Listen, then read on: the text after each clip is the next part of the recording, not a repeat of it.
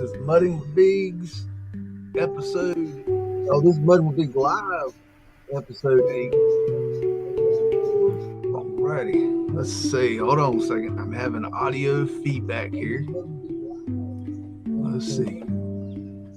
That might be it. Hold on, get my act together here. You know I don't know what I'm doing. There it is. I found the bug.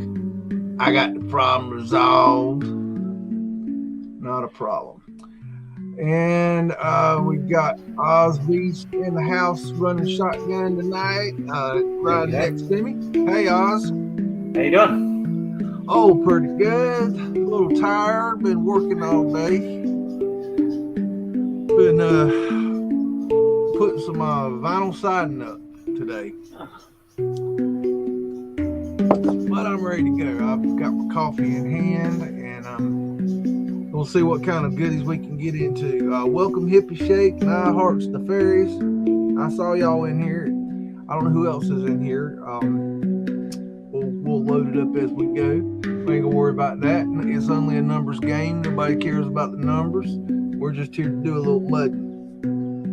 And as usual, Oz is going to be riding shotgun, and if you have any questions, please put them in the chat, and Oz will put them in the private chat, and every now and then I'll go and I'll look and check it, and we'll try to answer any questions. There are no stupid questions. There are definitely stupid people. I have run into quite a few of them lately, so we can definitely pinpoint that issue.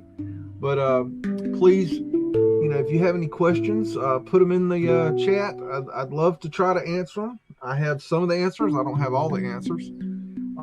And we're going to do a little bit of all kinds of things tonight.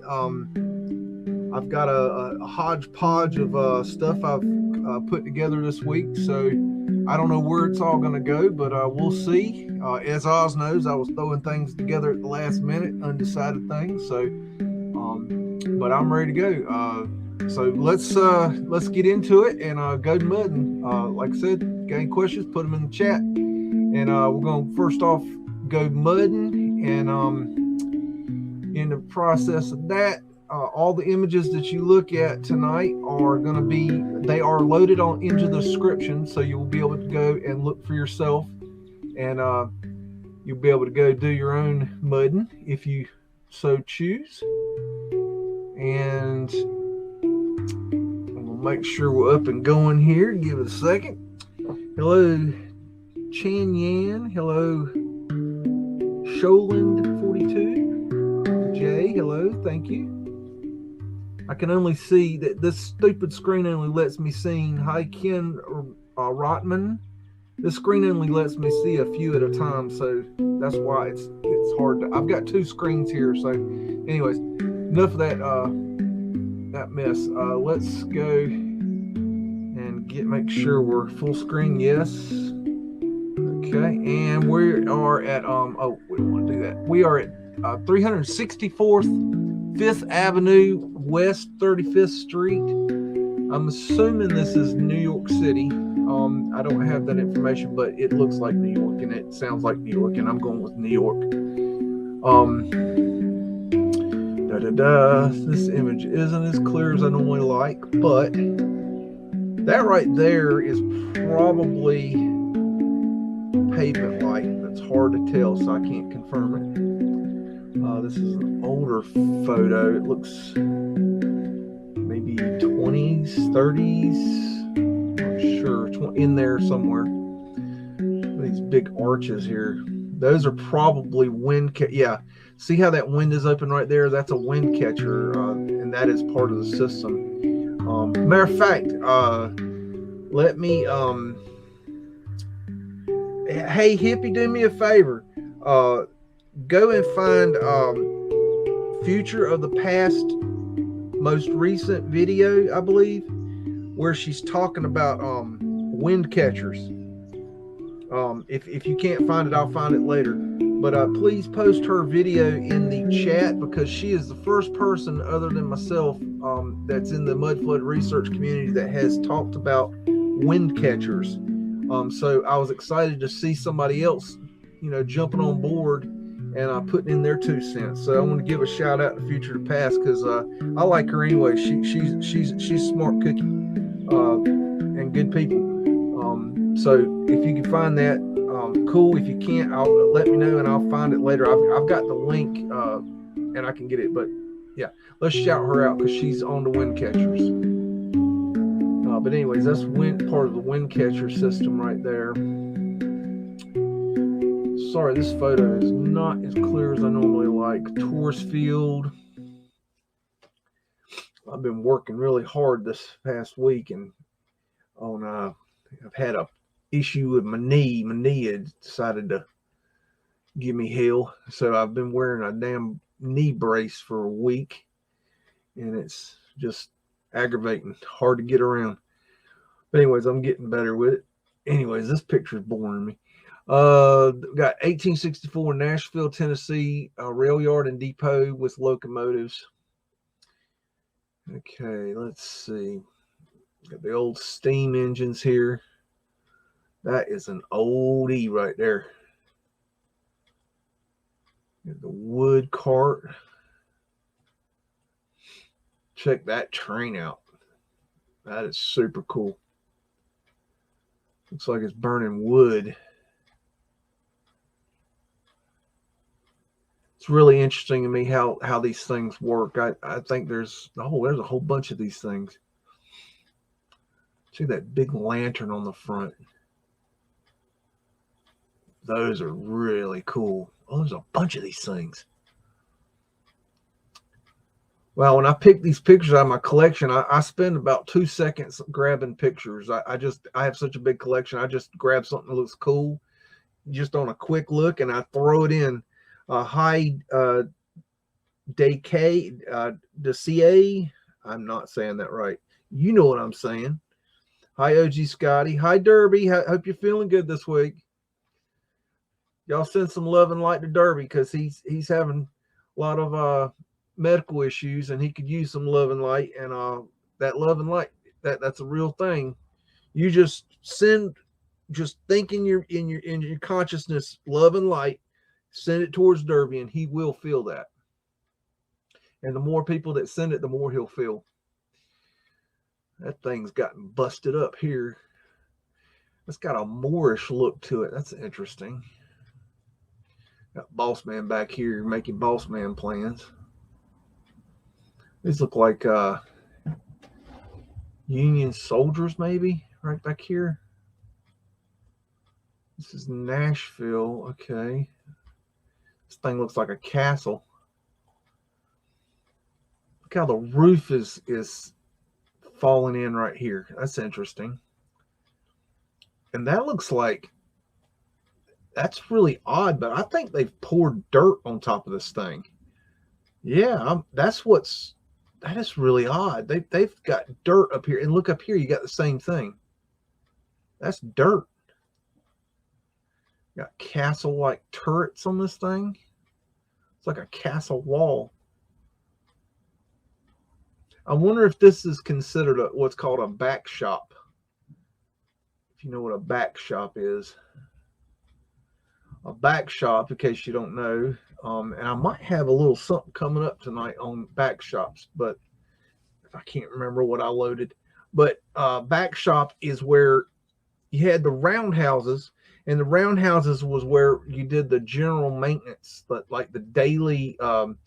They had to do a 1 day, about a day's worth of maintenance on these things each time they ran. So for every 24 hours, basically, you had to run it for through the service center for 24 hours. Maybe it didn't take 24 hours, but you're down a day. For every day you work, you're down a day. But the back shop was where they took the trains when they needed to be really overhauled. Like they really needed to do some work on them, and they were beside the roundhouses. Not that you care. I have no idea. 1905, Pittsburgh, Pennsylvania, from Mount Washington. Just take it in. And that is considered right there a viaduct. Okay. You see how you have the building down here? And this is a raised platform. And same thing over here. The building is below the thing. Okay. And what they'll do is what they want you to think is that they're trying to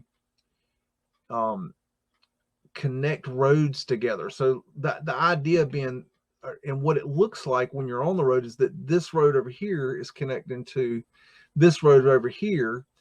But in reality, what they're doing is they're raising the road level so you don't see the mud flood level, and then they try to level the grade of the entire city with the viaducts.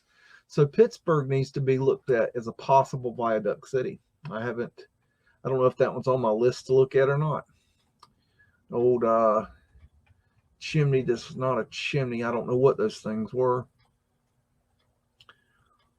Train cars.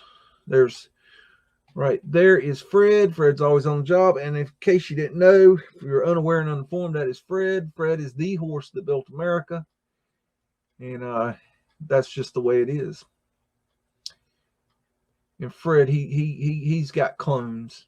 And what Fred does is Fred brings in all the bricks and all the steel and all the materials and brings it in and builds America. And yes, he had help by these damn trains. We know that. It goes without saying. I probably should preface it every time I say that, because there are people out there that have peanut-sized heads and they can't get past the fact of the joke. It's a joke, morons. Anyways, most of you know. Everybody loves Fred. I think people basically come and listen to this for Fred because, Fred's so cool. That could be a flat earth asterisk, but I can't tell for sure. Lower leaf of control. Got a cartouche here. I don't know if it's scrubbed or unscrubbed. Got you a paddle wheel boat. Packet. Okay. Look at that bank right there. Or is that a mud flow? You have to wonder. Look at that wall right there with big arches. What are the arches for? Why do you need the arches there? There's the what they're calling ground level right in there. Okay, you can see it over here. They're calling that ground level. What's this business? Is that Chuck E. Cheese? Soon come Chuck E. Cheese. And what is that? Is that a horse being pulled by a trolley being pulled by a horse? Horse being pulled by a trolley. Oh my goodness.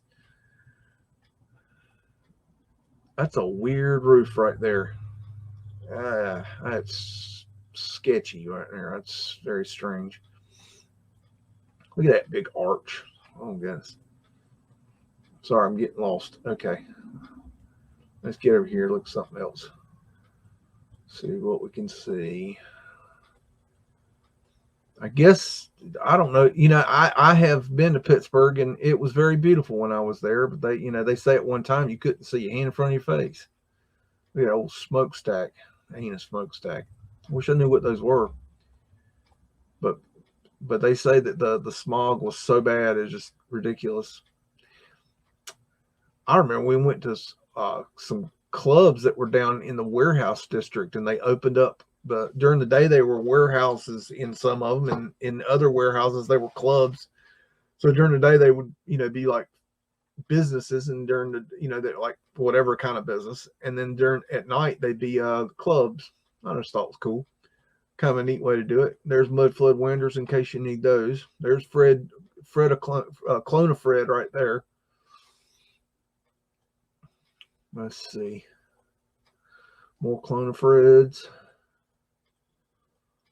That big old, this is in 19. God, that's in 1905. What do y'all need that in Pittsburgh in 1905 for?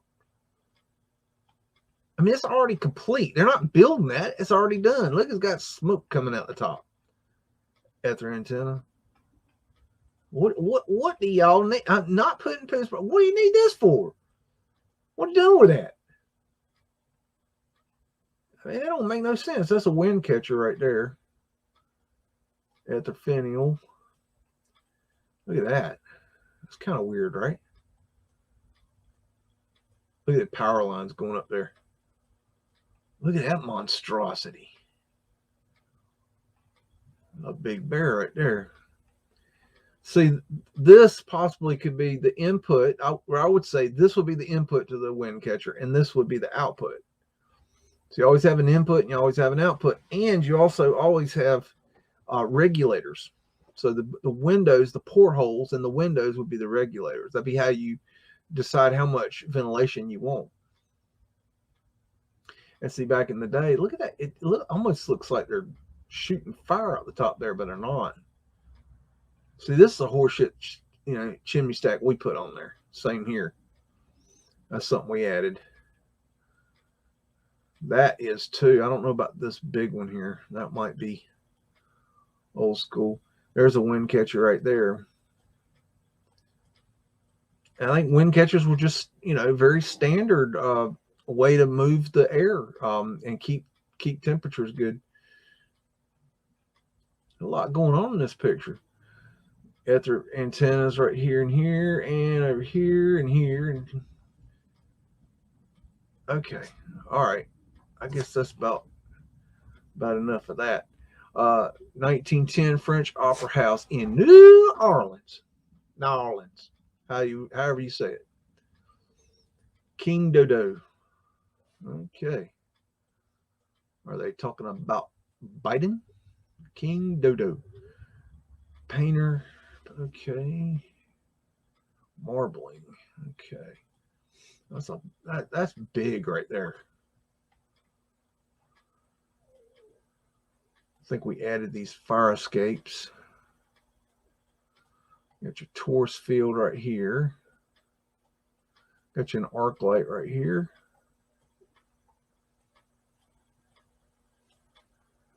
Something's broke off here. I wonder if this is before or after the Great New Orleans fires. The old light, jeez.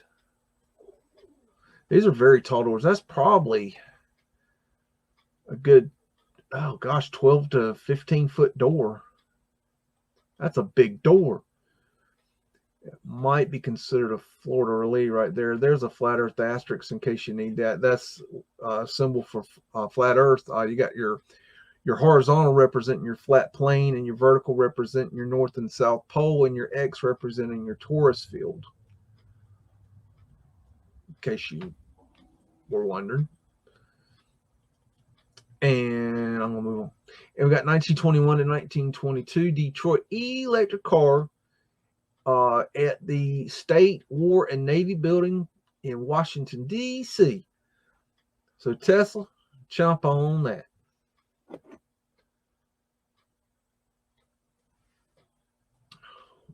Why are we only getting electric cars now? I wonder. And this War and Navy building, I mean, this thing is just absolute insanity. This thing is like, that's a giant's house. This ain't a good picture of that building. I'm telling you right now, I really was more wanting to show this car off, but I've got better pictures of this building. This building is just incredible. It's just incredible. I mean, all the business going on that. I mean, we probably added these stairs right here. I don't know.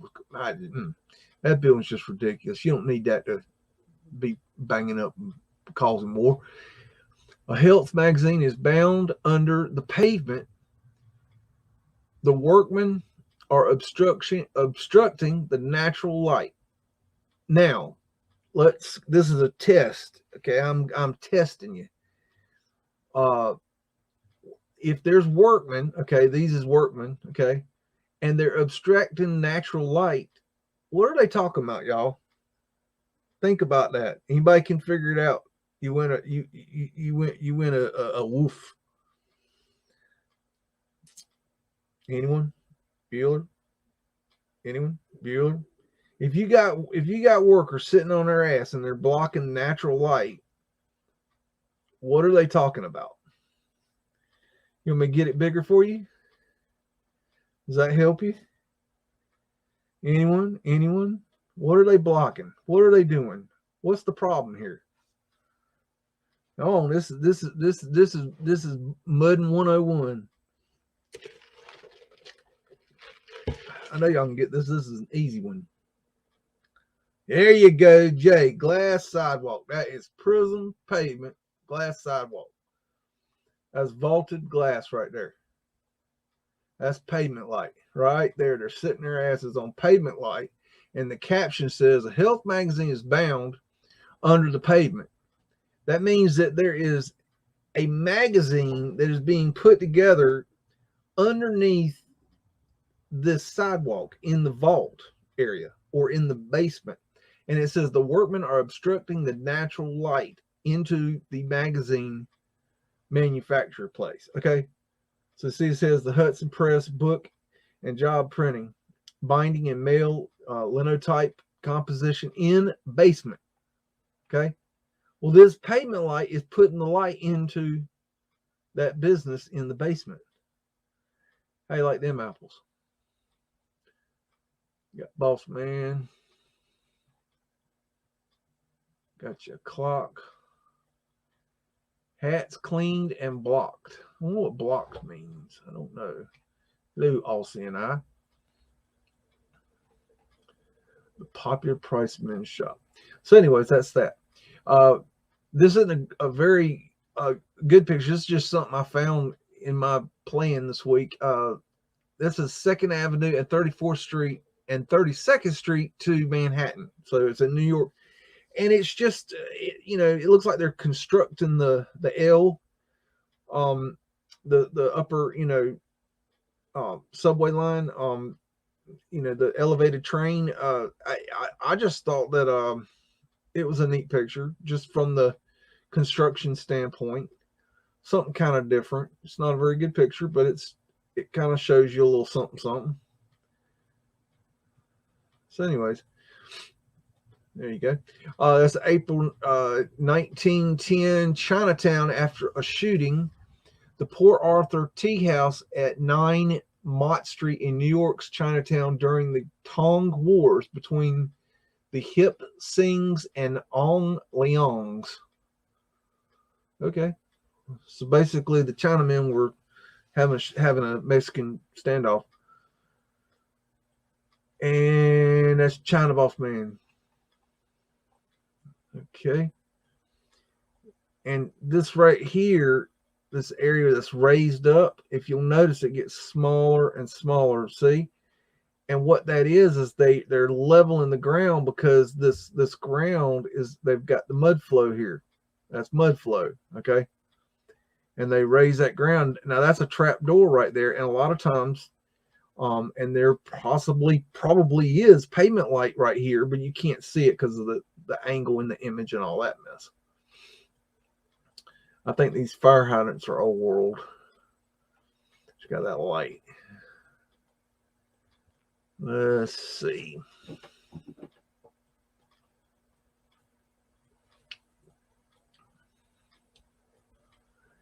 And something I've noticed about Chinatowns is they're always extremely ornate. There's a flat earth asterisk right there.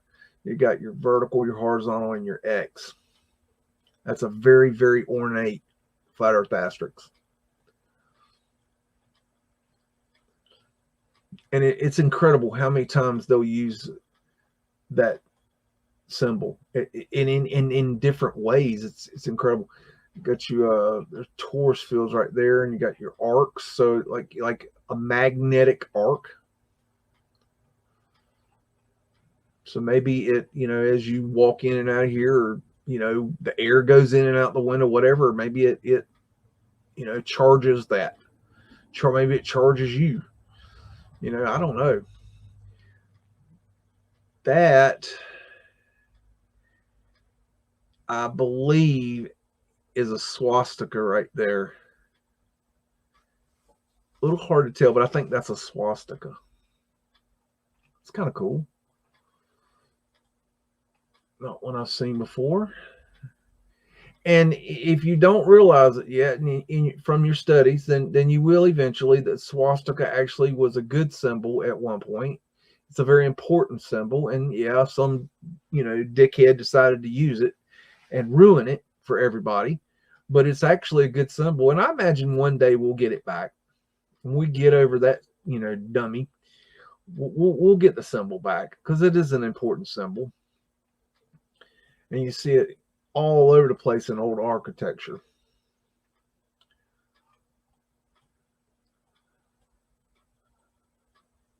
Okay. Got some kind of underground stuff going right here. See how that railing? That lets you know that there's some kind of underground. Yeah, that's a wind catcher there. Let's see. Got crappy awnings. I think that's about all I can find in that one.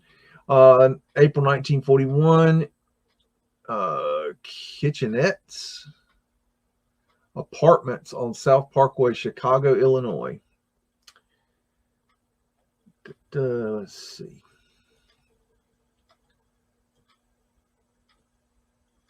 Diamond symbology. There's those ball thingies. That's a technical term, in case you didn't know. We do very technical terms here. That reminds me of the Teo right there. So a cross with a circle on top. Just an idea. Urn.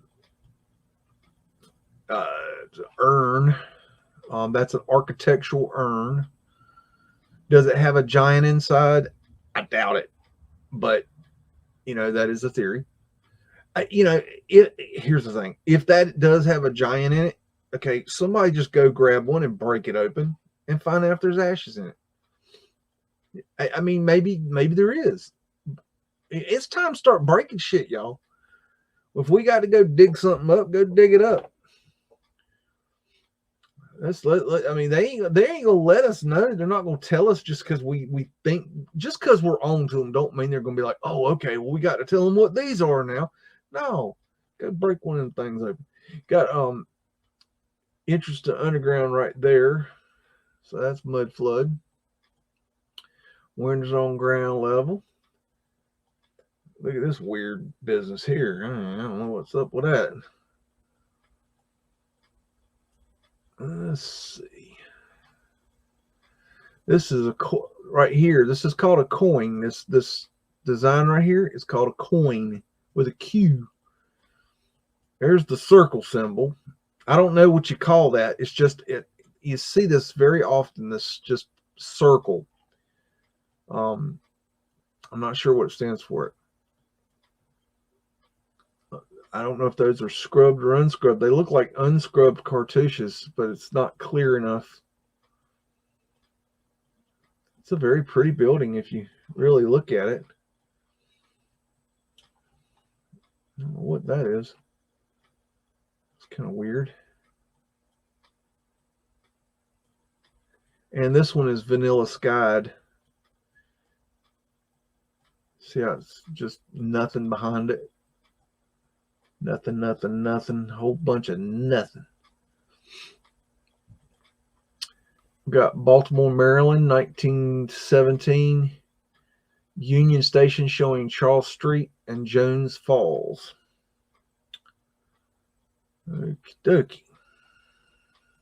I guess we're on top of a building. We got some sort of ornamentation here. Oh, that's a weird symbol.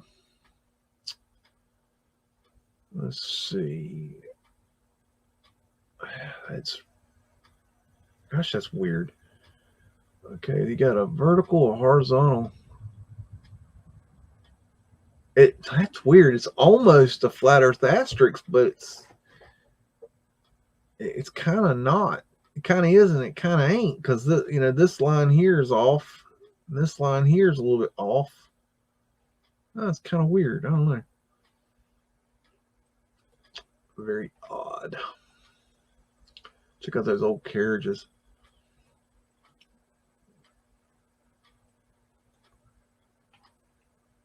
Is it the Michelin Man? That's odd. Okay. Studebaker. Yeast. I used to know a girl that her last name was Yost. I always thought that was a weird name.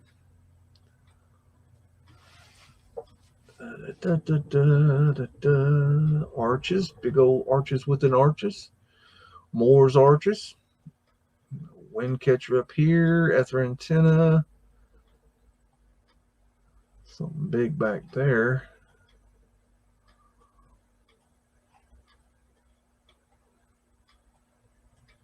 Train cars back here. More trains. Smokestacks that ain't smokestacks. There's a wind catcher.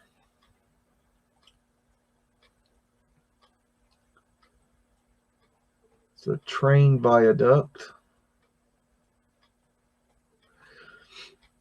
Now, a train viaduct and a street viaduct are technically the same thing. But I'm not interested in the train viaducts except for the fact that they are old world and in their construction. What I'm interested in is the viaducts as said such right here that looks to be a viaduct. Now, why I'm interested in these is that they use the viaducts in order to raise the ground level to even out, because the mud flows were dramatic and they were really annoying to drive up and down on. And so they tried to level out the grade. And what they would do is they would come in from outside the city, and then they would run around with like stuff like trains, and they would like use kind of the borders, like trains was one where they would dig down to where the train level was and use that as a level to bring across the road. And then they would, use other things like hills and things like that in order to bring in from the outskirts the viaduct. See, this is a viaduct. Okay. See all that hollowness? And then it goes into the city. Okay. You got this dirt right here. This is where it gets, you want to get boots on the ground, get in this building right here and get down in the basement. See what's down there. How many levels does that go down? I bet it goes down 2 levels right there. Just a guess, but I mean, if you really want to get, your boots dirty, that's the kind of stuff that we need. At some point, we're going to have to knock on doors and say, hey, let us in. We know you're holding, we know you're holding the evidence of Mudflood. We want in. We're here by official orders. We as experts. Check this building out. I mean, how much you want to bet that building goes down in the ground? It goes down another 2 stories right there. I bet it does. And see, this kind of building, this is a lot easier to get into, and you just put on a construction outfit. They won't ask you a damn thing. And just walk around. But that's probably going down there. The ether antennas on the top of this thing. All right, moving on. I think you get the point. And if you don't, come back later. We got Boston, Massachusetts, circa 1906. Boston Harbor and waterfront. I just thought you might like to see some big ships. I've got a lot of pictures of stuff. I don't normally show the ships too much because we're focused more on the Mudflood. There's Fred, in case anybody was wondering where the hell Fred was. There's clone of Fred. Okay, and Fred changes colors. Just don't get all ninny picky about that, because Fred he's a kaleidoscope of colors. He can be any damn color he wants to. He might change right in front of your eyes. Check out that sucker. What's going on there? kind of interesting. All these tall ship beams. Let's see. What's that thing? That's weird. You know, it'd be interesting. You know, you got this big hill up here. It'd be interesting to get down the ground and look at the mud flow and see if this is maybe the hill that the mud came from. Be interesting. If you don't know what I'm talking about, I've got my own mud flood theory about how I be thinking it happened, and you can go watch that video. I've got the long and drawn out painful version that goes into, you know, a lot of detail and a lot of rambling, and it's basically my way of, you know, getting rid of the separating the wheat from the chaff. If you can make it through that video, then you're a serious researcher. If you can't, you just a whining ninny and get the hell on. And then I got the quick version, which is a animation that Oz Beast, who's sitting shotgun with me tonight, made up, and we put that together to do a quick version, and that's for the people with attention deficit disorder that can't sit still more than 5 seconds.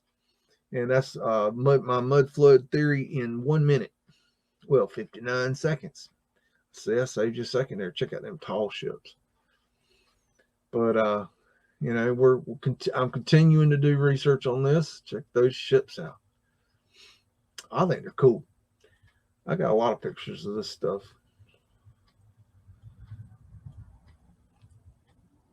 I actually have a video I want to do on the ships, just for something different. I've even got the music ready for it and everything. And I guess that puts me to talking about there's a bunch of clonifrids right there. In case you're wondering what's going on with them. I had I put out a video this week, and it was up for about 12 hours, and it passed. It passed through a video check. It passed through, you know, alone, and it passed all the audio. I used like 5 or 6 songs.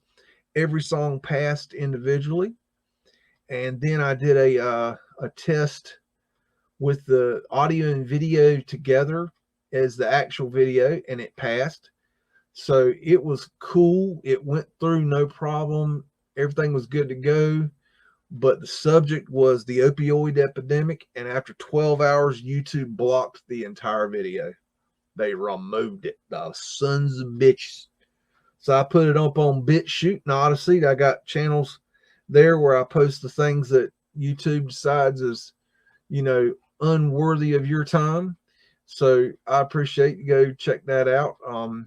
I think we need to kind of look in the darkness a little bit and see some of the things that are going on in our world, because I think we turn a blind eye to things that we don't want to see, because the world can be an ugly place, but sometimes I think we need to look. Boston, Massachusetts, circa 1906, Washington Street. And what I'm gonna look and find, gonna find Fred. Fred is the horse that built America. Yep. That looks like it could be pavement light. Yep, that's pavement light right there. There's more right there. It's hard to tell, but it is. That could be some right there. Anyways, let's move on. Look at all these crappy awnings. I mean, who's making all these crappy awnings? This is cool how this wall goes in and out. That's neat. I like that. Let's see, going up. Check at that like the green lady. I don't know what that is. It's hard to see. Those are wild looking crappy awnings. See, that's facade right there. See all that? It's a brick building with facade. Everything's brick. Brick.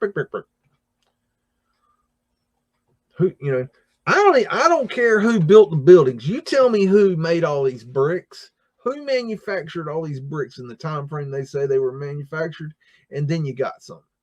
Who cares who built them? It don't even matter. Until you can tell me who built the bricks, who made the bricks, you ain't got nothing. Look into bricks. See how hard it is to make bricks. It ain't as easy as you think, especially back in the day. Check out that sucker.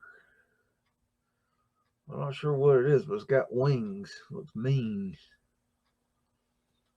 Let's get down here. That's Butter Hat Boss Man right there. Ladies in uniform. There's a black lady. How about it? Tip your hat to the black lady. They don't get much photographic time back in the day. That's a pretty old car. They didn't give them much. They didn't get on camera as much as the fancy white folk here.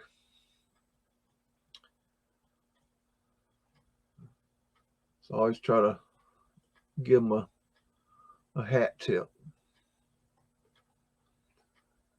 There's a scrubbed cartouche. Excuse me.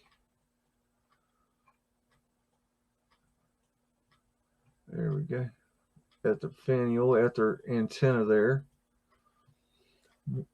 Long time ago, back when I was, 18 years old, and I moved out on my own and got my first place, got my first apartment.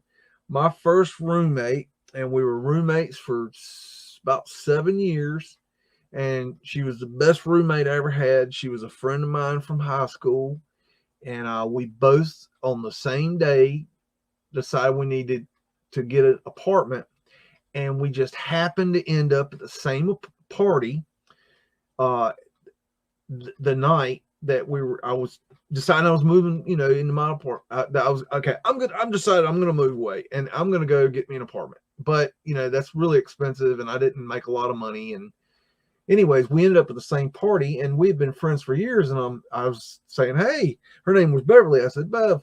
I called her Bev, but I said, Bev, I'm looking apartment. And she's like, where are you looking? I said, I'm looking over here at this area of this place. She said, oh, I am too. I'm looking for me an apartment. You want to get an apartment together? I'm like, hell, that sounds like a good idea. So me and Bev, we got an apartment together. And Bev lived her own life. I rarely saw her. There wasn't no hanky-panky going on. We were just good friends. And, in case you don't know, I'm white as snow. Okay. But Beverly, she was black as night. And she was one of the best friends I ever had. And she really, I really got to understand a lot about black culture and black people, colored people, whatever you want to call them.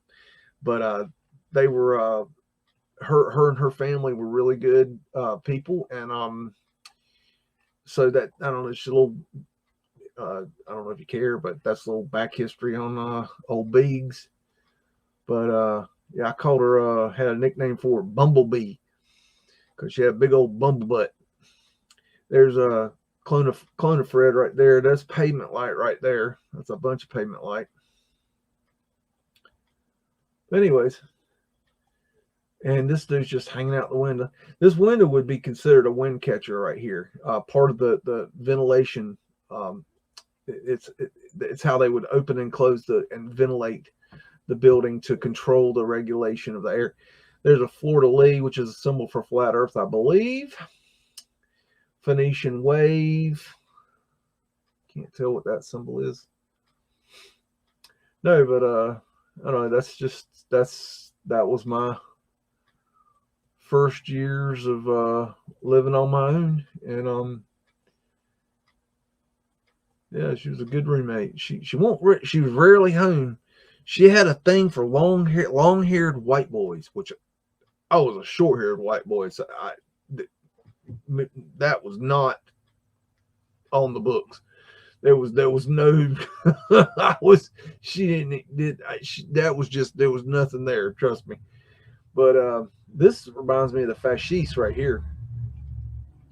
But she liked long-haired white boys. But I remember one time. That's a Phoenician shell. Sub rosa means keep your damn mouth shut. What's said here stays here. Taurus field. Look at that cornice. Oh, they got your antenna going up here. But no, anyway, I always had parties at the apartment. And she was rarely home. She would.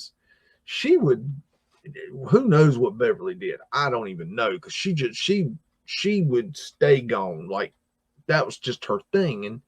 And basically it was my place, and then she'd come in, whenever she'd come and go whenever the hell she damn well pleased. But it was like, well, I don't know. We just lived very different lives. But I was always having parties, that was my thing. There's a lion, Tartarian lion. But one time she decided to have a party. And I said, she said, hey, I want to have a party. I said, well, okay, that sounds good. That took the pressure off me to have a party, because I was having a party all the time. I don't know if you ever thrown a party. When you throw a party, people expect you to provide, the entertainment, the drinks, it's like you got to, I don't know, you don't have as much fun, I think. But I don't know. Maybe that's just my opinion. After antennas, Phoenician shells. Anyway, she had a party one time, and all these long-haired white boys showed up because, like I said, her thing was long-haired white boys. And so she had all her friends over there, and of course my friends showed up too. But it was definitely her party. And anyways, they were getting rowdy, and now these boys were metalheads. They like metal music, and she actually hung out with some very popular bands. She was very, very good friends with the guys in Corrosion of Conformity, which were the opening act for Metallica for a long time. This is Calumet, Michigan in 1906 copper mining. This is a hoisting engine tarmac number 5 shaft. I have no idea what that means, but I saw this and I thought this is a really cool machine for 1906. But anyways, these fellas were drinking, liquor, hard liquor, and that is a cool staircase. And they were just getting rowdy, which is fine. But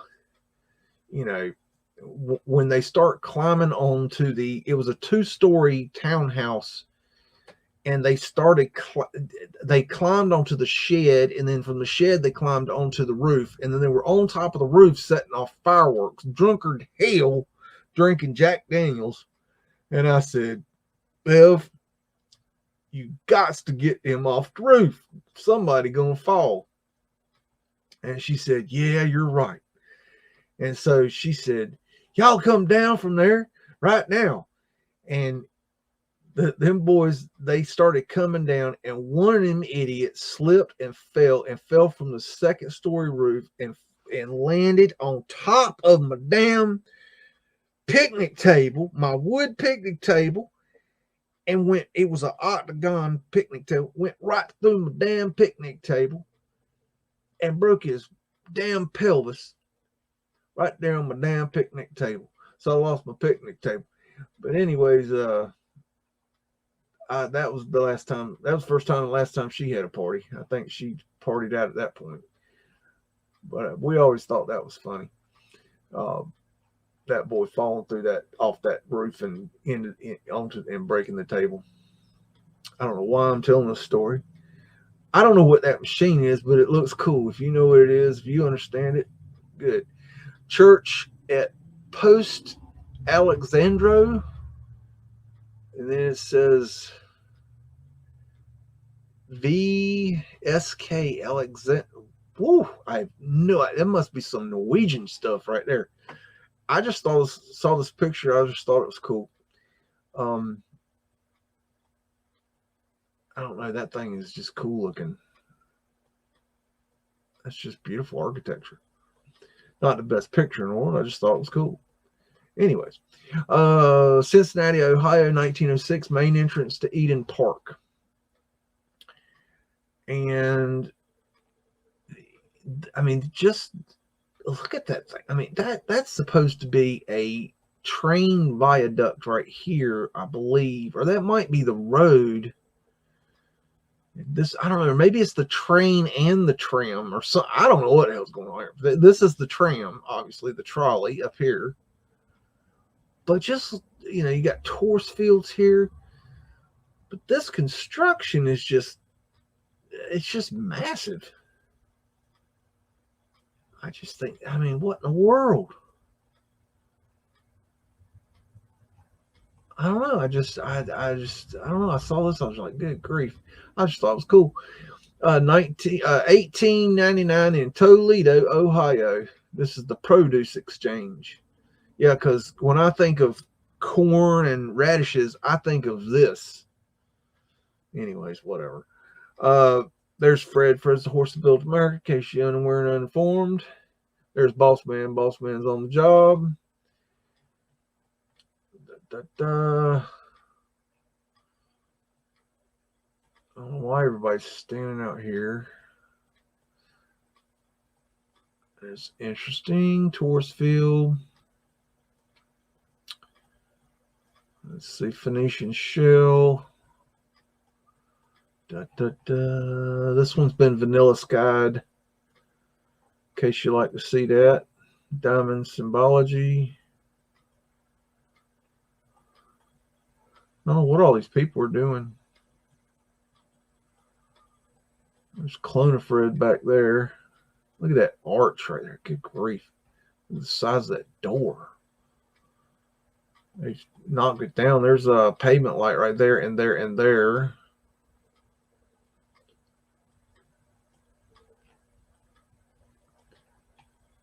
Bricks sitting in the road for some reason. There's another Clonifred. That's pavement light right there and there. Another Clonifred, another Clonifred, another Clonifred, another Clonifred.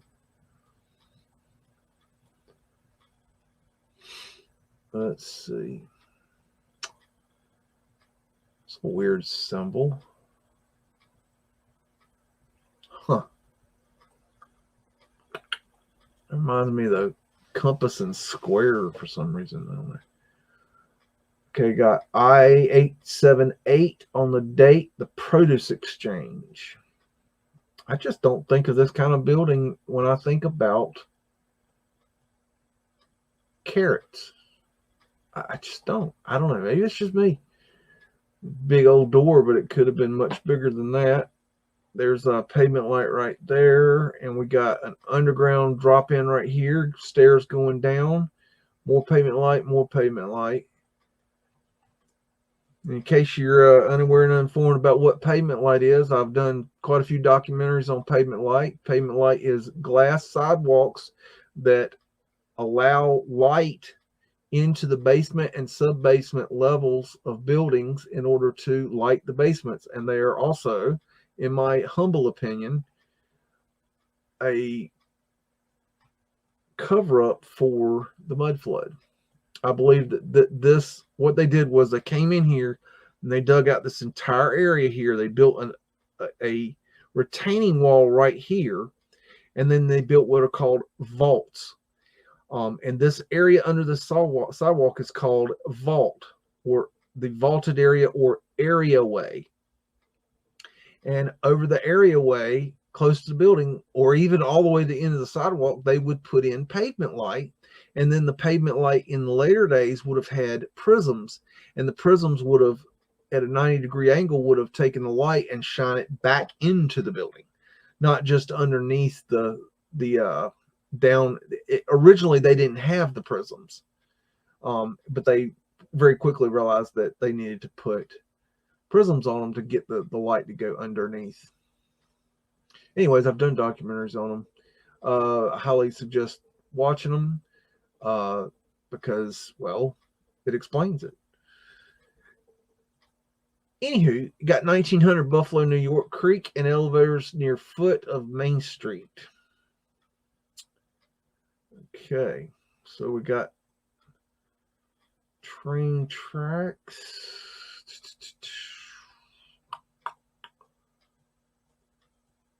Stuff being dug out here. Old worn out old. Something's been beat up here and taken apart. Looks to me. Look at all that lumber. Those are big boards.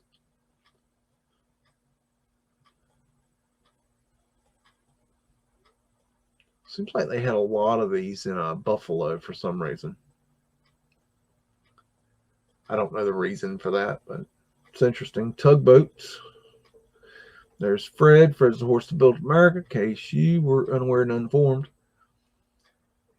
And what else can we find?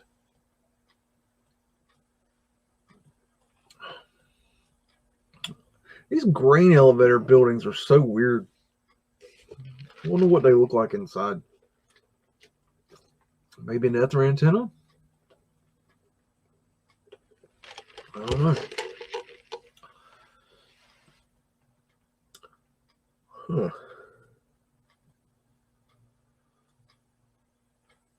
Let's see. There's a big boy right there. Cupola wind catcher. There's a wind catcher. Strength purity. I. We got 1901 cluster of skyscrapers in New York City. Builder, carpenter, contractors.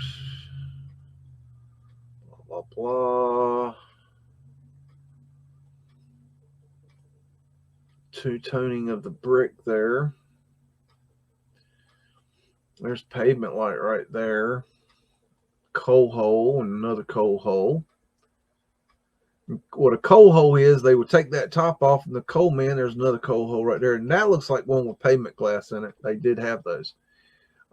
There's more pavement light right there and there.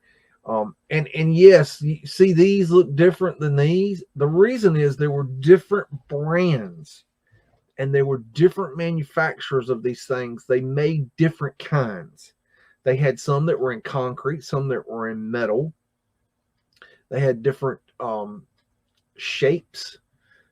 They had some had designs in them. I mean, they had all kinds of crazy things. Some were square, some were round. There was all different kinds. So that's why sometimes they won't always look the same. So just because you've seen one kind, that's why in my videos about pavement light, I show a shit ton of them. And I mean a shit ton. And I got more to show you. But that's why there's so many pictures, you know, in my videos of that, because there's so many different kinds. And as they aged, they got different. They would change. Scrub cartouche, porthole there and there. Scrub cartouche. That is wicked. Looks like a 4 with the 4 lines. Venetian shell. Looks antiquiteki up here. Venetian shell. And they're, I don't know if you've caught on, but they're constructing on this building over here. Or they're refurbishing it. I don't know. I don't know what building this is. They're working on the facade here. Possibly. No, no, I think this is the brick. Or maybe this. This is kind of close to the top. Maybe they're. I don't know. Maybe they're changing the top of this building. I don't know. It's hard to tell. I don't know. 1901. Could be anything before 1945 is suspect to me. Now I have my reasons for that, but as you do this research, I want you to keep that in mind. To anything that was supposedly built before 1945, to take an extra look at it, an extra look at the histories, an extra look at the construction, an extra look at everything.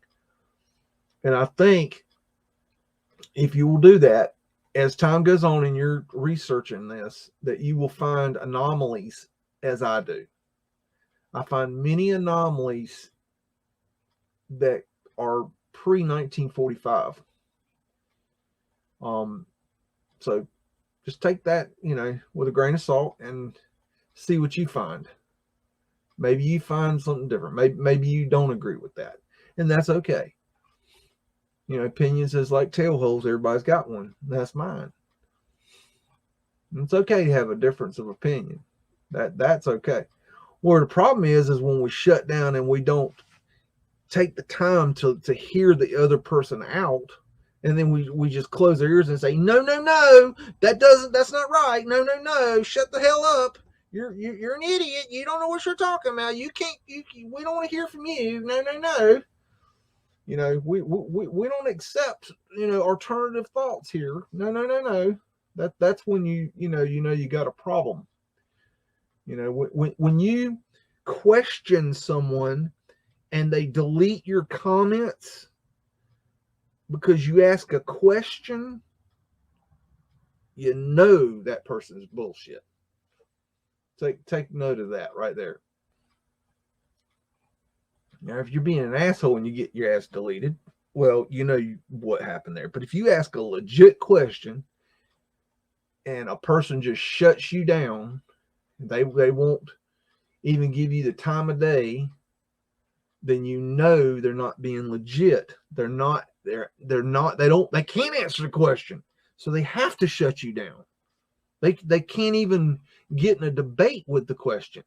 Because as soon as you get in a debate with them, they're going to look like a retard.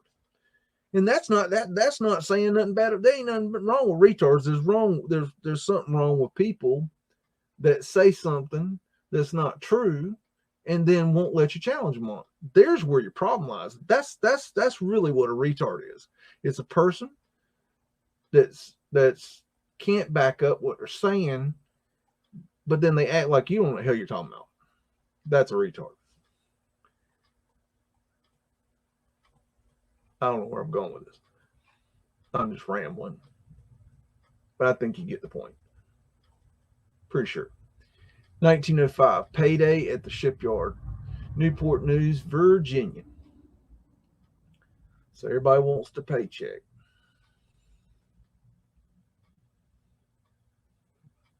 Boss man.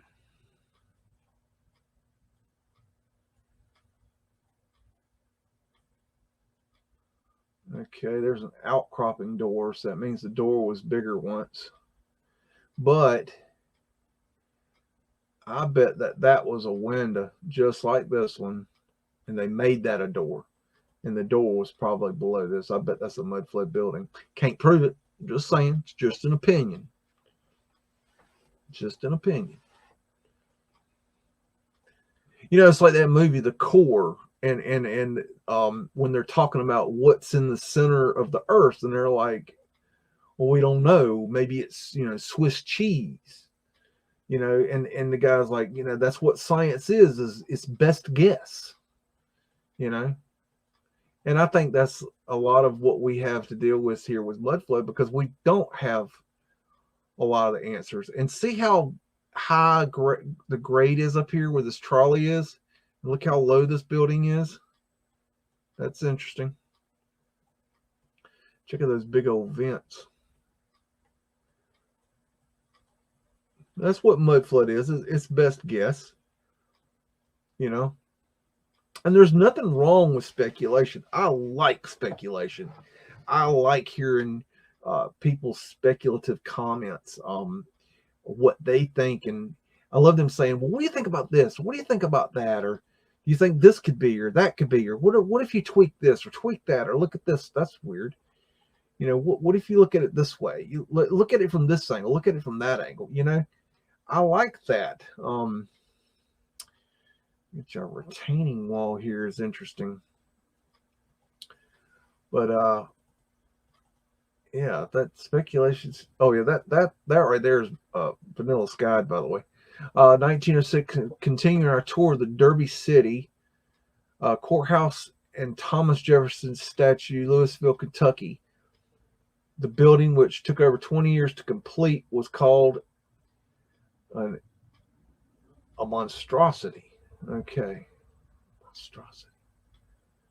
I wonder why they call that a monstrosity, because, I mean, that's like not even the biggest building, by far that I've seen.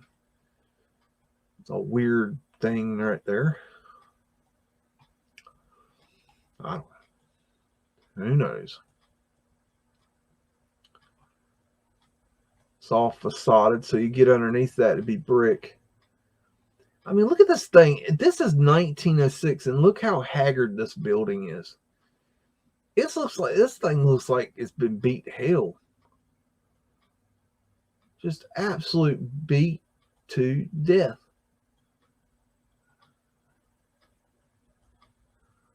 Interesting. Is that the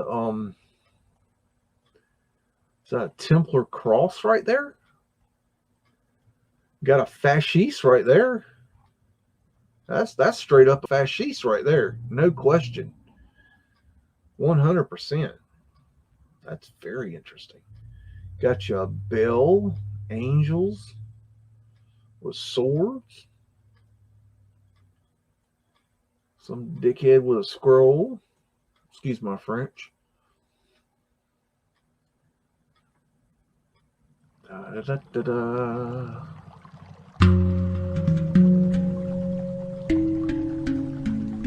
Venetian shells. This building just don't look right. It almost looks like it's been stripped. Like they've stripped off stuff. Who's that supposed to be? Thomas Jefferson or something? I don't know who that is. Oh, there's Fred, in case you're wondering where Fred was. That's Fred. Ain't he pretty?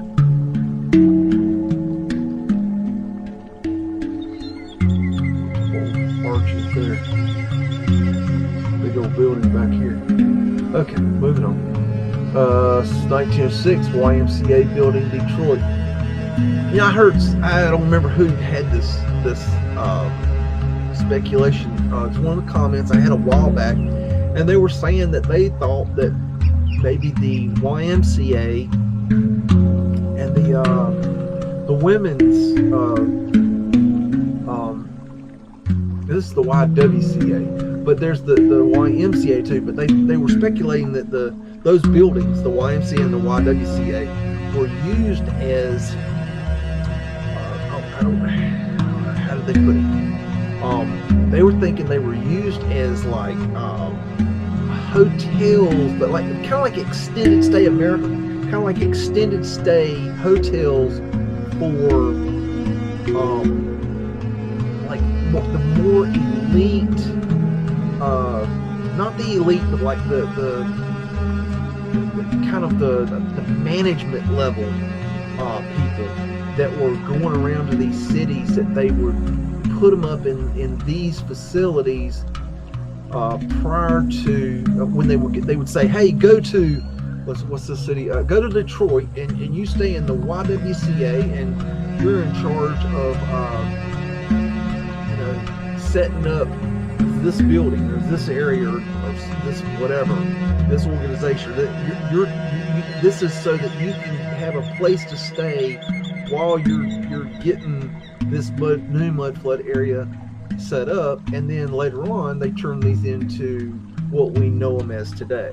But these had rooms that you could stay in, and they had swim pools and athletic areas and things like that.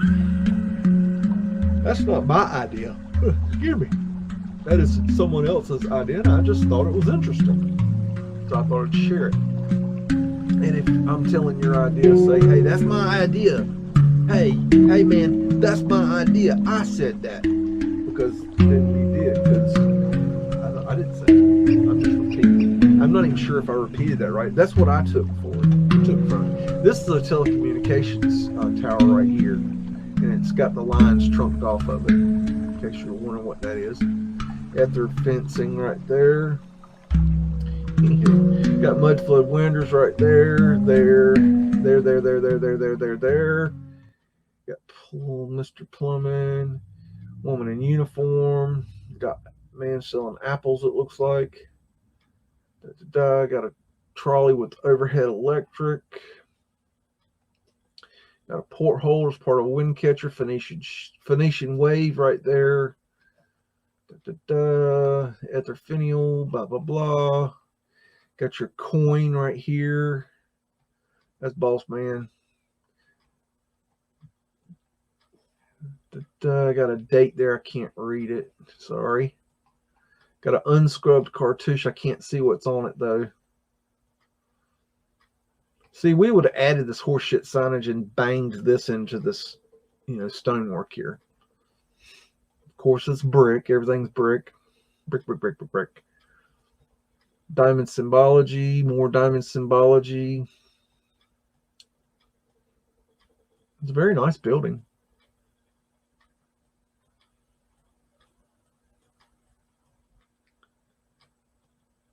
And there's that circle symbol again. That might be another arch window back there. Anywho, oh, what we got here? Let's see. I can't see it too good. Okay. Got an inside of a store here, Detroit, 1910. Pickard Gas Company. Store interior with gaslight fixtures and Garland Agency display of stoves. Okay. I'll go with it. An old radiator. I believe radiators are old world. There's another radiator and another radiator.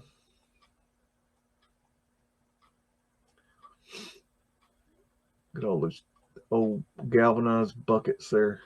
I guess those would be tin buckets. I don't know if they had I wonder when they came up with galvanizing. And something about stores back then, how they displayed things is different too. They had a different way of doing it. Look at that quality of whatever that is. I mean, I guess they're saying these are stoves. Those things look like they just, I mean, shoot.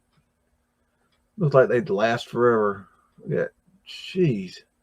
How in the world they have such quality back then? I mean, this, I'm sorry, but you think of what store you going to go into this immaculate? Just everything perfect.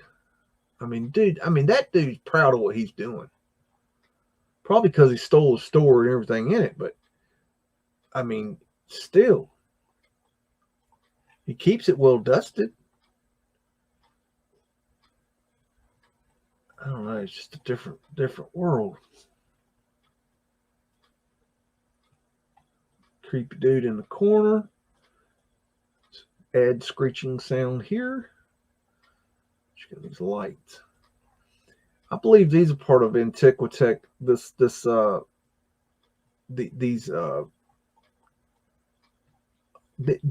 is not wood. This is metal. It's sheet metal that they would put up here. And I think this is old world. That's my opinion now. But I think these had something to do with the free energy.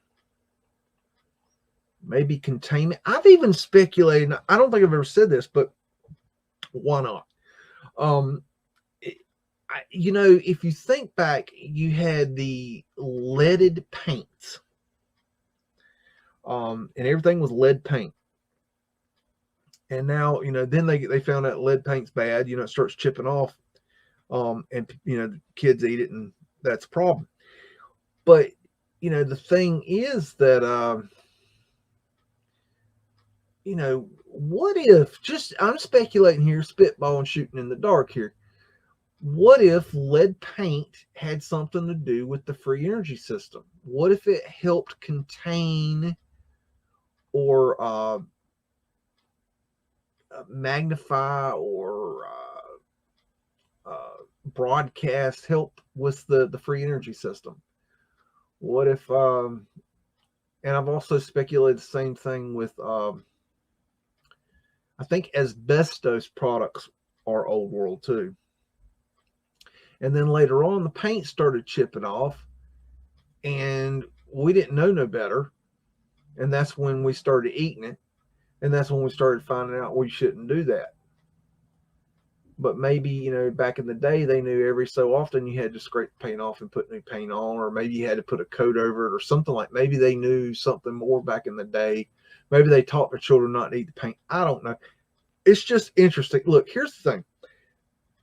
If we came to these buildings and we stole these buildings, right? You would think that they were painted. I mean, why would they not be? So if they were painted, what were they painted with? Were they painted with non-lead paint? and then we came in and painted them with lead paint, and then soon thereafter they started chipping, and that's when we found out? Or were they painted with lead paint before we got them, and then we didn't paint them because they didn't need to be painted, and then they started chipping, and we found out they were bad for us? I don't know. I'm speculating. I don't have any proof for this. I don't have any evidence for this. I Heart Fairies is talking about lead blocks radiation. Good point. I mean, maybe that's got something to do with it. You know, there's been the speculation about the radiation in the stoves. I don't know, just something to think about. This is a facade on Alwyn Court, 174 to 182 West 58th Street, and 911 through 917 7th Avenue in Manhattan. I've got 3 images of this building, and I just thought this thing was, whoa. I don't know, man. It's a dragon, diamond symbology right here. Got fleur-de-lis right here. Oh gosh, I mean, where do you start? I mean, what in the world, man? Diamond symbology. I mean, that is a wedding cake right there. That's what I call a wedding cake. When it's just so over the top, diamond symbology, as above, so below right there. When it's so above the top, it's not even funny. That's what I call a wedding cake. That could be a fleur-de-lis. Not too sure, but could be. Venetian shell right there. Scrubbed cartouche right there. Taurus field. Could be fleur-de-lis. Unscrubbed cartouche here. Unscrubbed cartouche here. That looks like it has 4 fleur-de-lis in it. That looks like it could have a I don't know. I was gonna say crescent moon, but I'm not sure. I don't know. That's it. Who the hell knows, man? We need to find the book of symbols from the old world. We need somebody that's gonna find that to like cough that up, because you know there has to be a manual or something how to read this stuff. Look at the juxtaposition between this building and this building. Does that even make any sense? I don't know. Let's go to the next one. I'm not sure if there's a whole lot of difference between these 2 images. They are different images. This one's kind of labeled about the same thing. I don't know. They are different images, I believe. But this one is definitely different. It's got the same. Oh, I think I labeled them the same. Dude. Okay. I think it's interesting how they use the V for the U at this time, or in the old world, I think. I mean, this thing's a wedding cake. I ain't no doubt. What? Somebody please show me an architectural blueprint for this thing. Please. Mr. Contractor. I would like a quote on just the facade of this building. You don't have to build a building, just make me the facade. I would like a quote, please. I would like a quote. Mr. Contractor. Please, Mr. Contractor, make me a quote. Please give me a quote on it. I can't even look at it. It's too much. Fernando Gamboa, I am butchering that, and Charles Poletti at arrival of the Olmec head to Mexican Pavilion. I think, if me not mistaken, this is at the New York's World's Fair in 39, maybe. I may be off on the date, but that's close. That's close enough. You know what I'm talking about. That's Olmec Head, in case you need Olmec Head. And I love this picture because it just really shows the scale of these suckers. Yeah, does that look like a Mexican to you? No. No, no, no, no, no. No, no, no, no, no, no. I don't believe it does. No. What's she got on her plate? Let's see. Not sure. I was a Boy Scout. I was almost an Eagle Scout, and I had to do. I'm trying to remember. I think I had to do the community service part of it, and I just never did it. I just got bored with it. That's the way I remember. I don't remember there being any more than that. But I was like all into Boy Scouts because I really enjoyed it. I thought it was really cool. I mean, made friends and got to go camping a lot and got to learn things. I was raised by a single mother, so I didn't have that male upbringing. So I was learning a lot of boy stuff, and so that was good. I had a good experience in the Boy Scouts. But I never did get the Eagle badge just because I was, I guess, a lazy jackass. I don't know. Fifth Avenue Theater, 28th Street Facade, 1185 Broadway, Manhattan. And I just thought this thing was incredible. Check that out. Got your swastika right here.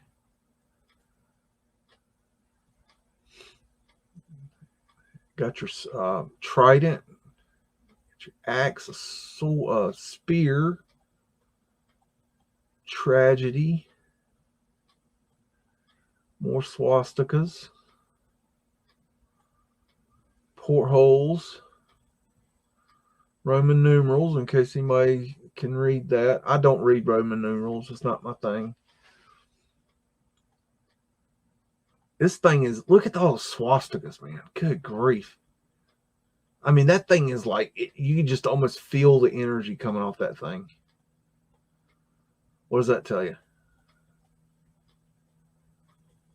It's a cool building. Tourist field right there.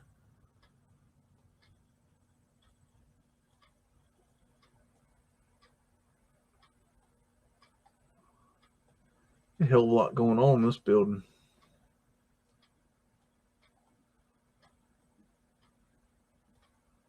Whew.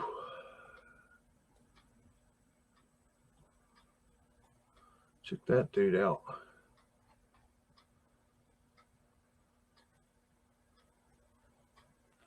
There's just a lot going on in that building. That's a wedding cake in itself. That's a coin right there. That's weird looking.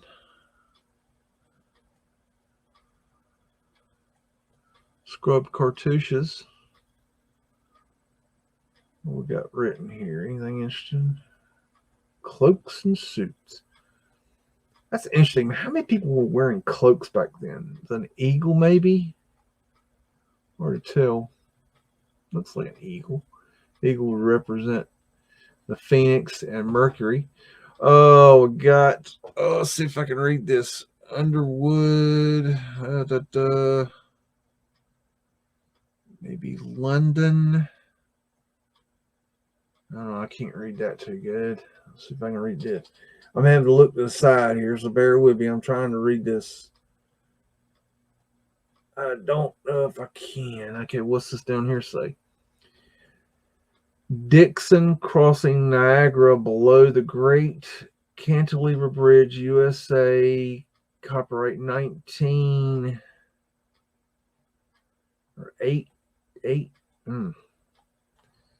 maybe 1805 or not 1805, 1895 or 1905. Hard to tell. I can't really tell.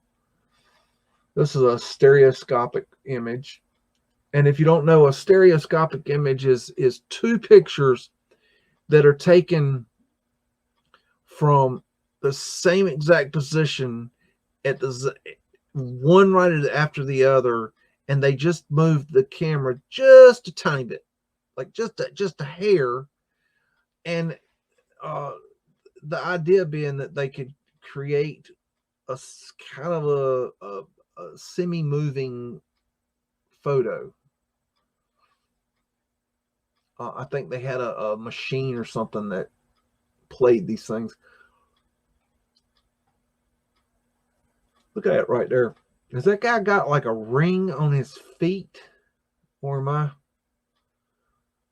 I going batty? I don't know. Probably batty. I don't know. I just thought it was cool. And this is okay. Garibaldi Memorial. I'm not a wordsmith. Tompkins Avenue, corner Chestnut and Staten Island. So New York. There, that word. Laurel Leaf Control, Taurus Field. And this is, I mean, I just don't know what is going on here. I don't know. They got a house underneath, encased in, surrounding. I mean, what is going on here? I'm going to ask the question, which came first, the chicken or the egg? Seriously. I don't know. I mean, the way it looks to me, correct me if I'm wrong, is that they're trying to say this house was here and then they built this structure over this house. But I mean, why did you not make it wider so it didn't go through the roof of the overhang here for the porch? I don't know. Some of this craziness, I don't even know. Hester Street between Allen and Orchard Streets, Manhattan. Got the old street vendors. This could be pavement light right here. We have a Mudflood underground right here. These are prism glass right here that are in the stairs. They actually did have them in the stairs. More underground right there. I mean, just look at these stairs going up. Does that look right to you from an architectural standpoint? Let's say I'm going to hire you to architecturally design me a building, and you're going to be the architect. You're going to present this to me as the customer. What do you think the customer's going to say? Seriously. On paper, they're going to see their business looking like this on paper before you build it. You think they're going to be happy about that? Or you think that maybe they're going to be like, hey, dude, I'm going to go get another quote because I think you've gone off your rocker a bit. So I think maybe I'll get another quote from, somebody else, like your competition, because you're crazy. July 25th, 1901, Cadillac Memorial Parade. Detroit, Bicentennial. Let's see, where are we at? Okay, floats. What? An industrial parade. What a weird thing. I don't know. Sorry, I got distracted. Boater hats. Boater hats history is interesting. In case you want something to go down and look at, go some kind of rabbit hole to go down. Fred's right there in the middle of it. There's Clone of Fred's. That's pyramid right here.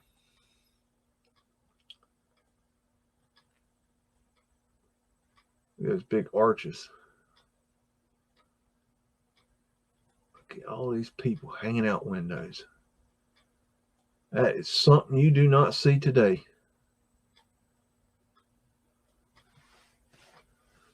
Looks like a circumpunct right there. People on the roof. That's something you don't see today either. That's their antenna. That is a moon tower right there. That's the top of the moon tower, and they were arc lights that would light up at night the area below. There's another moon tower right there. Let's see.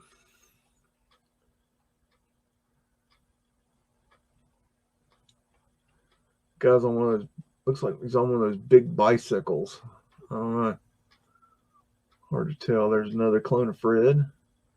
There's a whole pack of clone of Freds. There's Wilma. That's Fred's lady friend.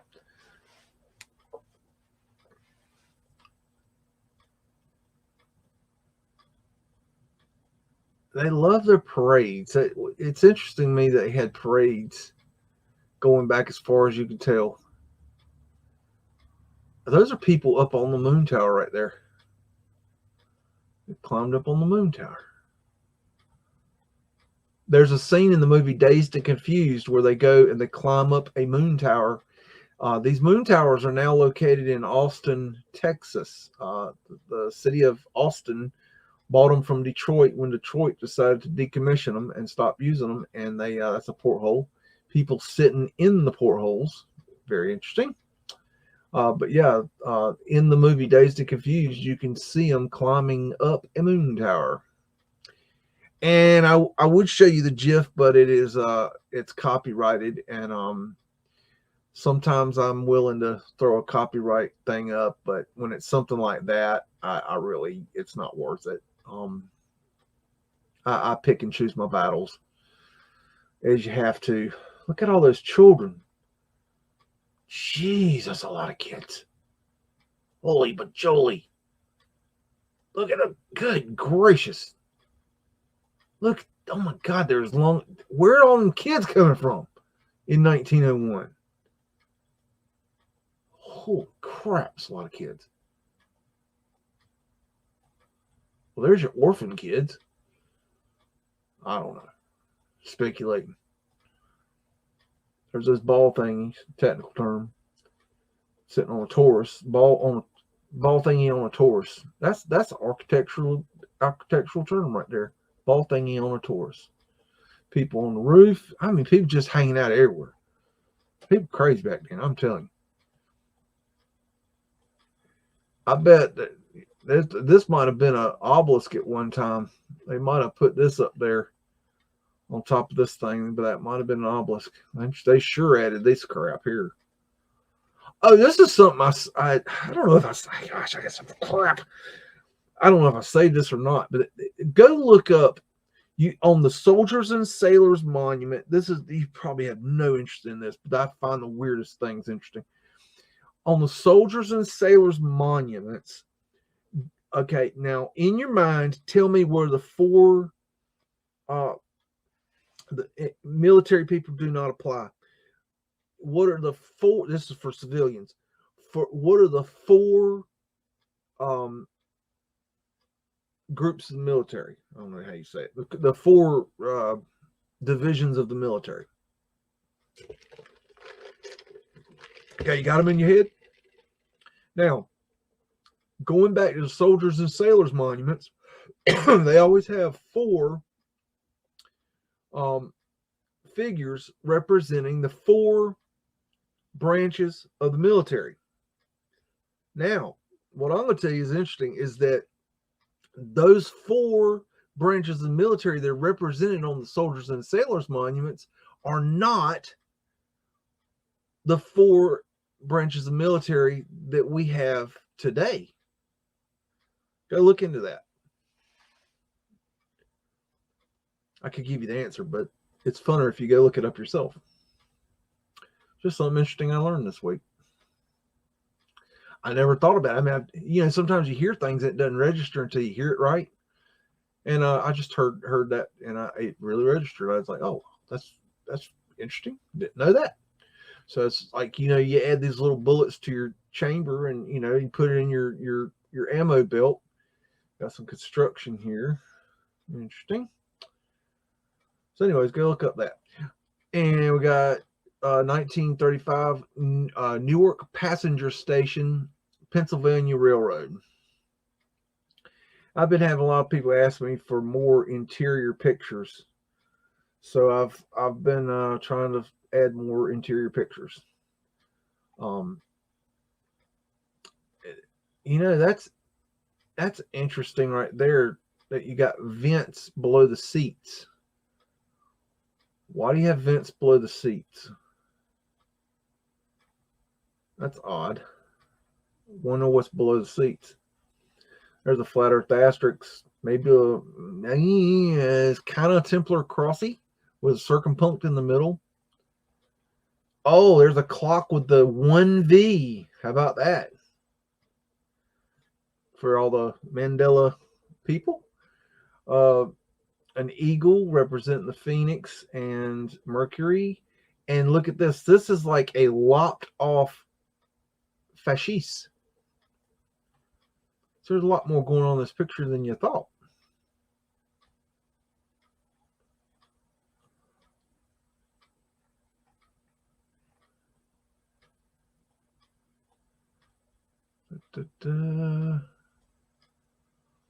Check that out. You know what that is. Looks like a better view right there. I'm not sure what that is. And then we got a zodiac going across the I guess they're trying to say this is a globe, but if you ignore the globe earth bullshit, and you got your zodiac and you just take it for what it is, it's interesting. So that's very interesting. Venetian wave here. There's more zodiac. And check that out. Does that all look like a giant on a ship? I don't know what it is. I'm just saying it looks interesting. Plane and a moon. It's kind of weird, right? I don't know.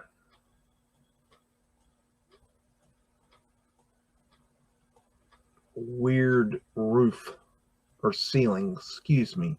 Ceiling. The two Utes. And we got Lexington Avenue, 66th and 67th Streets. And this isn't high-res pics, but I just thought this was a cool building. Mudflood all the way around, obviously. Just a pretty building. Kind of a Moorish look to it there. At their antenna, at their fencing up here on top. Got portholes here and here. These little ones are probably portholes also. These square ones. Portholes don't have to be round, is my point. And look, we would have modified this here. And then we got, let's check this, whatever the hell this is. I mean, what is going on here? I don't even know. Not sure. This is man leaning on Newell, on the Newell at the base of the Bethesda Terrace staircase, 1862. And ain't he some? He's just dandy as hell, ain't he? Like a bird basket with eggs. Got a flat earth asterisk here. That one's got different flowers in it. Another flower with asterisks. Got something in his hand. Not sure what it says there. I just thought it was kind of a neat picture. Moving on. New York, 1912, 5th Avenue, south from 36th Street. And just look how, I mean, good grief. Look at how well dressed they are. I mean, really? Seriously. That's prism glass that shoots light back into the building. And anytime you see prism glass, it's a good idea to look down. Obviously, you can't see in this picture, but, you know, look down for the pavement light because they were sold by the same companies. Tours fields. At their antenna up there. Another one up here with a flag hanging off of it. Da, da, da, da, da, da.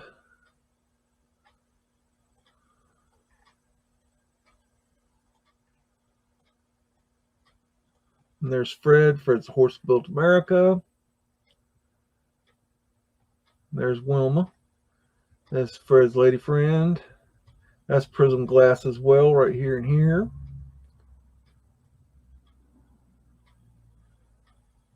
I think it's a scrubbed cartouche. These right here. Diamond symbology. That's part of the wind catcher. Those opening windows there. Well, that's just the window so I can get some fresh air. Well, yes, but it's more than that. It's a part of a wind catcher system that we're too stupid to figure out how to use now. Well, actually, we knew how to use them back then. We just the climate changed and we got too damn hot and too damn cold, so we didn't want to use them. So we came up with HVAC. But these are part of the old wind catcher system. This is how they regulated the air, the fresh air mainly. I think they had more temperate climate that was just nicer. I don't think it was, I don't think it was the perfect 72 point whatever the fuck is, temperature, but I think that the temperature was nice. I mean, I like a cold day and, here and there, you know what I mean? So, I mean, a lot of people are like, I don't like cold. I like cold. So, but I mean, I don't like 30 degrees. I like cool weather. So, I mean, if every day, imagine waking up and every day is perfect. I don't know. I think that kind of sucks. That's just my opinion. I want a little bit of cold weather. I want some warm weather. I don't like hot weather. I can't stand hot weather. I live in the South. We got humidity. If y'all ain't got humidity, you don't know. You don't know. Like you Texas folk, you don't know. I've been in Texas. Y'all had 120 degree weather. I'm like, this ain't bad at all. This is okay. I can deal with this heat. Because all they've got to get it in the shade or put on a hat. You're good to go. You ain't got no problem. Now you get, man, it could be 70 degrees here with 95% humidity and you're sweating balls. Torres Field, architectural urn at their antenna. But no, if you ain't got humidity or don't have high humidity, you don't know. You ain't got no problems. Trust me. But humidity, I mean, it ain't the heat that kills you. It's that humidity. It'll just take you out. You can't hardly breathe. Scrub cartouche. Look at that thing. Good grief. Pyramid symbology. Onion dome. Ether fencing. Ether antennas. Ether finials. Ether antenna up there.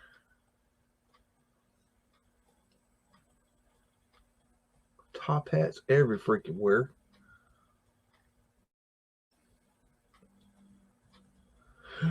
Okay, moving on. We got, let's see, this is, what is this? Brooklyn Williamsburg Bridge Plaza. All right. And I thought this, I mean, is that statue not just way bigger than it should be? I don't know. It just seemed like ridiculous to me. I don't know. It seemed like it wasn't the size statue that should be for people our size. That was just my opinion of it when I saw it. It's not a great picture, but it just struck me. I mean, look, this is the people here. This is us. This is the midget people, us. We're the little people. We're the little people in a giant's world. Old Post Office, Broadway, and Park Road, Manhattan. And I've got better pictures of this building, but this one's just a little closer up, and I just thought it was cool. I mean, you got this thing going on here. I don't know what the hell's going on there. And Mr. Contractor, I'd like to get a quote on a building like this, please. Have that on my desk as soon as you possibly can. Might be the end of your life before you get it done. Poor hole, poor hole, poor hole, poor hole. I mean, look at that wedding cake looking thing up there. Good grief. Fred built that. at the fencing.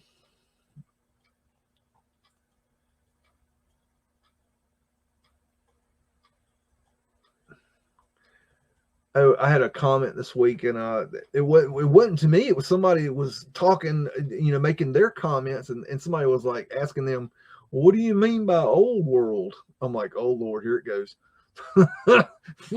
Well, where do you want me to start? Good grief!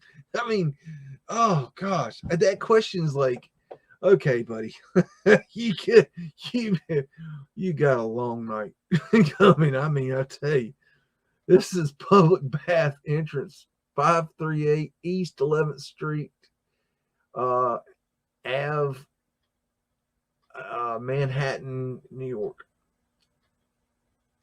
I guess this is the public tail hole washing facility. Got your trapdoor underground right there, outcropping that we would have made these to make the door smaller. You got your flat earth asterisks right there, there, and there. I believe this is a Phoenician symbol here, this doodad here. I don't know what you call it, but I believe it is. There's a scrubbed cartouche, old world etherlite there and there. And that might be about all I can see. I just thought it was a neat picture. Oh, wait, go back. There's a wind catcher window. See, I missed stuff too.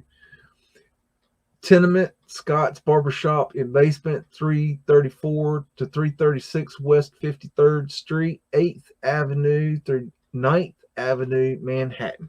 That's New York City for all you country folk. And we've got a barbershop below ground, so let's put our barbershop below ground where there's less light in a time of, no electric light to get our hair cut, so we can have less light when we get our hair cut with a barber with scissors and a razor, because remember, that's where they got their shaves back then, because that makes sense. Another underground here, and we're going to put our first floor up here. We're not actually going to put the whole floor below ground. We're not going to put the whole first floor, one floor above ground. We're just going to kind of call it halvesies, because that makes sense. I mean, seriously, that's a coin. That's a scrubbed cartouche. I mean, good grief. Really? That's an L right there. That's the elevated train. Arched windows. Anyways, that's about, I think, okay. I've gotten to the... Okay, we is back. Oz, how you doing? I'm checking out the comments here. Let's see. We got DECA, Deca. I'm not sure how you pronounce that. Anyways, I'm gonna call you Deca. Look into his story, how railroad properties have changed ownership for $1. That's interesting. That's very interesting. I'll have to look into that. I have a lot of interest in how the property was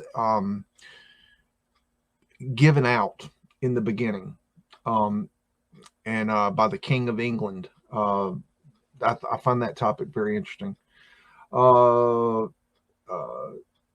Deca also says, find old forestry maps and look for all the old railroad tracks. That's interesting. That's a good idea. Quiescence, it may be warmer on the glass. Not sure what you're asking there. Quiescence, the diazo process requires sunlight brightness. I think I'm missing something there. Sometimes that was about the workers that were sitting on the pavement light. Okay, it may be warmer on the glass. Huh. Okay. Yeah. Yeah, that's possible. Yeah. Okay. Deca's, has anybody looked into underground Chinatowns? Yes, I have. but I'm going to tell you right now, yes, the Chinatowns had, okay, look, it's not the Chinatowns, it's the whole city. Okay. What it is that they try this trick where they say, hey, there's undergrounds in the Chinatown and they dug tunnels. No. It's not tunnels. It's the areaways, the vaults that are in front of the buildings that they dug out. The same area they put the pavement glass over. They dug those out in order to get, I believe, to get the windows and doors out of them. The point is that for some reason in the Chinatowns, they like to say, hey, look, the Chinese built undergrounds. But if you look into it deeper, you'll find it's actually all over the city. So Chinatowns are kind of a red herring. It's like, yes, they're there, but you need to look further. It doesn't stop just in the Chinatowns. So you got to understand they've blocked up these tunnels. They've closed them off. So, and people won't let you get into their buildings. And so you don't know what's down there. You don't know how they connect anymore. So, yes is the answer. But it's what I'm saying is look deeper because there's more. Armed in the AK, I like the name of their underground Chinatowns in Seattle, Portland, and San Francisco, if I recall correctly. Yes, absolutely. Quiescence might be more about ion flow than wind flow, low flow, heavy charge. Okay, quiescence have to recharge the aether somehow. It doesn't recharge itself fast enough. Okay, good point. Deca says interest things in underground Chinatown in Victoria, British Columbia. Okay. Hippie Shakes, question for stuff bigger. Do you have any photographs of tech on ships? You know, I don't that I know of, but I do look for that because I have seen the tech on ships. Everything I've found has already been found so far. So the answer is yes and no. But I do look for that. That's why I have a collection of ship pictures, which one day I'll release. They're just not my focus.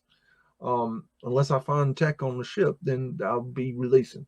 I think it's QSS. I think it's all about the piezo harmonic luminescence. Meditate on that term.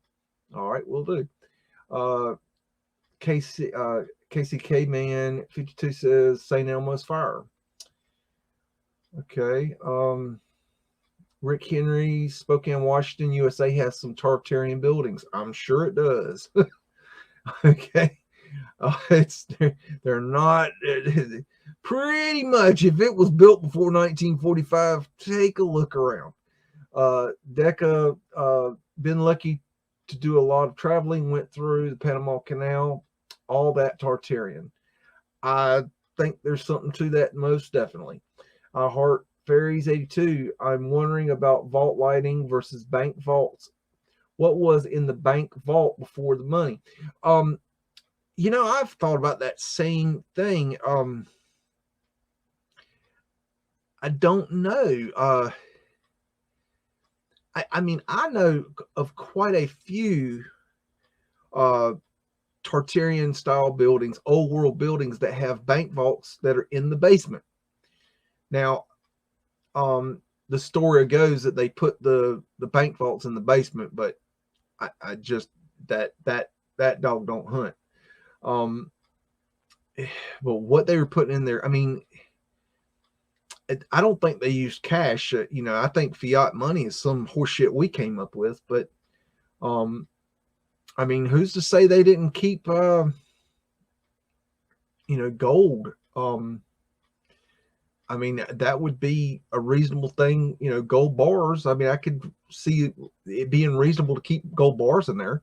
I mean, we know they weren't keeping diamonds in there. That's some horseshit we came up with. In case you ain't figured out yet, horseshit. Diamonds are horseshit. Okay, the value is bullshit. Okay, look into that. Q Essence says, I have a question, Biggs. Do you have a collection of these lenses? The answer is no. Either talking about prism glass or uh, pavement lights. I do not. If anybody'd like to send me one, I would gladly take it. But the truth is that they are very expensive. One glass prism is going for $150 on eBay now. One glass prism block is going for $150. So no, I don't have any. And they're really hard to find. So if you find them, and if you see these things, I would suggest finding the money to purchase them, because they are becoming very rare and very valuable. Okay, I heart fairies. I have away crazy theories now. I've made myself a good soup of theories. Yeah. Armed AK, critical thought is a great thing. Yes, it is. That's a big bill. Armed in AK. Galvanization was invented in 1836. Thank you for that. That's very interesting. So those buckets we were looking at were galvanized, and that makes sense. I Heart Fairies, they must have had radium. Yeah, I think they did. I think they did have the mercury in the. I don't know what musovium is. I am not a scientist or a chemist. I don't know what that is. Sholin 42. Maybe back in the day it wasn't all fake, just most all fake. Oz, do you know what they're talking about there? Maybe back in the day it wasn't all fake. I'm not sure. Sorry.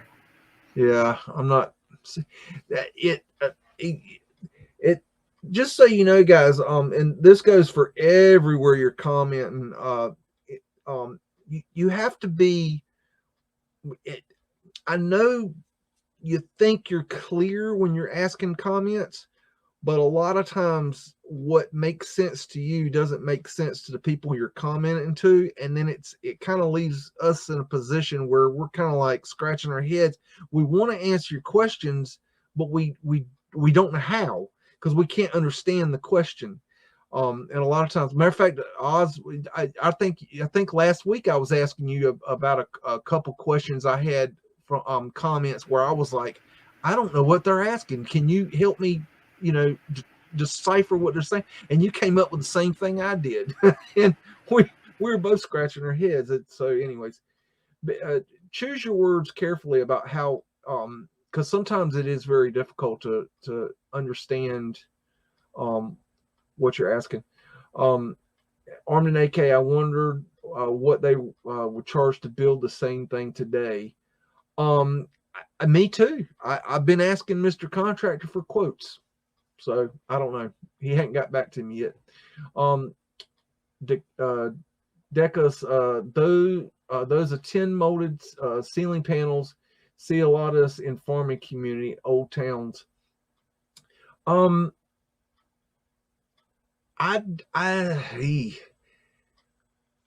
not sure if they were 10. They might have been 10. I'm not sure.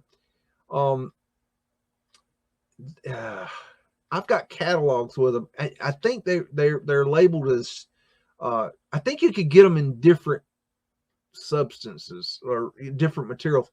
They might have been tin or sheet metal, or might even been galvanized in cases. I have catalogs with these things in them. So I might have to find one of those and dig it up, see if I can find out what they say they were made of. I used to know. I can't remember everything. Armed and AK Olmecs definitely look African. Absolutely. Hippie shakes. I was the girl. I was in the Girl Guides. I believe that's the United Kingdom's version of the Girl Scouts. which I highly suggest the Girl Scouts as well. I think it's a great thing. Although I think a lot of the crap that they make the girls do is a lot different than what they let the boys do. And they should change it to where the girls get to do the same thing the boys get to do, because I think they would enjoy it. And, you know, that's just my opinion. But anyways, Morgan's asking, some of the old world buildings are privately owned and they will not let them tear them down until they die. That's probably true. Armed in AK, the amount of labor it must have taken to build these structures is amazing. Yeah.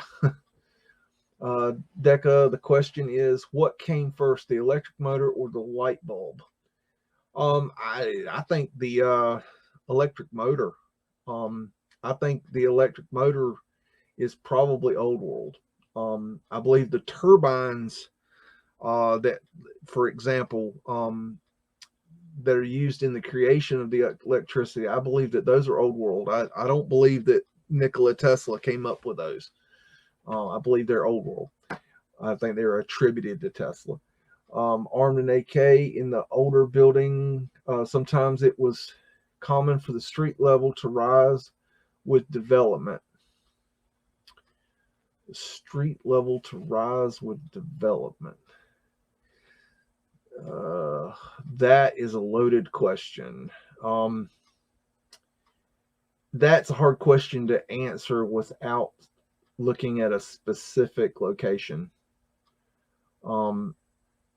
These people sure avoided the sun. Mary Jane. That is a good point. I have speculated myself that the original founders, that the people that came in were came from underground, that we went underground when the shit hit the fan, and that's how we survived whatever was done, and that we were underground for a while, and that if you stay out of sun for a good bit of time, you come out in the sun, it'll burn you. So ask an albino. Armed and AK, those vents would be great for AC and heat. Yeah. Talking about that train station, I don't remember what year that was, and that is a good point. That's a real good point. Then you got a question of, where is the AC and the heat coming from underneath there? So that would lead me to wonder if there's a basement level below there. And, I don't know. It's like you look at one thing and it leads to another. So it's like I see a vent and I wonder what's under that vent. So I hired ferries, Marine, Navy, soil, soldier, Army, Space Force. Good one.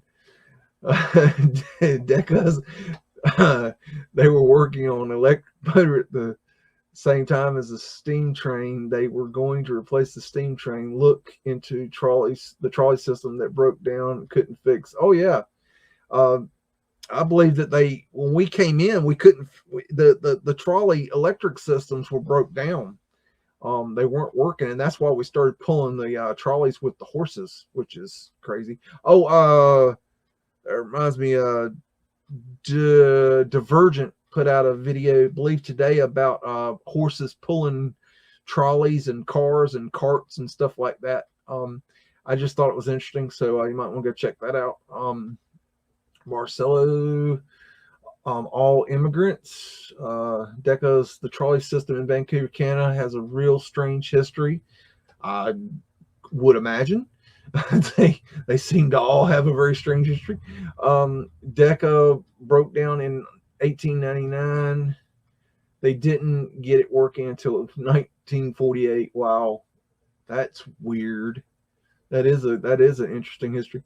I Heart Fairies says at Hippie Shake, I noticed that the Wilhelm Reich's daughter wore Oxford shoes. Okay, getting a new pair, going to see if they make a charge for any change in physical energy. Okay.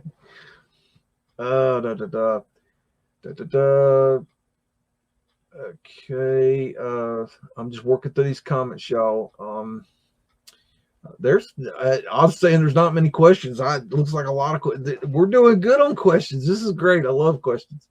Deco, when the railroad property was bought for $1, it was always from a window.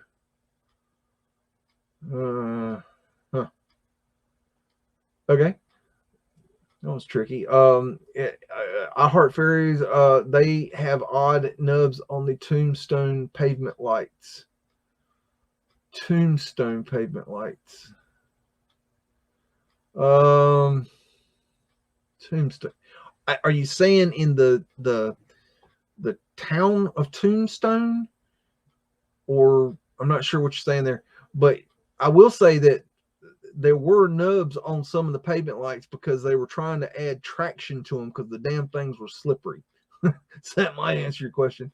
I Heart Fairies, the urns can be Mercury, the eagle, gold, the lion. They fight forever at the same strength. Okay, yep. Two do not combine but become griffin. Correct. Some energy that doesn't end continually makes discharge evenly. Yes. And this is an important thing to point out, is that symbols in the old world had multiple meanings. Okay, so when I say it means Mercury or the phoenix for, say, an eagle, you have to understand that there's multiple meanings of what there was more to it, but it's not an eagle's. It doesn't represent what we think it represents. It has another meaning, and then it has multiple meanings depending on, I don't know, location or what's surrounding, like what is the eagle sitting on. That if it's the eagle sitting on a ball, it probably means something different. If the eagle's wings are outstretched, it means something different than if the wings are at rest. Armed in AK. That's true. I've just observed over my time that they tend to pile up layers of pavement, etc. Okay. I Heart IMOP.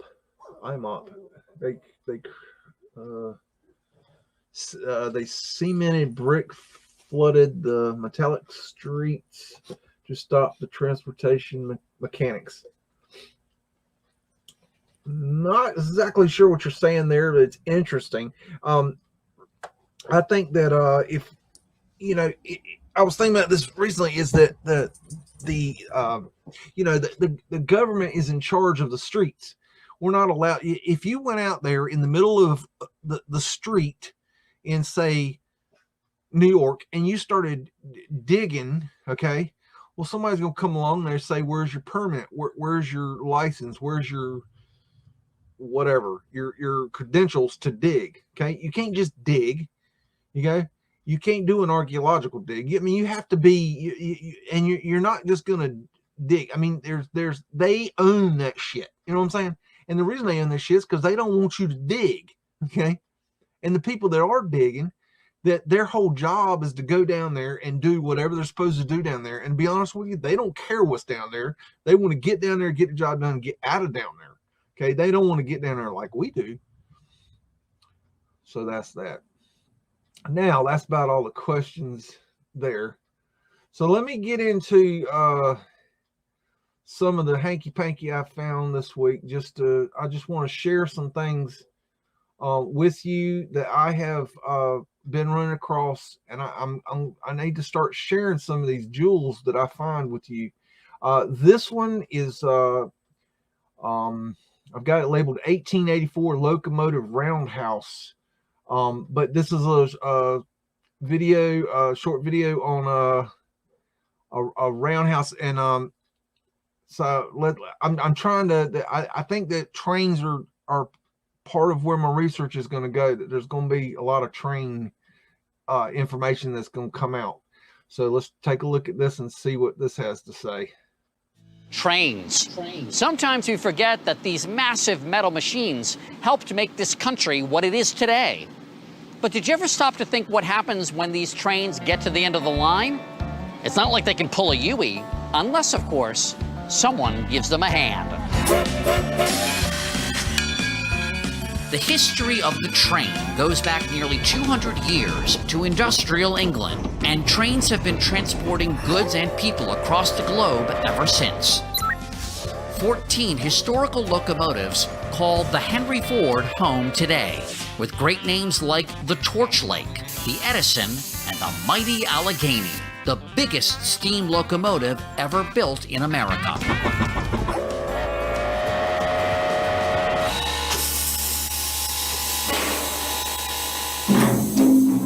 Who doesn't love trains? They transport us back to a simpler time. But what happens when a train gets to the end of the line?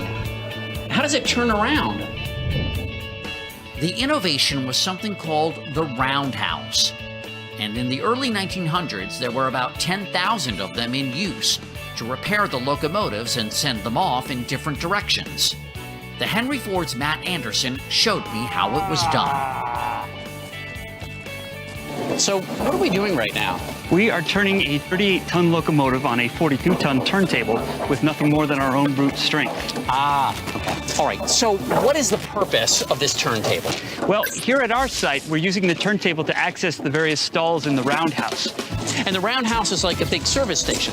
It is, exactly. Locomotives require a great deal of maintenance, especially steam locomotives. Every day you spend out on the line, you've got to spend a day back in the shop, cleaning things out, clearing it out, and preparing it for the next day's run. I'm no bodybuilder, and yet this is pretty easy.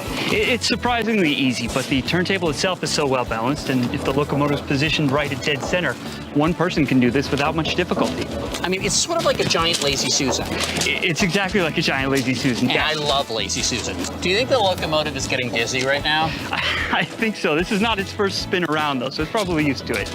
At what point does the train throw up? After me. So this locomotive is 38 tons. Yes. The Allegheny locomotive is 600 tons. It is. It's a different story. We wouldn't be turning that by hand on this turntable. That's because the awesome Allegheny, built in 1941, was one of the most colossal steam-powered locomotives ever made. Designed for pulling heavy coal trains over the Allegheny Mountains of West Virginia, this baby is so corpulent they were barely able to move it inside the Henry Ford Museum, having to widen the door jambs just to squeeze it through. So just like the record turntable, the railroad turntable went out of style. That's right. The diesel locomotive takes over for the steam locomotive starting in the 1930s, but especially after World War II. And diesels just require far less maintenance than steam locomotives, so railroads no longer needed these elaborate roundhouses with all these servicing facilities. So, as a consequence, there are very few of them left today. This is the next exercise craze, I guarantee you. One of the nicknames for these turntables is an Armstrong turntable, probably for obvious reasons. Oh, hangnail. Let me know if you need any help. Okay. He's got this. Okay, and this week, Conspiracy or Us channel put out a video on cycloramas, and I think my understanding of what he was trying to say was that these cycloramas seem to be, to him, old railroad roundhouses for the trains, and I think he's on to something there. If you look at the cycloramas and you look at the roundhouses and you look at the also the locations of those two, I think it's very possible that some of the old roundhouses, when they were decommissioned, when they stopped using as many of the steam locomotives, and see, they used the roundhouses when they had the steam locomotives, but then they used them less with the diesel locomotives, and so they started getting rid of them. And so I've heard I heard that in this past week, I heard one guy say there were 3,000 roundhouses at one point, and I heard another guy say there were 10,000. Now, I got to look into that deeper. That one I can't confirm or deny which one's which, but that was just what. So I think that's interesting. If you look in the cycloramas, go watch Conspiracy RS. Big thumbs up to him and his channel. But that is something that should be looked into. And I've got another video here. This is called "Where Did the Roundhouses Go?" So we're going to learn some more about roundhouses. Across America, railroad roundhouses used to be a very common sight. These buildings, created specifically for the maintenance and upkeep of steam locomotives, were ubiquitous. After all, during the height of the steam locomotive era, there were more than 1,000 railroads needing service on more than 100,000 steam locomotives. A circular structure with a turntable in the center. Those are the defining characteristics of a roundhouse. According to Trains magazine, there were once 3,000 of these buildings across North America. Today, that number has dwindled to fewer than 200. Wikipedia lists just a dozen operational roundhouses still in use in North America.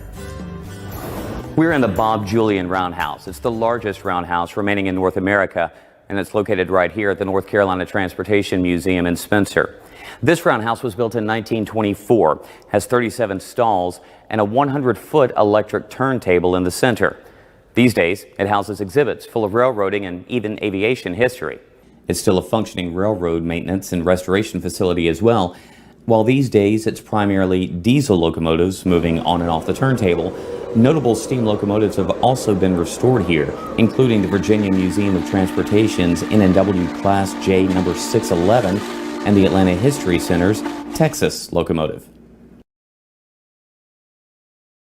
Starting back in 1924, workers would begin their day here in the clerk's office, receiving their orders before the work began.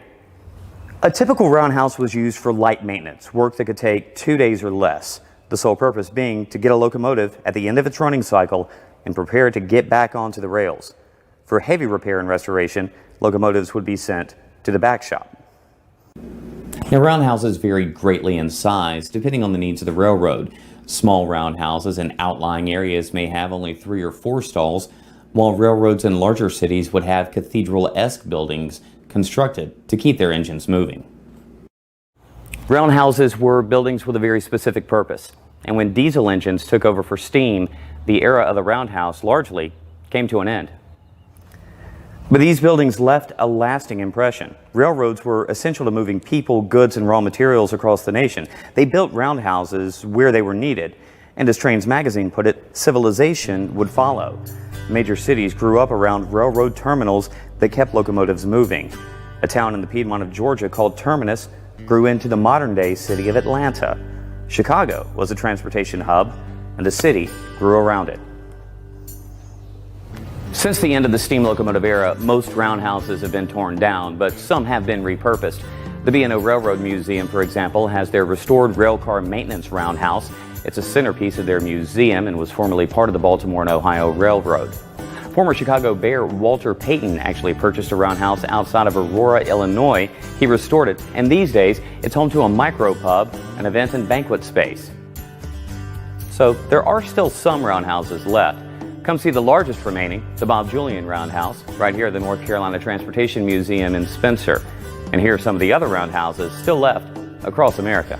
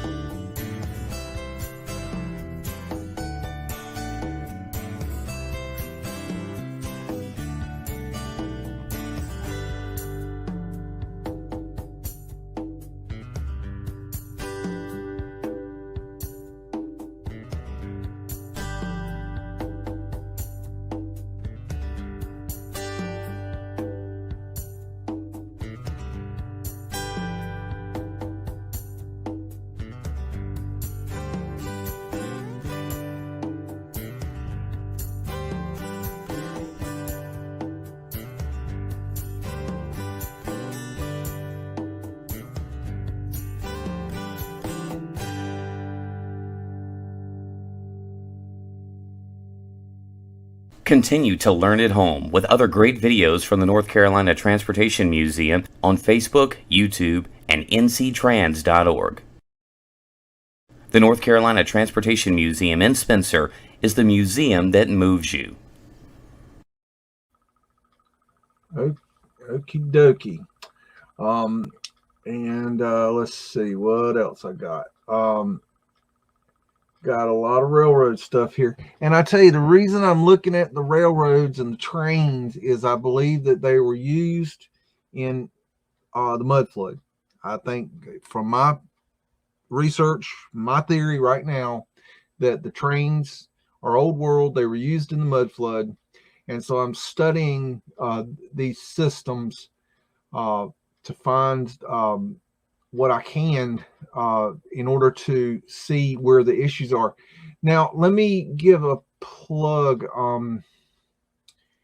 Let's see. I need to find. I was going to try to do something this week, and I worked really hard trying to do it, and it did not work. I tried to record this thing probably 3 or 4 times. I can't remember, but I really tried to make this happen, and it did not work.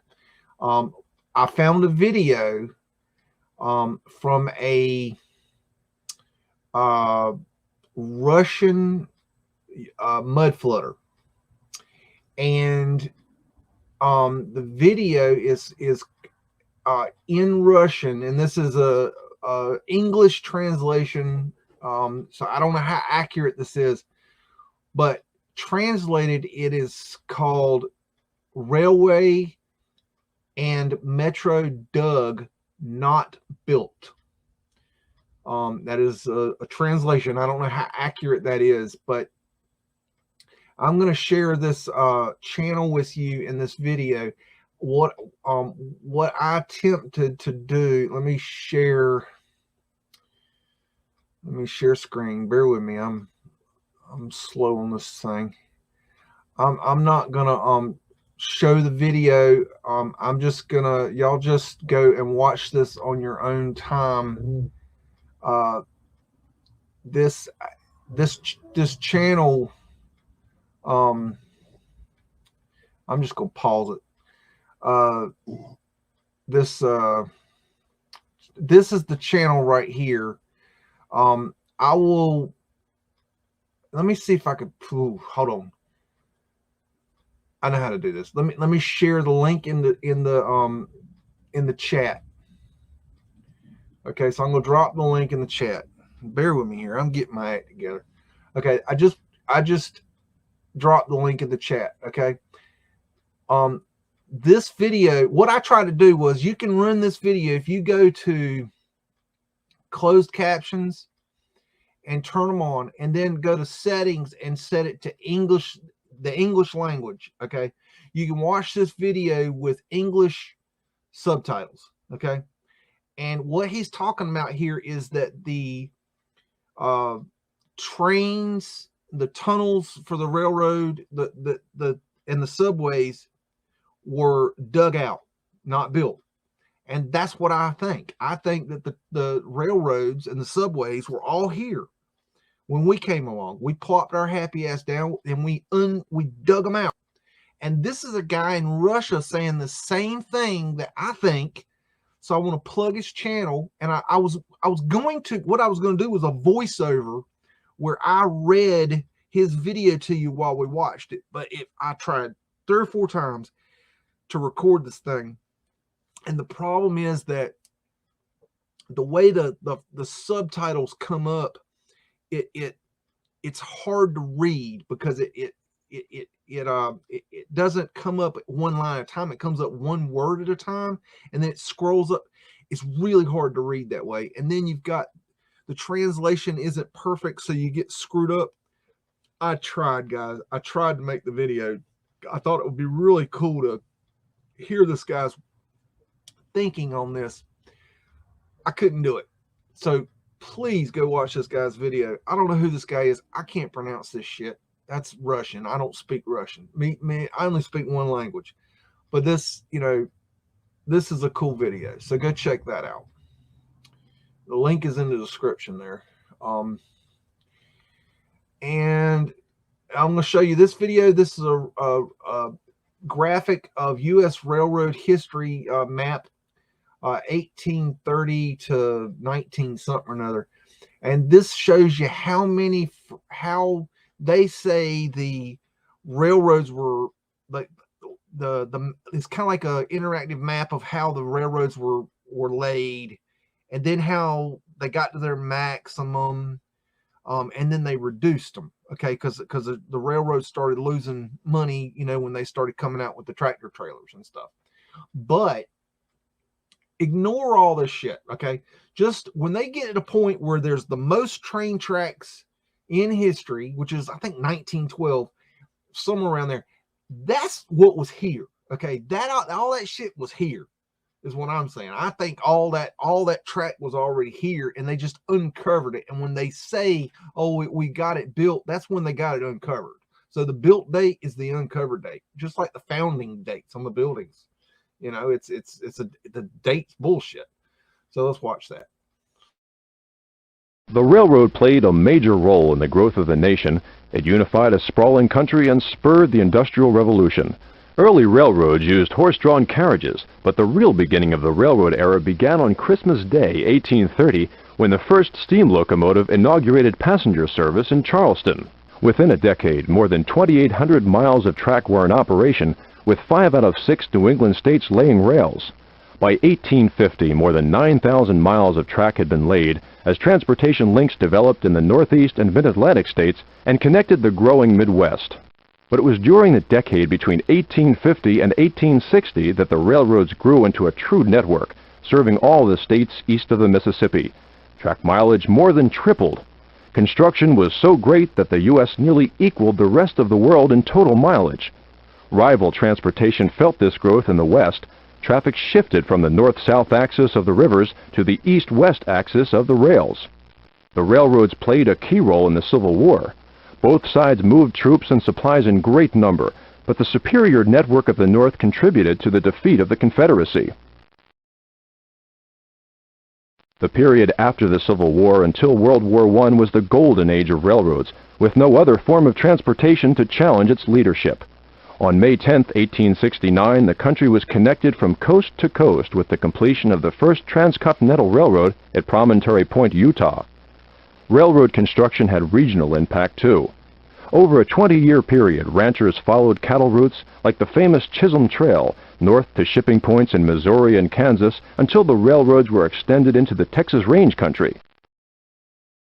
During the decades after the Civil War, track was standardized, time zones were introduced, and by 1885, 4 new transcontinental lines had reached the West Coast. Railroads and the economy flourished, with cheap freight rates promoting industrialization and national markets. By 1930, railroads had reached their peak, with almost 430,000 miles of track. But competition from trucks and airlines eroded their business so that by the mid-70s, 10 railroads in the Northeast and Midwest were in bankruptcy. In 1971, Amtrak was formed by the government to provide passenger service that the railroad companies could not afford and serve as a link between major urban centers. The miles of railroad track have declined steadily since 1930, and the number of passengers traveling by train is now a fraction of what it once was, but railroads are still an important part of our transportation network. Okay, so 1920 looked like the height, so I was close. Let's see, I had an interesting comment.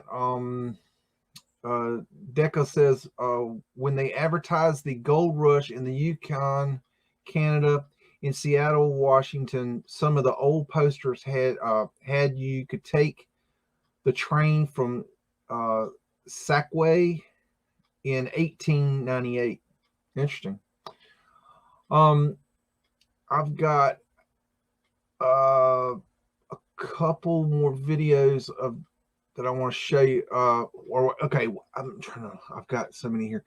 I've got one more,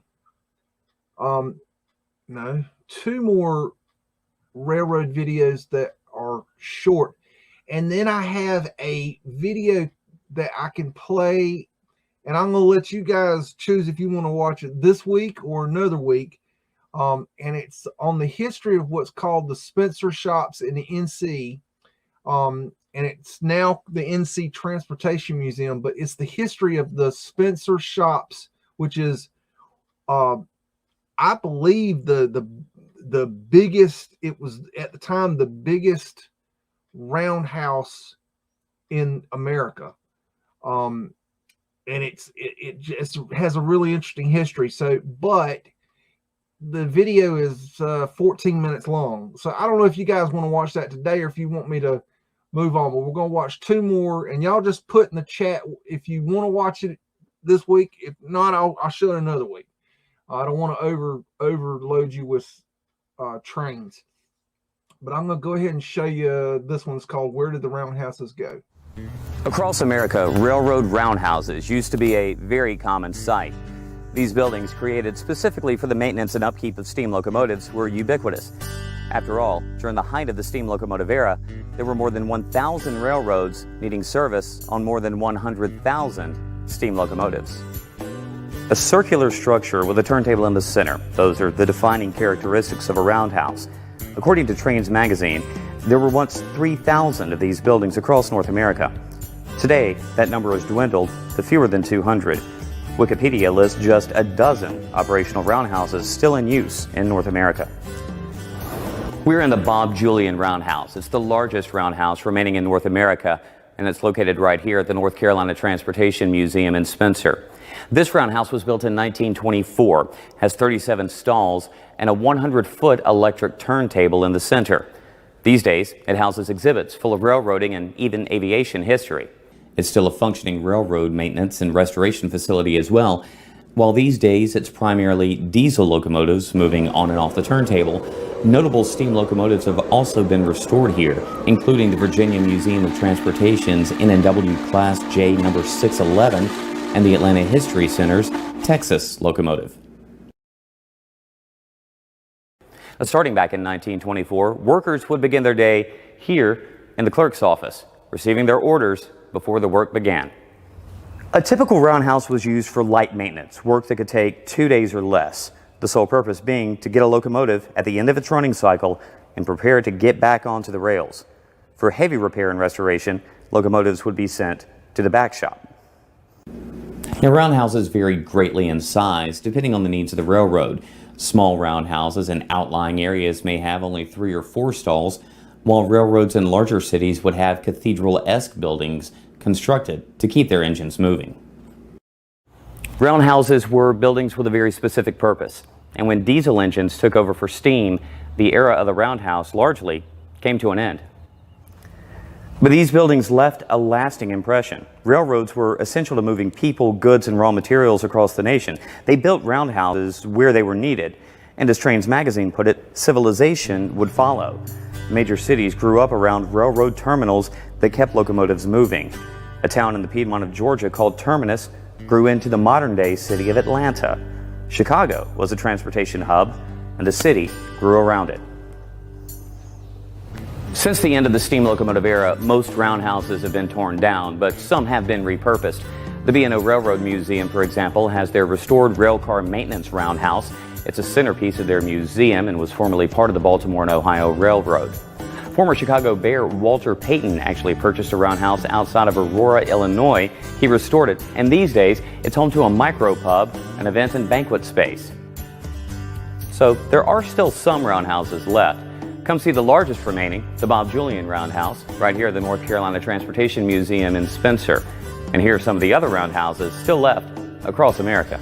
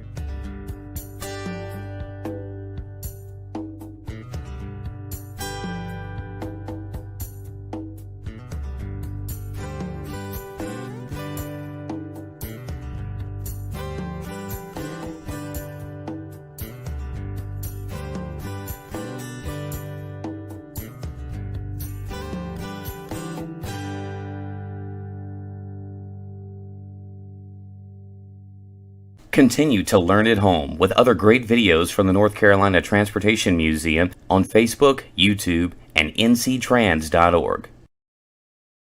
The North Carolina Transportation Museum in Spencer is the museum that moves you. Yada, yada, yada, yada, yada. We've already heard that. And let's see. I wanted to go back and say something about the first video about the 1884 locomotive roundhouse, when the guy was turning the turntable with the locomotive on it. What was really, really important there, and I wanted to stress this, is where the guy says that for every day that a locomotive was out, that he spent 1 day in the roundhouse. And I think that's very important to understand. I did not know that I never realized that. I never knew. I mean, hell, I didn't even know how things really worked. I'm not a big train person. I think they're interesting, but I've never been a big train person. So I never really have studied trains, and I really wasn't aware up on how they really worked. You know, now I know. I mean, I've done the research, but I'm learning new things about it, and I never knew that they had to be serviced so much. I didn't know that.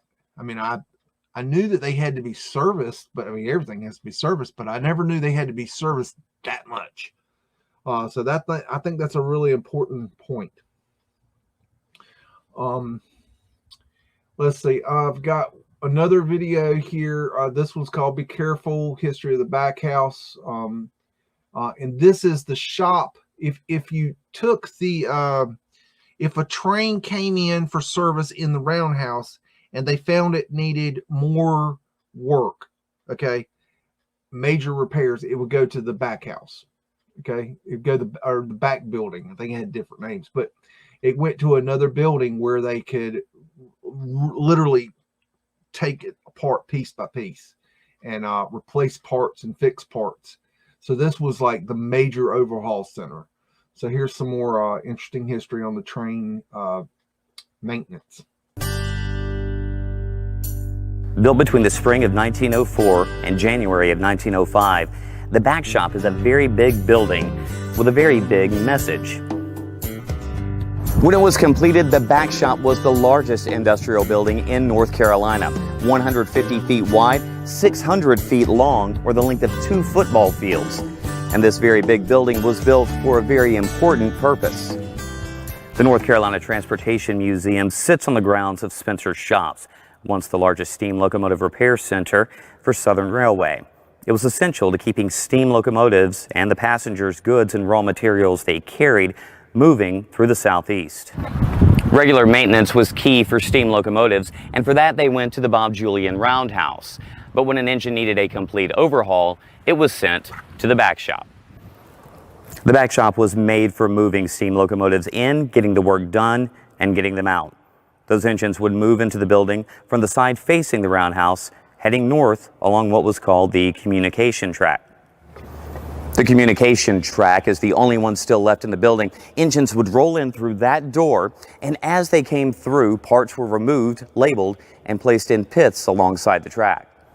The engines would then be lifted and moved to adjacent tracks for further maintenance. For that, they used 2 60-ton cranes that were original to the 1905 structure. In the 1920s, they added a 90-ton crane for even heavier locomotives. Smaller cranes were used to move parts to the floor from overhead galleys where they were stored. Indeed, an entire mezzanine ran the length of the back shop. You can imagine how busy this place was, how many machines were going at one time, how many workers were here. In 1906, a crane operator dropped a steam locomotive onto the back shop floor. Thankfully, no one was hurt, and the engine received little damage, but you can only imagine the reverberation of sound in this huge building. As many as 15 engines could be worked on at any given time in the back shop, but the rule was that once per day, an engine would roll out these doors, headed back to the main line to continue the work of Southern Railway. In 1947, the back shop was upgraded to service the first of Southern's diesel locomotives, but the building, indeed the entire site, was made for steam, not diesel. With new facilities opening, heavy repairs ceased in the back shop in 1960, and the building was used only sporadically afterward. The state of North Carolina took over the old Spencer shops beginning in 1977, and the site was in complete disrepair. The back shop was no exception to that. It took 40 years, but in 2017, the back shop was able to be opened fully to visitors, housing artifacts from across transportation history.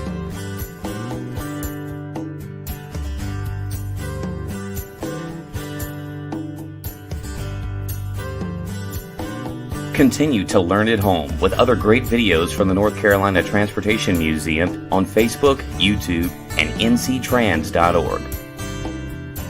The North Carolina Transportation Museum in Spencer is the museum that moved. Yada, yada, yada. We've heard it before. Okay. Okay, so here's the deal. I think, okay, I don't know if y'all said anything, if y'all want to watch that longer video or not. Speak now, forever hold your peace. If you don't, I think I'm gonna wait to show it another time. If you really want to see it, speak now, forever hold your peace. Otherwise, I'm gonna show you something different. I've got something else that's interesting we can look at that I think you'll really like. It's a 14-minute video. I'll give you a chance to jibberjaw and give your opinion. I'm very fluent here. And I tell you, I meant to say this earlier, but I really enjoy this new format of the mudding live because it's basically exactly what I was doing before, except before I was recording it and then showing it. And it's a lot easier on me. I've saved a lot of time doing it this way, and it's been taking a lot of stress off me. And so the show has always been what it is. I hit the record button, I talk shit about what I see, and that's the show. That was the show. So you're getting the same thing. There is no script. There is no. It's raw. Okay, it always has been raw. So, you know, I just think the format's good. I like it. I hope you do too. If you don't, it doesn't really matter. Still not gonna do it my way.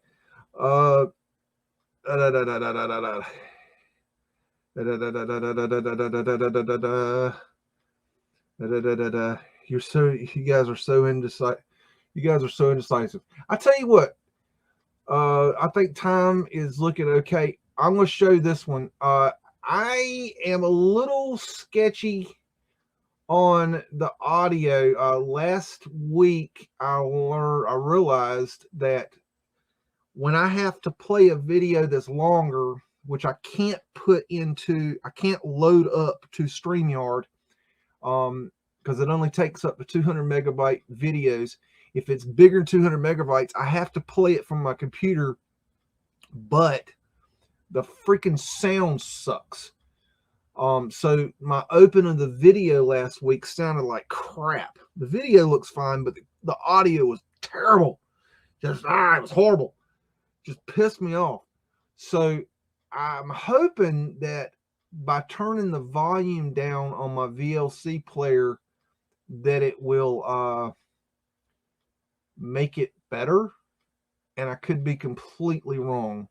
So I want you guys to comment in the chat if the audio sounds good or if it's too low. But please let me know, because I can't tell on my end until later. So if you could do that. Let me see if there's any questions. Oz is throwing in questions.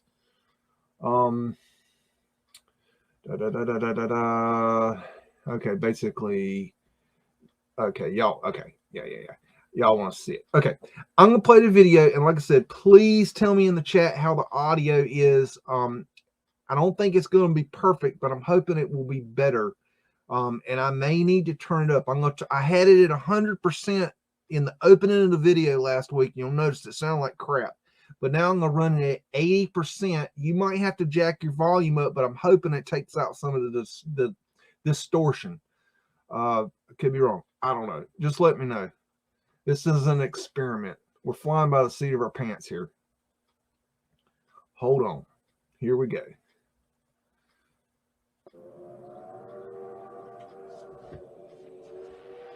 Oh. Hold on. I'm going to mute my mic. I'm sorry.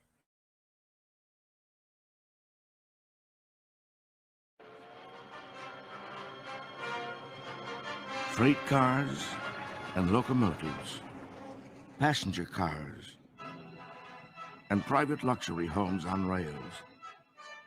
They passed by here, and some were serviced and repaired and sent on their way south to Atlanta or the northern cities, or west over the mountains. On the Southern Railway, one of the most important service and repair facilities was Spencer Shops in North Carolina. Today, it is one of the few facilities that have survived.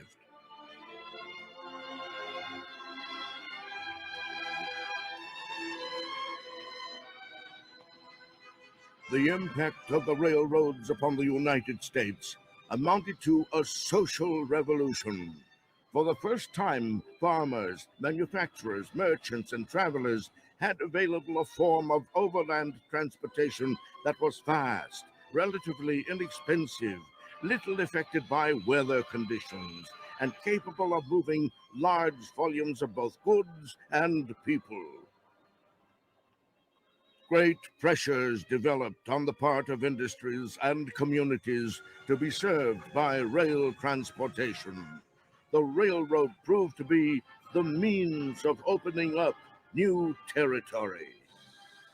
All across America, towns came into being as railroad division points, where locomotives were changed, serviced, and repaired, and where operating crews were changed. Spencer, North Carolina, was one of these towns.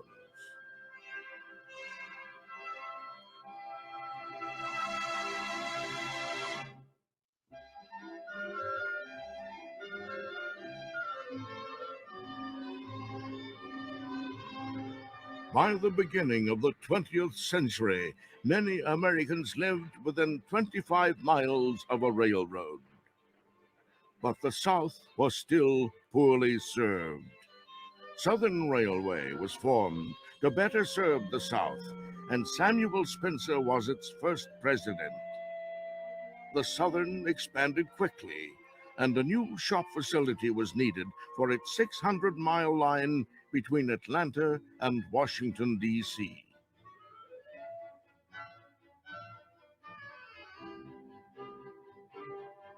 Spencer Shops opened with a machine shop, a repair shed, and a 15-stall roundhouse in operation. The first generation at Spencer Shops built a solid reputation as some of the best shop workers in the country. They fulfilled the demands placed upon them by the increased railroad activity during World War I, helped the railway weather natural disasters, and salvaged anything that could be saved from the tragedy of train wrecks.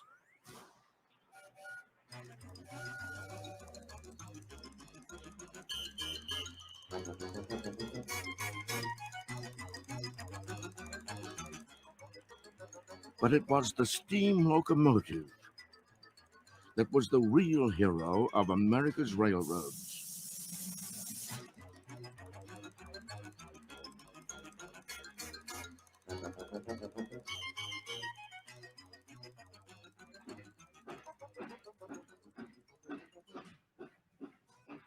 Despite the complicated rods, wheels, and pistons of a locomotive, the way it worked was simple.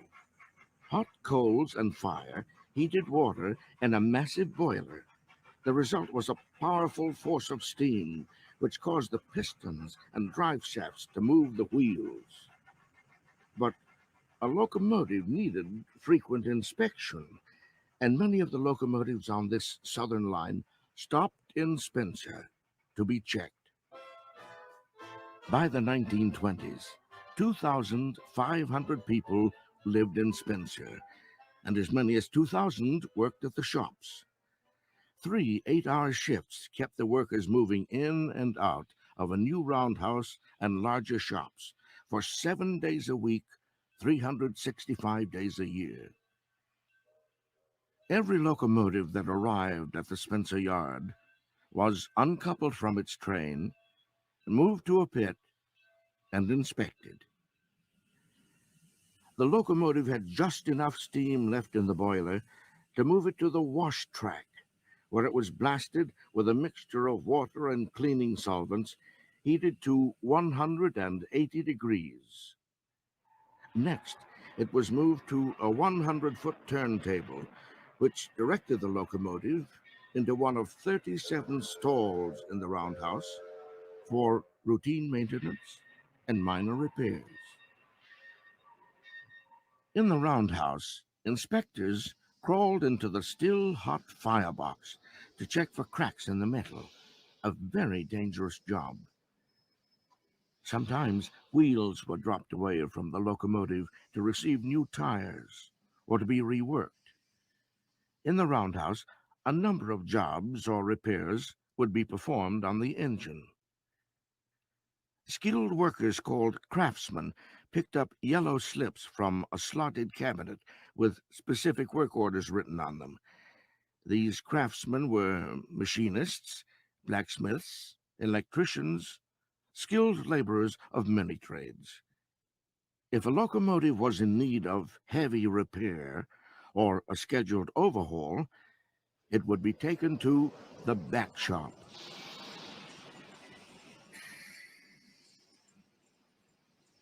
The back shop building was as big as 2 football fields, 600 feet long by 150 feet wide.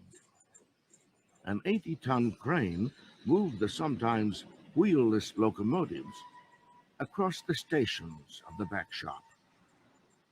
A complete overhaul of a single locomotive could be performed in 30 days. Also working in the yards, buildings, and shops at Spencer were carmen, boilermakers, painters, pipe fitters, helpers, apprentices, and laborers, and a small army of bookkeepers. Because of the discrimination of the times, African Americans did not hold craft jobs at Spencer shops, but worked as laborers. They polished engines at the roundhouse and worked as helpers to the craftsmen. Women served in clerical jobs. You're way behind time. This is not 38, but it's old 97. You must put her into Spencer on time. Engineer Steve Brody knew how important it was for the mail train to be on time. But what Brody did not know on September 27, 1903, was the route from Monroe, Virginia to Spencer shops, for this was his first time on that run. Stillhouse Trestle in Danville, Virginia, was gently curved over a deep ravine, and Brody's late train approached the curve at a phenomenal speed. Brody tried to brake, but 80 tons of iron moving at 90 miles an hour could not negotiate the curve of Stillhouse Trestle. The first thing eyewitnesses recall was the deafening sound of the crash as the train skipped across the trestle and careened into the ravine. And then, an eerie silence. Suddenly, hundreds of yellow canaries floated out of the wreck, released from their crates on one of the freight cars. 9 people were killed, including Steve Brody and Ralph Thompson, a boy who had hoped to get off at Lynchburg. The old 97 was in splinters at the bottom of the ravine, but the locomotive engine did make it back to Spencer Shops, hauled in for repairs.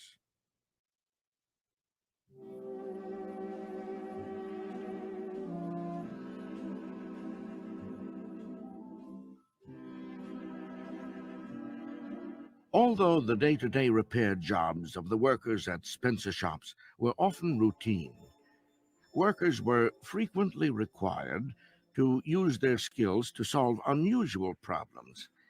In 1941, passenger engine 1380 was streamlined at Spencer Shops for Southern's Tennessean train, and the resulting bullet-nosed locomotive was considered one of the best streamlining jobs done anywhere.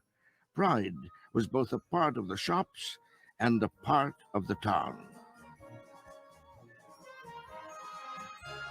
A family that settled in the town of Spencer in the early years was likely to stay there for many generations, sending their offspring into the Spencer Shop workforce with pride. In the early 1940s, Spencer was a secure community with plenty of time for picnics and leisure activities. The neighboring Salisbury High School football team beat the Spencer Railroaders by a score of 99-0, a defeat soon forgotten and forgiven by the townspeople, even when a Salisbury fan painted the score on the side of a Spencer bank. It seemed nothing could change the bright future of the town until the first diesel locomotive came to Spencer in 1941, towed in by a steam engine. The truth was hard to take. The diesel could travel much farther at less expense than the steam locomotive. The diesels not only required less maintenance, but also a different kind of maintenance. The boom days of the 30s and 40s were gone. But the men who worked on the railroads wanted to keep on working and kept up their hopes that Southern would redesign Spencer Shops to effectively service diesels. Eventually, the old steam locomotives were lined up and scrapped. And in 1960, heavy repair and overhaul at Spencer ended. Spencer Shops was slowly and painfully phased out. Later, Southern donated the shops at Spencer to the state of North Carolina. And now Spencer Shops has been carefully restored as a transportation museum, housing one of the finest collections of vintage railroad equipment, displayed in the same areas where workers once labored to keep the Southern Railway running smoothly.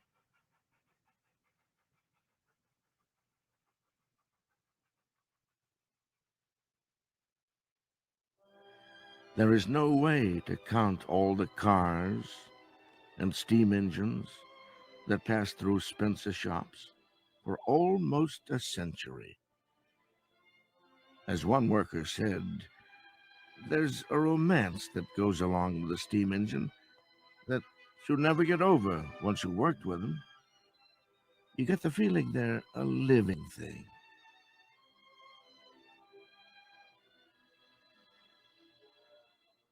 And Spencer Shops is still alive with the steam locomotives and the diesel engines and the private cars like those that passed through decades ago.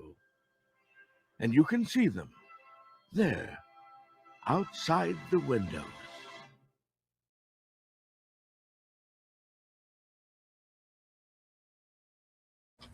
All righty, guys and gals. Little boys and little girls out there in Mudflood land, thank you for holding on and checking that out. And because you have been such good little boys and girls, Santa Claus has told me I can show you another video, and this one is not about trains. The oldest bell foundry in the world has been using ancient techniques since the Middle Ages.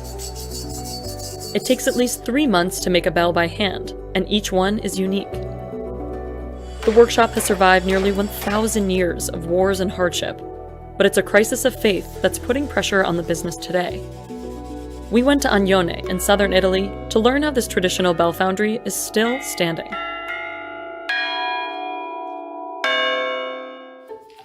The Marinelli family has been running the factory for 26 generations. Armando Marinelli sketches bell designs by hand the same way his ancestors did it. Qui si fanno campane come si facevano 1000 anni fa. Very large bells are cast in a pit like this, but it rarely happens nowadays. That's because the foundry only operates when there's demand. But the process of making smaller bells is pretty much the same. Allora bisogna immaginare in questo momento 3 bicchieri, uno attaccato all'altro, rovesciati. The bottom and the top cup create the shape of the bell.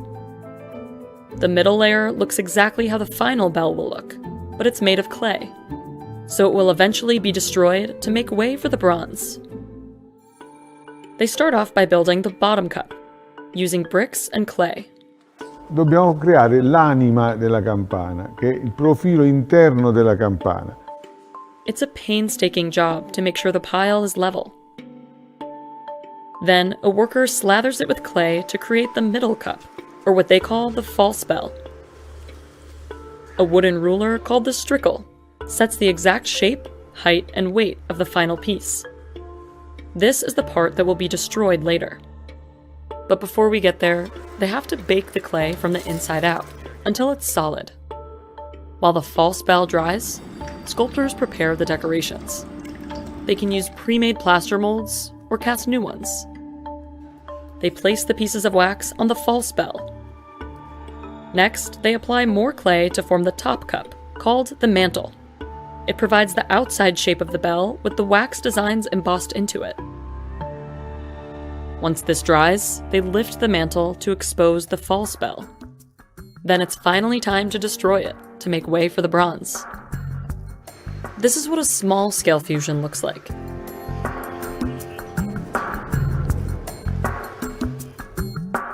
Larger bells need a lot more bronze. Once the metal hardens, they lift the mantle and reveal the final bell. For smaller bells, they break down the mantle by hand. The family's attention to detail is clear when they forge the handle in iron. Finally, workers like Antonio Deli Quadri polish the finished bells until they shine. Siamo una famiglia di collaboratori dai Marinelli da 150 anni. He's been working here for 6 decades, and at 84 years old, he's technically retired, but he takes pride in tuning the bells. He also leads tours around the workshop. On average, a 100-kilogram bell costs around 3,000 euros, and since it takes months to craft a single bell, they only make a few a year. Quando viene una richiesta dall'estero, dall'America, e ci chiedono una campana nel giro di 15 giorni, un mese, purtroppo noi dobbiamo dire non è possibile. Noi con il tempo non potremo mai essere competitivi. The Marinellis still face competition from other foundries who have modernized. Many rely on heavy machinery and reusable molds. Armando says he could modernize like this too, but only as a last resort. Creare un pezzo meccanico sarà veramente, non dico un fallimento proprio sotto un punto di vista diverso, quello della soddisfazione che può dare una campana di questo.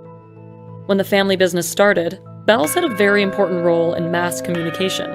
Allora, immaginate le campane senza la corrente elettrica, senza gli orologi, È una funzione fondamentale. La campana era la sirena, l'allarme, c'era un incendio.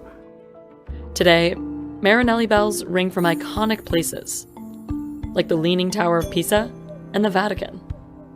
And it's this historical connection to the Catholic Church that has kept the foundry running for so long. The church has accounted for about 90% of the foundry's business in recent decades.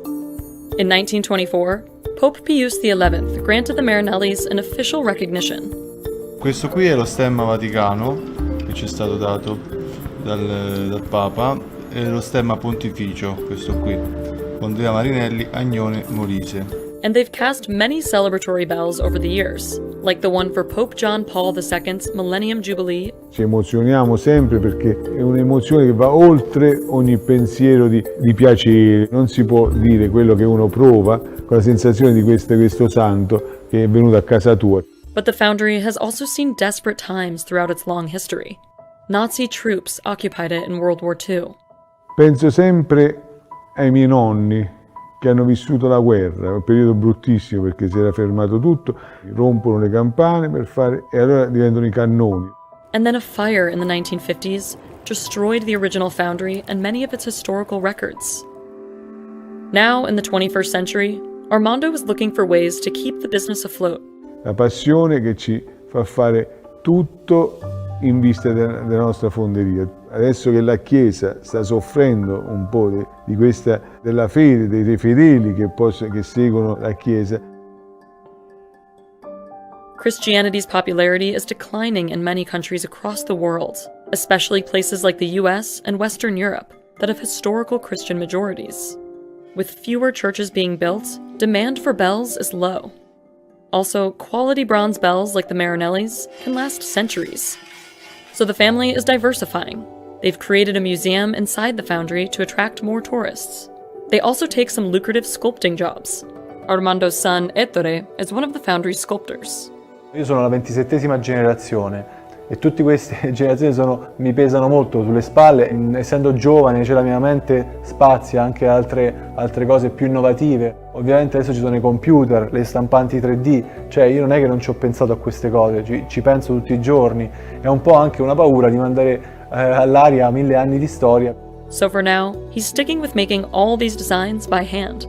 Tra me, mio fratello e ho altri 2 fratelli, il figlio di zio Pasqualino, la figlia di zio Pasqualino, sicuramente la 28ª generazione penso sia salva. Poi sono più preoccupato per la 29ª, 30ª. Overall, the family's focus is on creating art, so the Marinellis have faith that the timeless nature of their work will help them survive. La campana in sé per sé è quell'oggetto che ci fa compagnia, alcuni suoni perché li fa momenti lieti e purtroppo momenti tristi. La campana ha sempre dato un senso alla vita dell'uomo.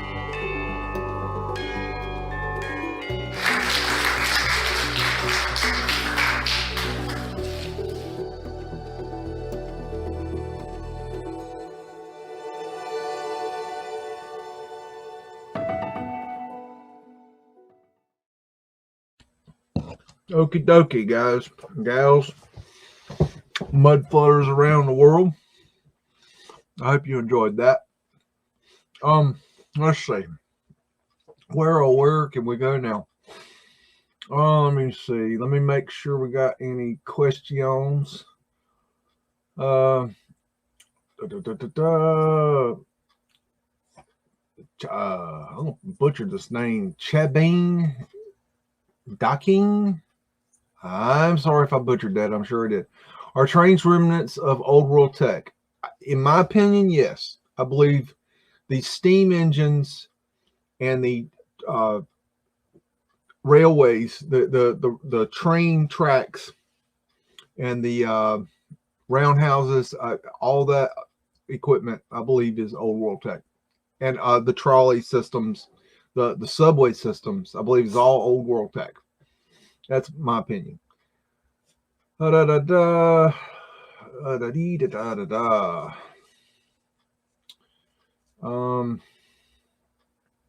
find any questions here. I Heart Fair is asking a bell, a rainmaker ?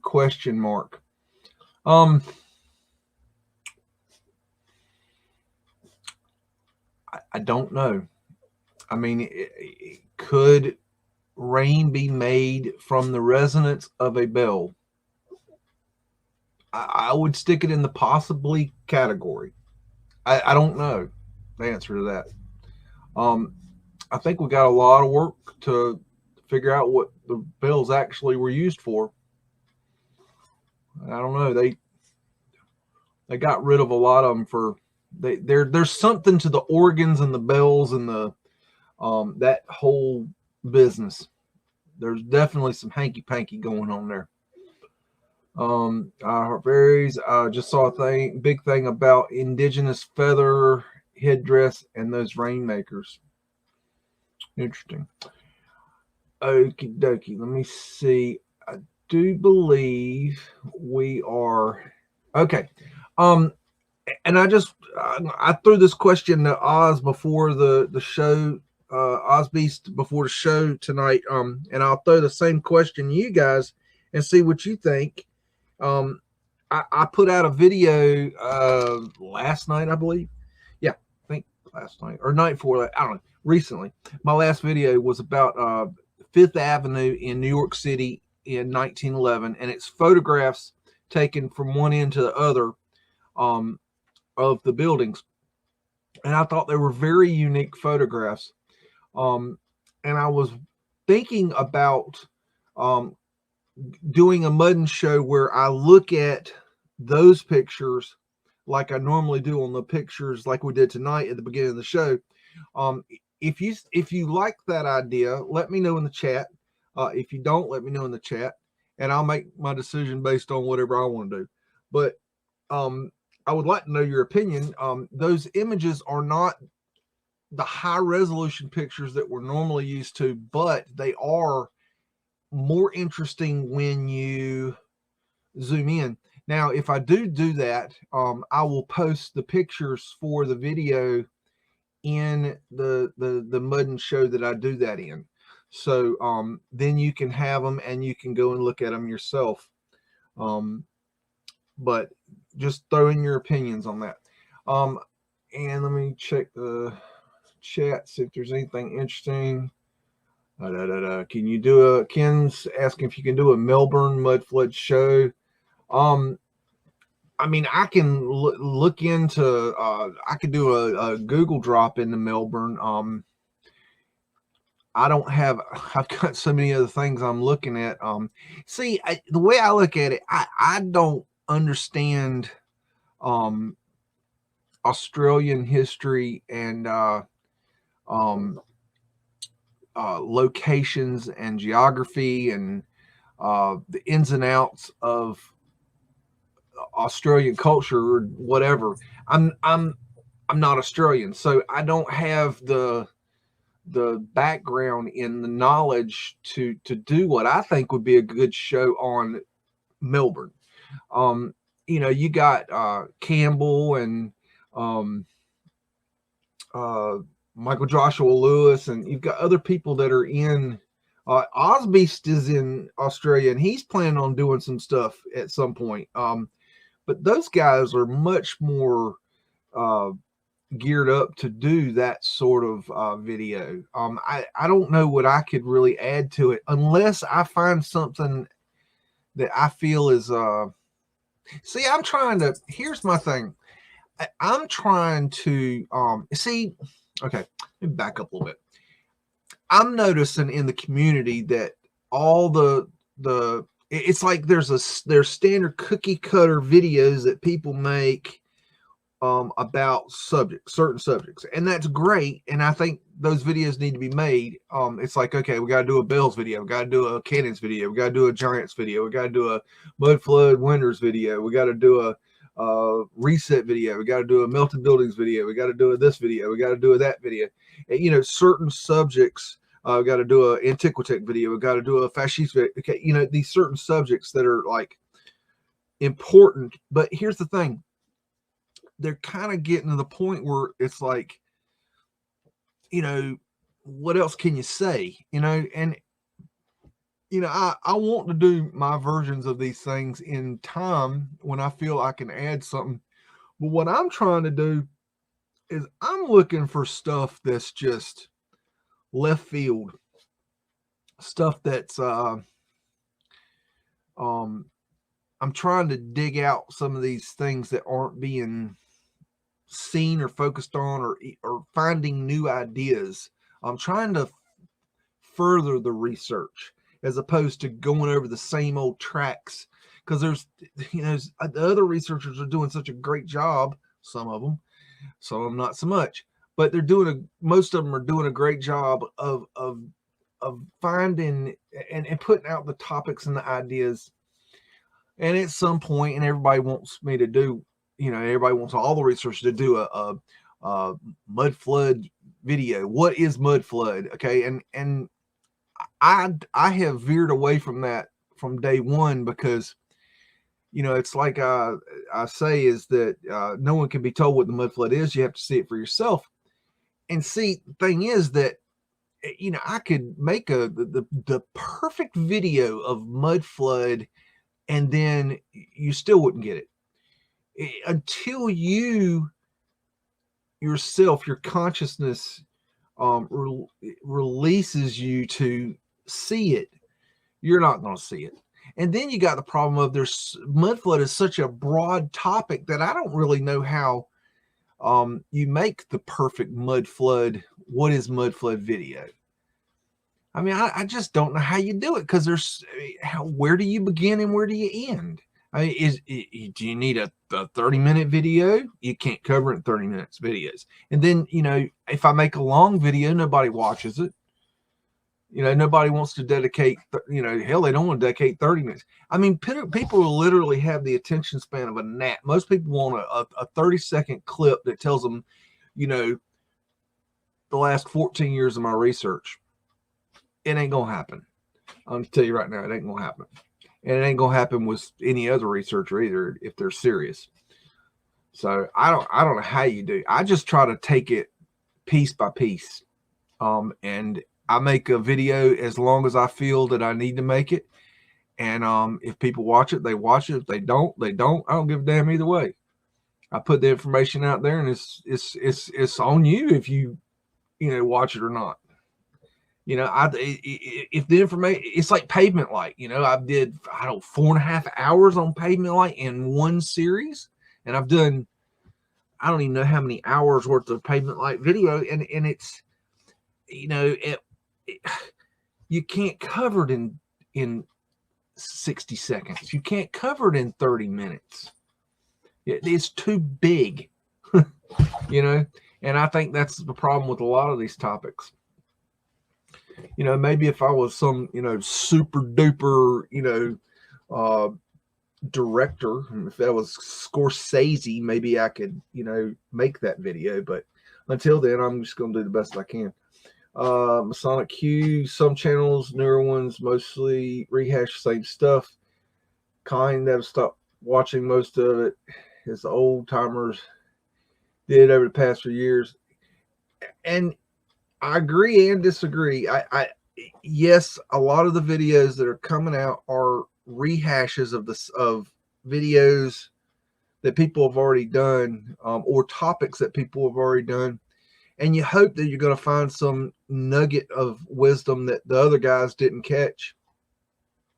But the reality is that if you're a good researcher, you're going to catch the nuggets usually that the other guys caught. So I don't know. It's a tough one. I mean, and so I'm trying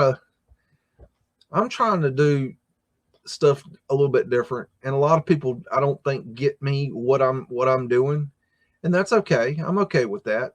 I'm you know, I'm not called the black sheep, but I've been a black sheep my whole life, and I'm okay. I'm pretty damn comfortable being a black sheep. You know, that's all right by me. That's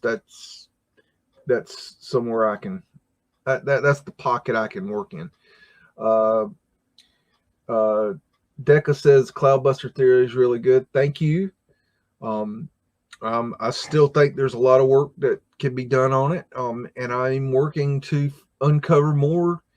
It's more in the kind of the nitty gritty, like down and dirty study now. It's like not the fun stuff. It's like the dig through hours and hours of documents and videos and blah blah blah. Let's see. I forgot. Okay, I got some Ozbeast. I got this is for you. We're gonna go and look at. You had requested catalogs, and so I pulled some catalogs, and I do not have them in the description, but I will add them later.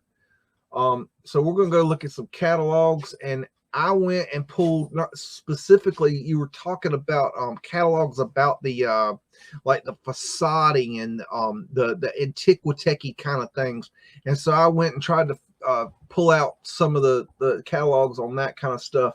So let's go check that out, and we'll see what we got there. And I hope you like this. This catalog is called okay. Oh, I tell you what, hold on, guys. I tell you what, give me a second. The Chihuahua is asking to go out. Let me give you a second.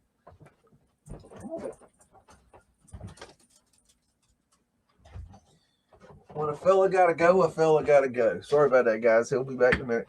I'll try to read some of this in the meantime while he is doing his guard dog patrol.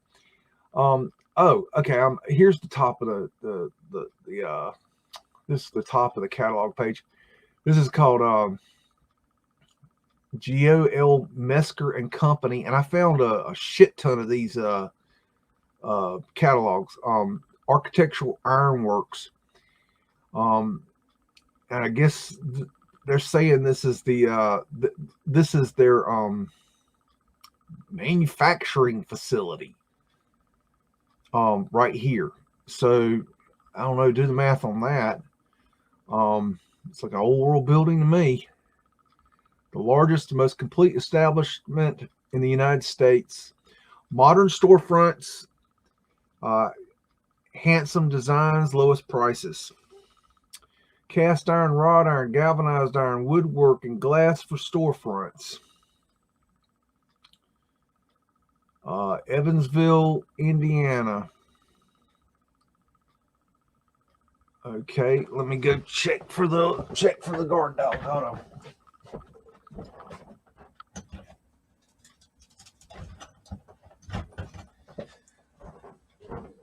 Sorry about that, folks.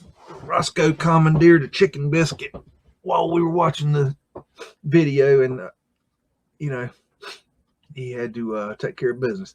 Largest, most complete architectural foundry and galvanized ironworks in the United States. Blah blah blah blah blah blah blah blah blah blah. I'm not going to read this stuff to you unless I see something that jumps out at me, and the reason is, number one, there's too much of it. Number two, it's not really an interesting read. But if you're looking for data, there's a lot of data in these documents. So these are storefronts that you could, these pieces, you could purchase these pieces for purchase, supposedly. I have theorized that these, what these are catalogs that were designed to make it look like we built these buildings. And it's like, okay, well, we've got to come up with a catalog and different companies to make it look like here's where you ordered it from. So, you know, but you can learn a lot from reading these. They're dry reads. So if you're a serious researcher, I'm gonna put the links to these in the video. They won't be in there tonight. It might be later tonight, it might be tomorrow, whenever I get to it, but I'll get to it, and I'll put these, and you can go and get these yourself and take a look at them and do your own reading and looking and put them in your collection. But these are storefronts in this catalog.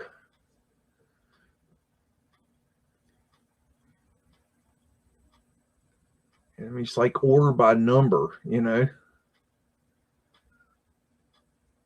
And you know, maybe they, and I have thought that it's very possible in the old world you could order these just like this. It's like, I mean, why not? You know, you go to a development now, a housing development now, and they're a new housing development, and they're like, okay, we got these 10 designs. Which one do you want? You know, and you buy a design, and they build that house. You know, and I could see it being the same thing. It's like you go and you say, hey, I want to build a building. Okay, well, here's your design choices. Oh, okay, well, I like this one. I like number 1360. I'm gonna put that on my storefront because that's gonna look good. I'm you know, and maybe that's how they sold them in the old world. I mean, why not? I don't know. I'm just saying. But you know, Osby's was making the point to me that, you know, need to show more catalogs because I know you got them. He's like, you know, which I do, and I don't show them because I don't, you know, I didn't know if people really, you know, were really enjoying these or not. It's hard to understand feedback from you guys because, you know, you guys don't tell me everything. You know, sometimes you don't. Sometimes you tell me. Sometimes you tell me too much, and sometimes you don't tell me shit. But I didn't know if you liked seeing catalogs or not, so I didn't do them too much. But I have a shit ton of these. There's the supposed framing that you would put for the facade here. So that's kind of interesting. I'm going to scroll through these pretty quickly. You can look at these on your own, and you can read them if you want. And you see a lot of these in the Tribeca neighborhood, and this is how you could mount them.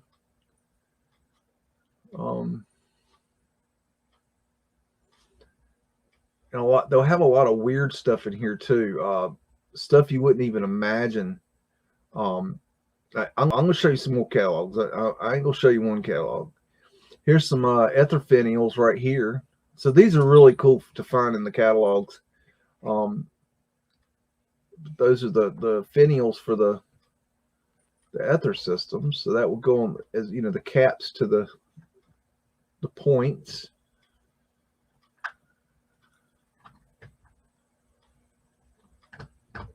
Let's see what we got here. These are hitching posts. That's what you would tie your horse to. Lentils. There's pavement light right there. There's grates. Now these grates are the ones they would put over the Mudflood windows. There's a coal chute cover right there. Here's a dumbwaiter system. See, dumbwaiter, which is really cool because, I mean, how often do you see the inners of a dumbwaiter, you know? Here's ether fencing.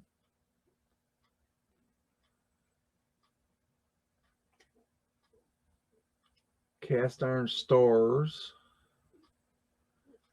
Cresting funnels, or finials, not I call them finials. Tomato. Okay, so that's that catalog. Let me find another one. We got what's this one called? Canopies. Okay, E.T. Barnum Iron and Wire Works, Detroit, Michigan. I got partition railings, window guards, fire escapes, steel shutters, folding gates, bank and office railings, wrought iron fencing, jail and prison work, canopies and porticos, lawn furniture. It's odd. Okay, bank and office railings, mausoleum doors and gates, display fountains, drinking fountains, wire signs, wire cloth. Okay. Alrighty, let's get down. There's some window guards. These would be used on the windows that are built on ground level because, yeah, that makes sense. And then they'd have to put security over the windows because, well, you built a window on ground level, which, no, that doesn't make sense. And wire guards. So these are wire guards for over windows. So you're going to build this beautiful arched window and then put a wire guard over it? Oh, come on. I just don't, I mean, come on, let's get back. Look, really, I mean, we're going to live in a world where we're going to build something like so architecturally beautiful in its construction. It's Vesica Pisces. It's, you know, it's just perfect in its symmetry. And yet we're going to have to put this cage fence on it because our society sucks so bad that everybody wants to break in. Something, that dog don't hunt. See if we can find anything interesting.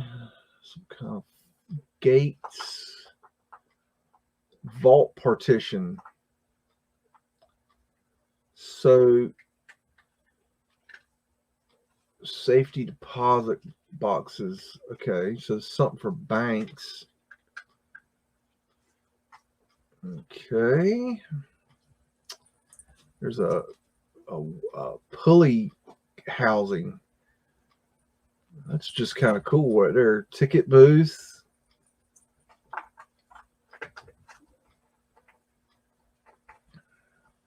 Some kind of doors or something. Tubular floor railing. Let's see. There's a fire pole. Looks like a pool ladder.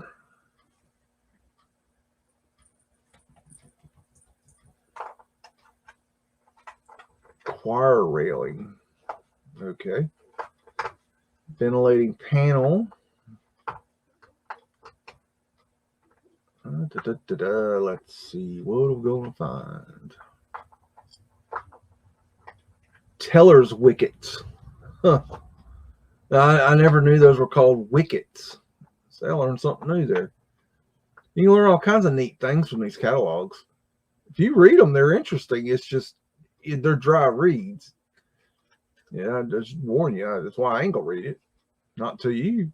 I might read it myself. It's pain in the ass to read aloud.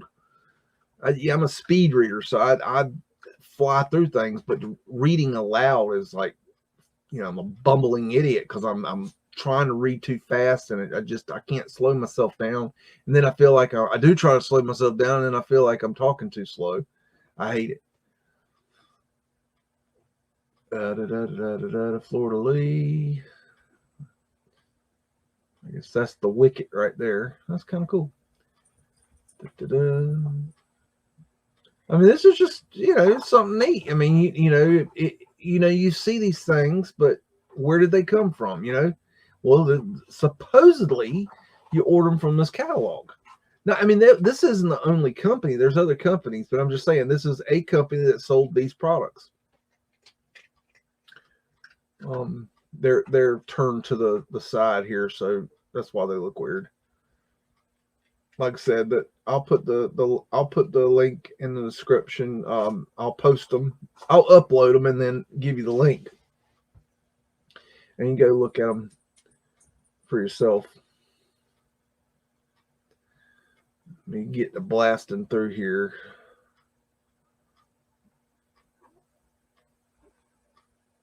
Let's see.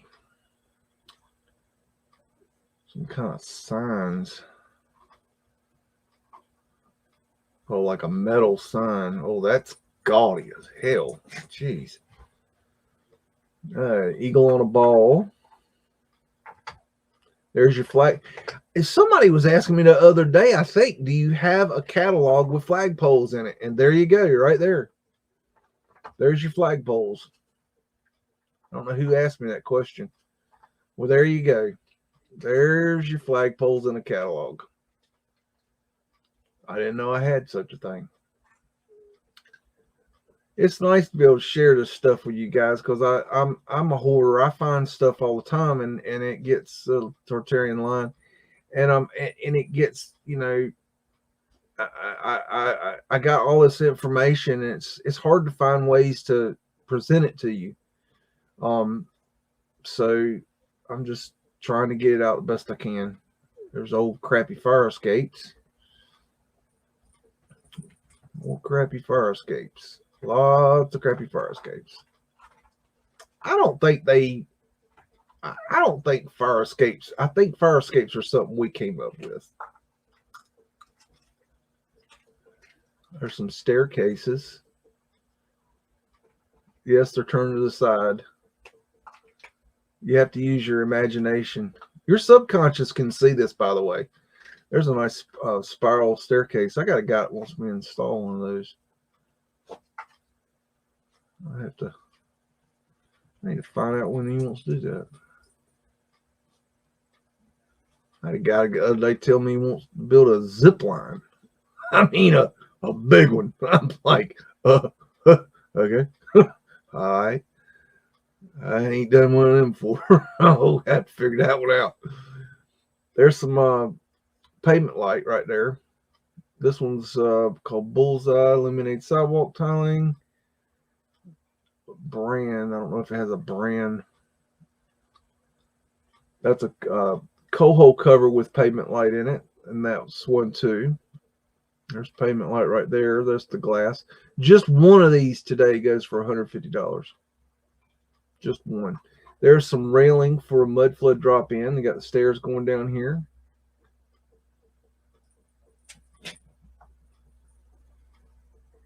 There's your trap door openings. There you go, right there. There's grates to cover up your Mudflood windows. There's a trap door grate. Shutters. Let's see. Let's see what we can find here. Some kind of vault doors. Wrought steel vault door. Canopies. These things, man, these things are cool. I think these are old world, because these things are always super ornate. Just really overkill. Look at those things. I wonder how much those things cost. And how'd they come up with the prices for this stuff? There's prism glass right there and there. That's cool. This is like these is in situ canopies. How about that? That's another cool thing about these catalogs, is they show images that you would not be able to see anywhere else, because these photographs were taken for these catalogs. So I have found some really good pictures in these catalogs, big time. I used a lot of them in my pavement light videos. I found so many pictures and images that were just not available anywhere else. Very original, like, you know, stuff, which was really cool. Horn toot. Let's see. Okay, this is, what does this say? This partial list place where we have furnished steel cells for county jails, village, and city lockup use. Okay. Wow. That's interesting. Oh, so I need one of those in case Cujo needs a place to stay. So you can order you a jail cell. Is that not creepy, or is that not creepy? I find that really creepy. Maybe it's just me. I don't know. That is really messed up. Oh, now we have a 2-tiered cage. Oh, wonderful. Oh, you can order a jail. Okay. Wow. You can find the weirdest stuff. There's a flat earth asterisk. Fleur-de-lis. Mausoleum doors.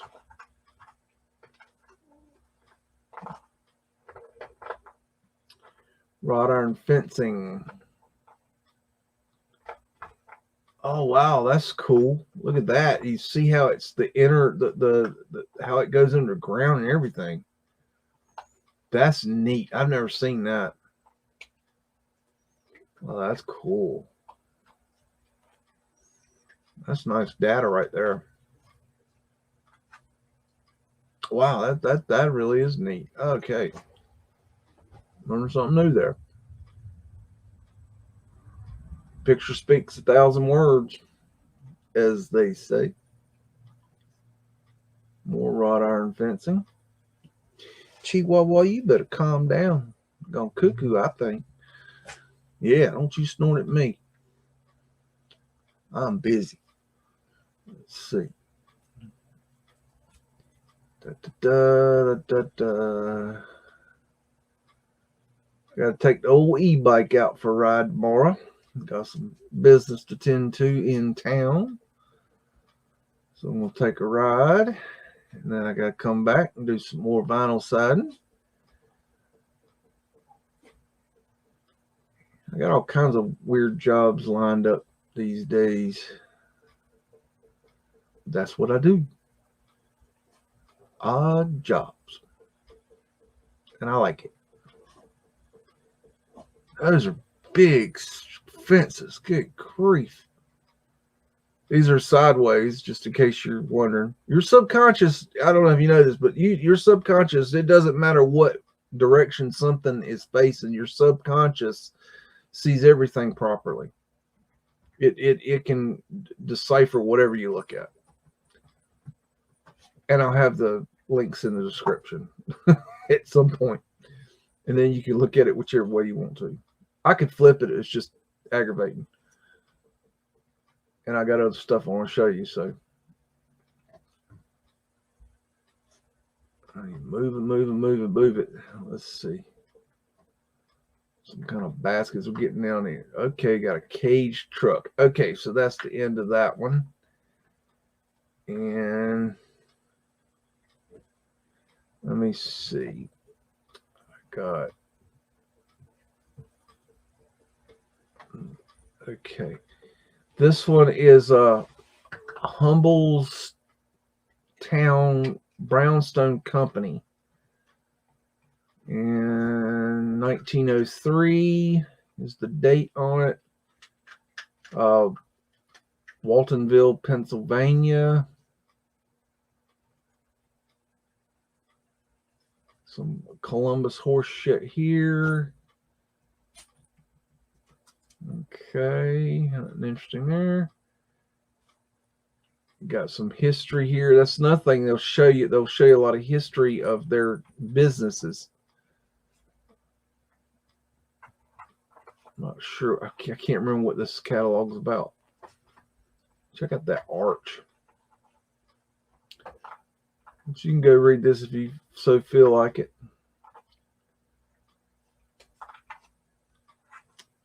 What they're doing here, I can't remember. It gets down. I think it's like a stone quarry or something. Check out those big cranes.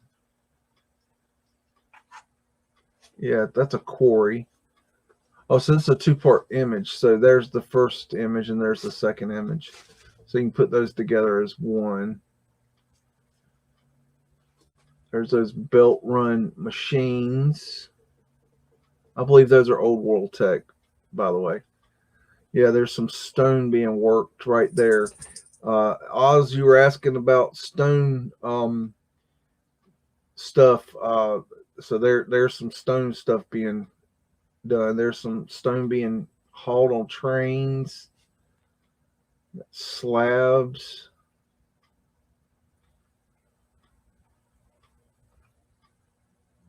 There's a cool building. That's I guess they're talking about the facade here that they did that. Oh, whoa. Look at that thing. Hold on. I forget how you. Let me see. Rotate right. Check that out. Look at that thing. Yeah. That looks like pavement light right there. Big old arch. There's Fred for his horse that built America. Let's see. Oh, gotta rotate. That's why I don't rotate too much. Salem Lutheran Church. What was that building? Oh, that building was the Market and Fulton National Bank in New York City. That last big monstrosity picture. This is Salem Lutheran Church, Lebanon, PA. This is RC Protectory, Fatland, PA. Weird looking building.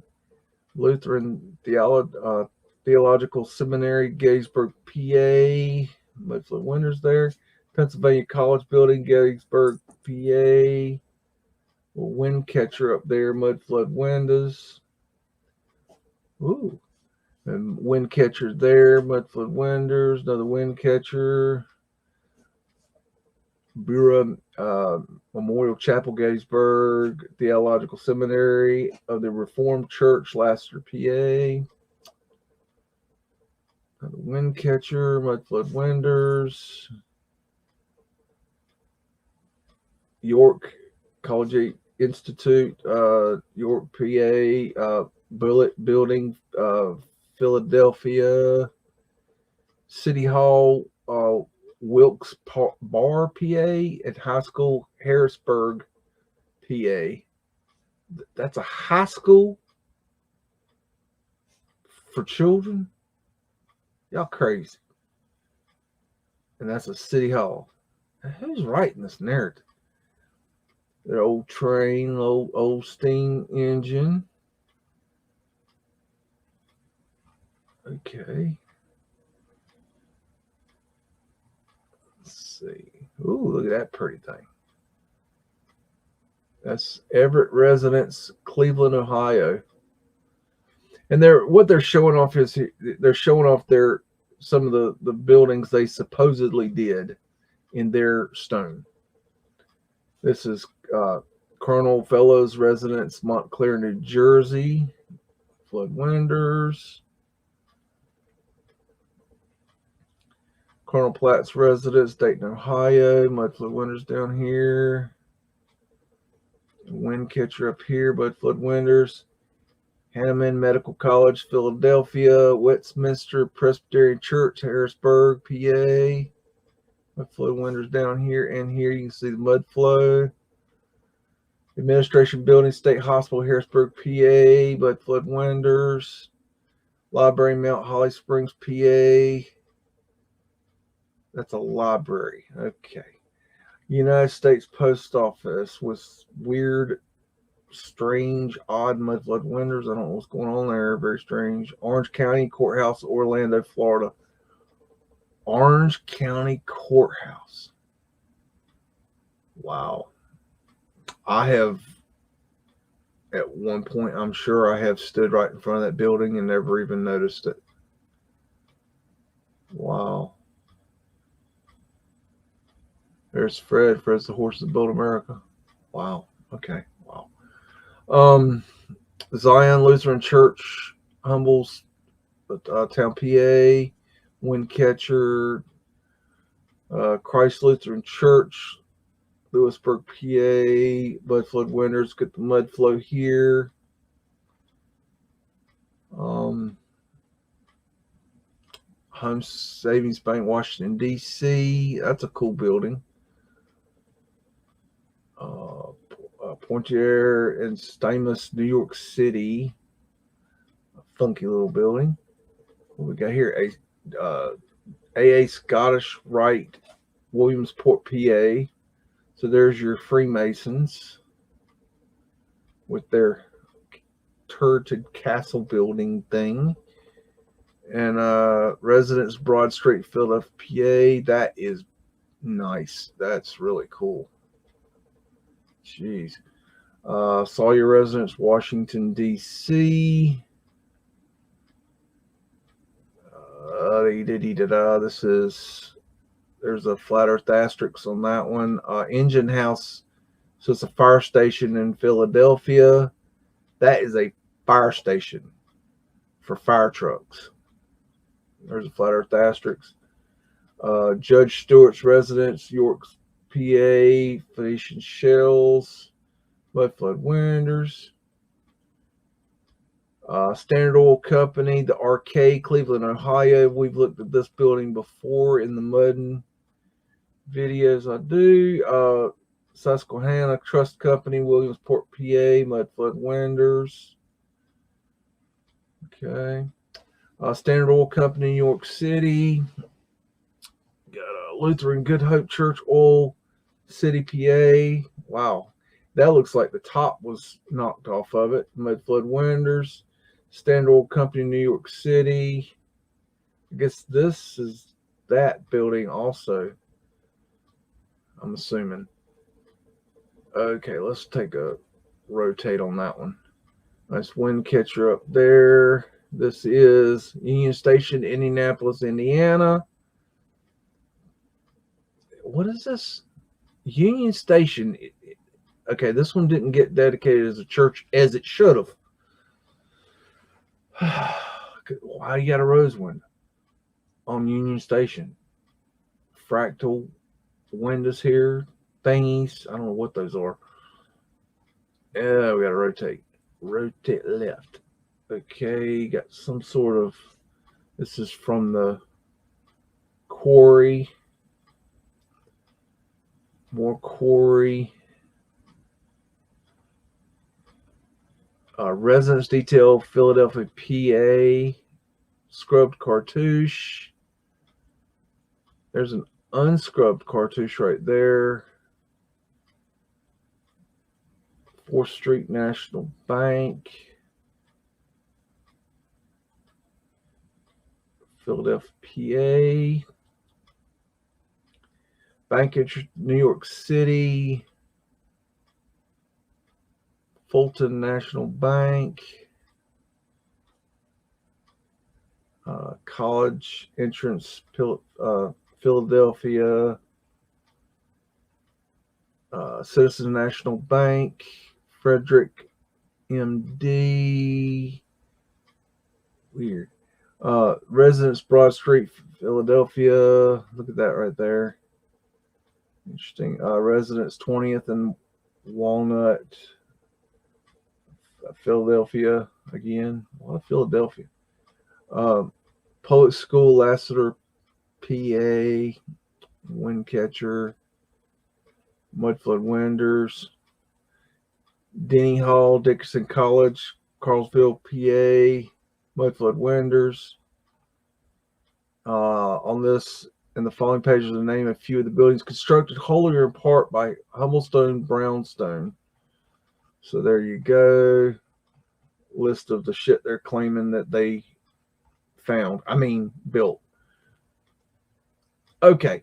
I think we're going to stop with the catalogs for now. And let's see if there's any questions real quick. Let me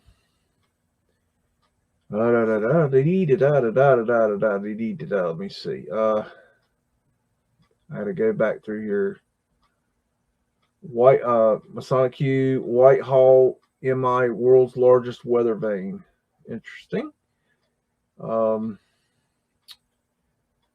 Marcelo, when I see these old fences, it reminds of that Silent Hill look and feel. Very creepy. Yeah, that was a weird movie, Silent Hill.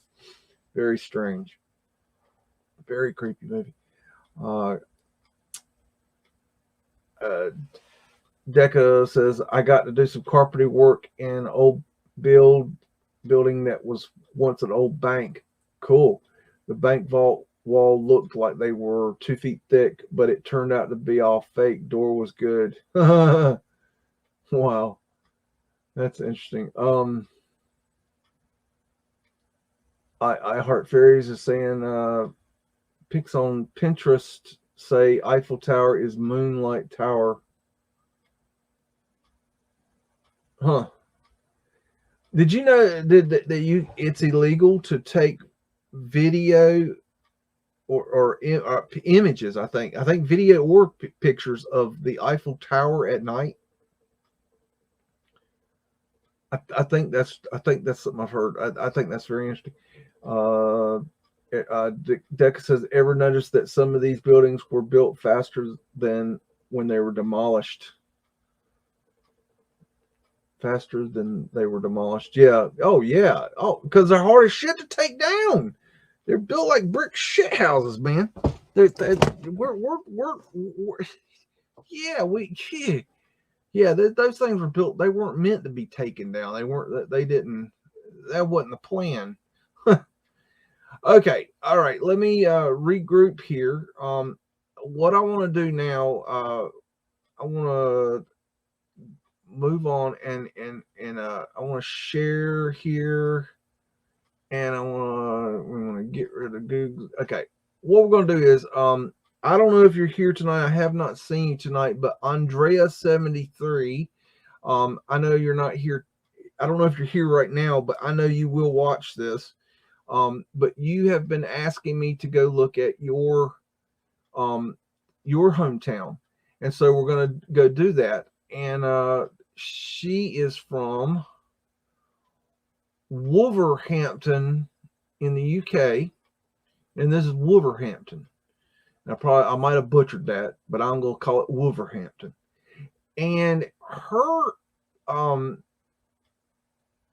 me get bearings here. Hold on. Okay, I got it. Okay, her theory on her location is that she thinks that the I'm doing this in a nutshell, but her idea is that the mud came from this church. This is St. Peter's church, and this is a nice old rural church. Okay, and it is, let me back up a little bit. It is, back up some more. It is, if you'll notice, ignoring anything new, it is really, suspect about being the highest point of the old world buildings. Okay. Now what she's wondering is how does she's comparing my theory to how she thinks that it came in, and so I wanted to look at it and see what I think. And I don't have the answers, but I'll give you my opinion of what I see and what I think, and it's best I can do. So what I'm seeing here is that without a doubt, this nice little community here. I need to show you this too. Is let me find it. Okay, this little video, this little town is definitely mud flooded. I have found pavement light in Wolverhampton on Darlington Street. So we got pavement light here. Got pavement light on Princess Square right here. We've got, see the mud flow going down to the left. I found these interesting walled areas here with mud flood windows in them. So what that tells me is that there was this wall more than likely at one time went up, and that there was a building here. Now there's another image. This is the other side of that wall. So this is one side of the wall. This is the other side of the wall. So this is in Wolverhampton. So I believe there was a building under that went down. This is part of a building. Okay.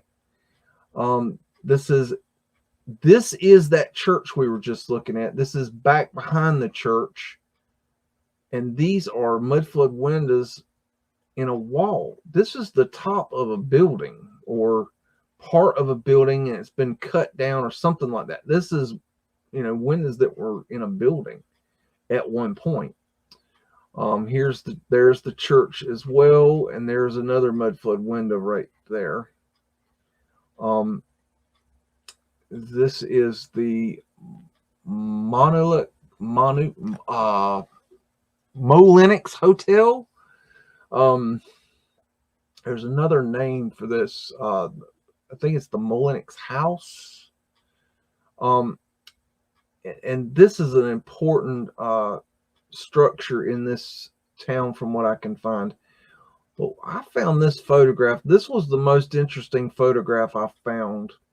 And I want you to take note of this retaining wall right here. This is the back side. Okay, this side of the building faces what is now a stadium. I believe it's called the Molinix Stadium, but it faces the stadium, and I'll show it to you. And the other side faces downtown Wolverhampton, and that is where the church is. But this is a retaining wall. Okay, this is not a foundation. This is a retaining wall. And the reason I know that is because you look right here, you got the fence coming out, and then you got the stairs going up, and then you got stairs going up here. This is a retaining wall. But my point is that this goes down, let's see, 1, 2, 3, about 5 feet here, and about, it could be 6 to 8 feet from here to this white line. So that gives you an idea.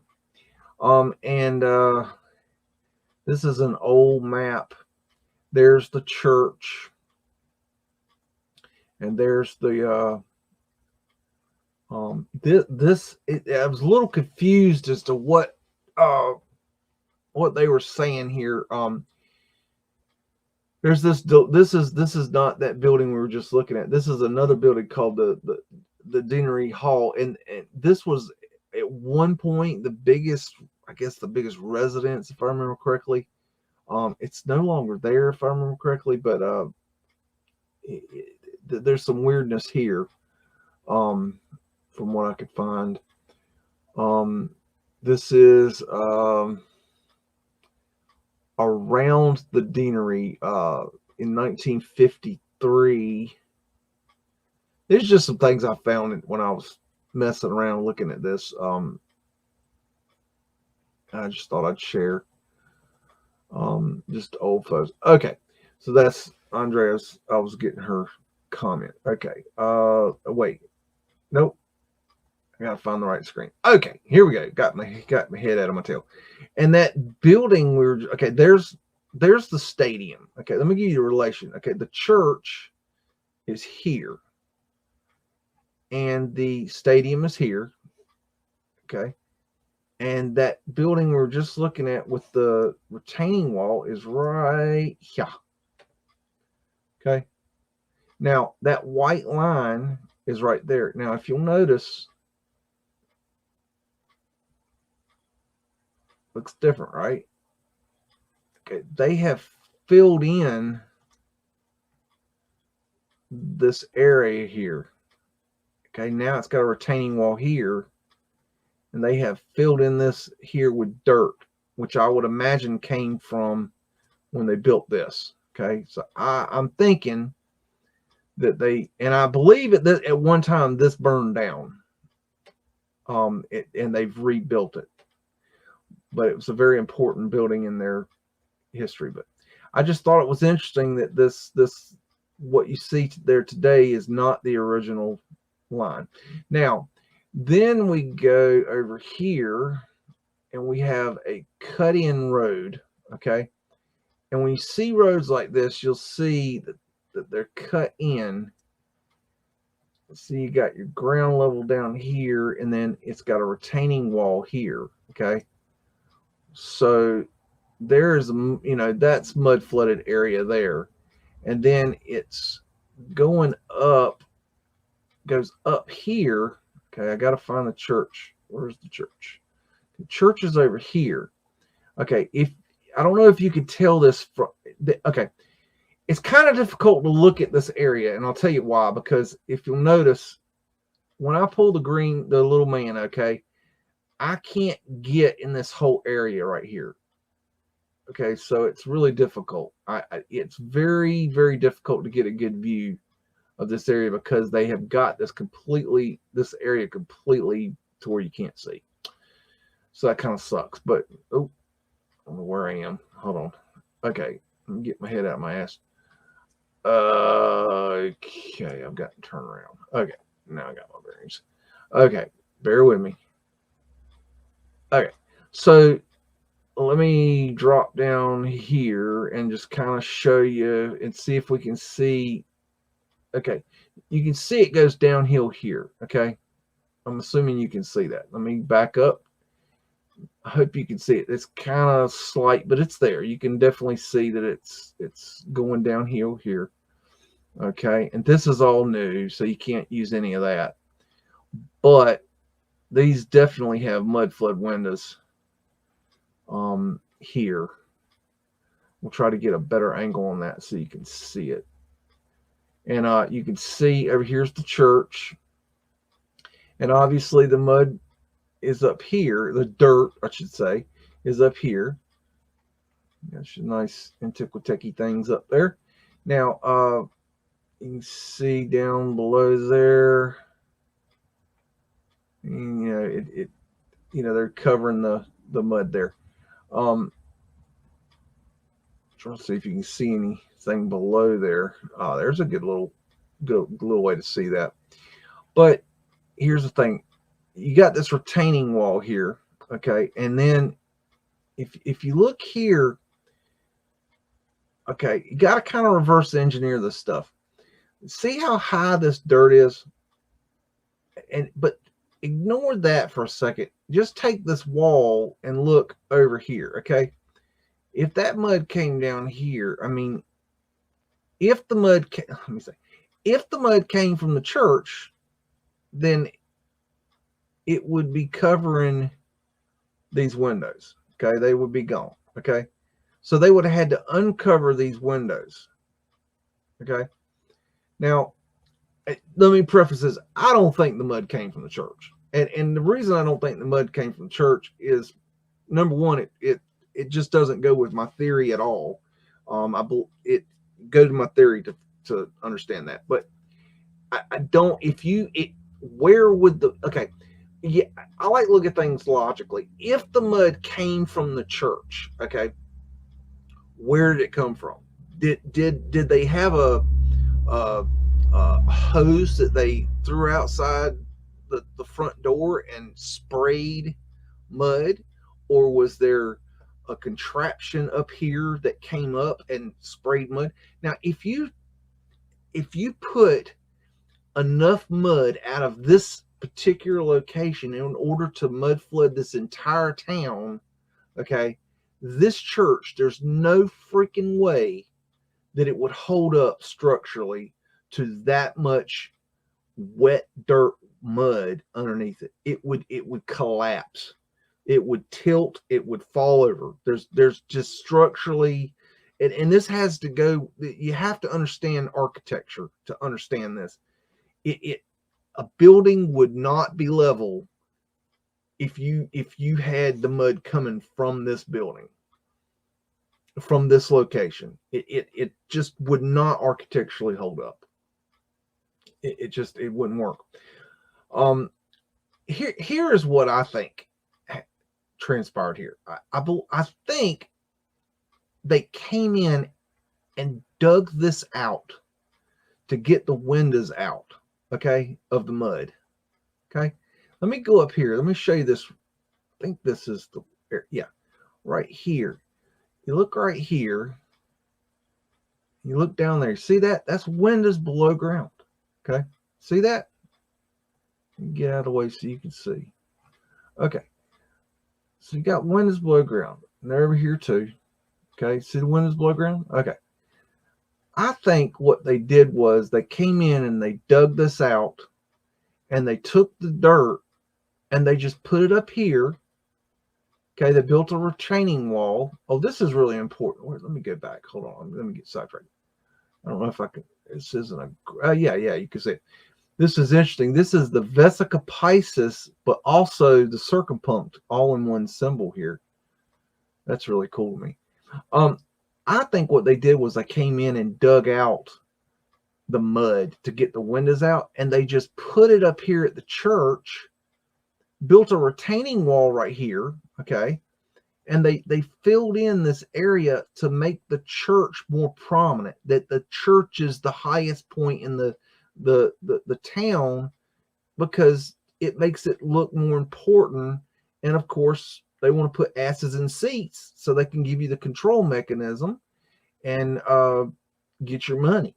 So my thinking is, and this is my opinion, I think that they dug this out and filled this in. I don't think this, I think this is Mudflood. Okay, I think this dirt is actually Mudflood to an extent. But I think that they just see that when they dug this out, look, okay, if this thing's Mudflood, right, this had to be dug out. There's no way that this is this high and this has got Mudflood windows without digging it out. It's not going to happen. Okay, so I think they dug it out and filled in.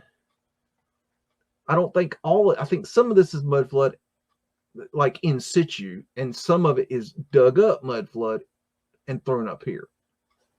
Not the whole thing. And you know, most of the mud they dug up would have gone somewhere else. I mean, just like anywhere else. But that's what I think happened here.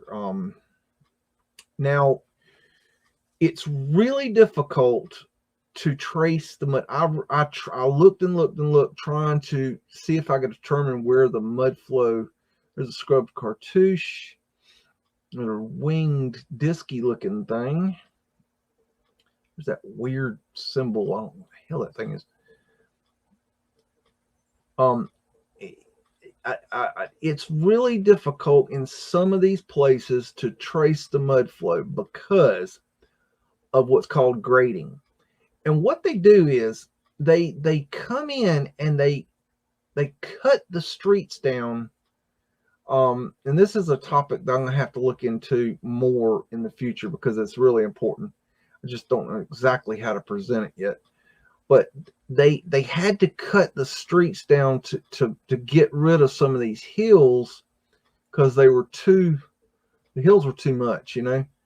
And so when they did that, it makes it very difficult to trace the mud flow, because when you have a flow going down at a grade, right, and they come in to change that grade to make it more level, then the problem is you can't trace the flow.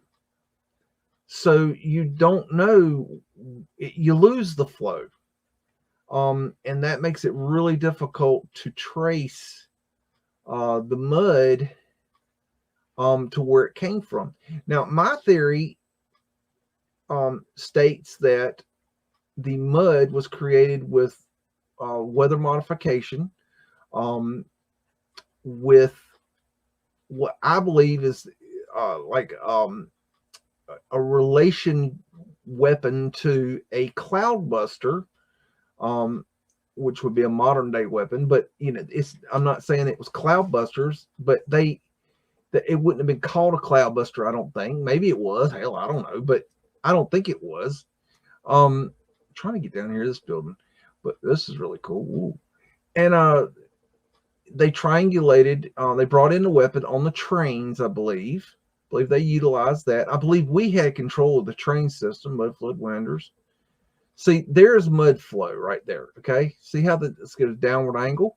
So then you could trace it down here, right? But then the problem is you get down here and it's modern. Okay, useless. Okay, this is modern, and it's just, you don't know.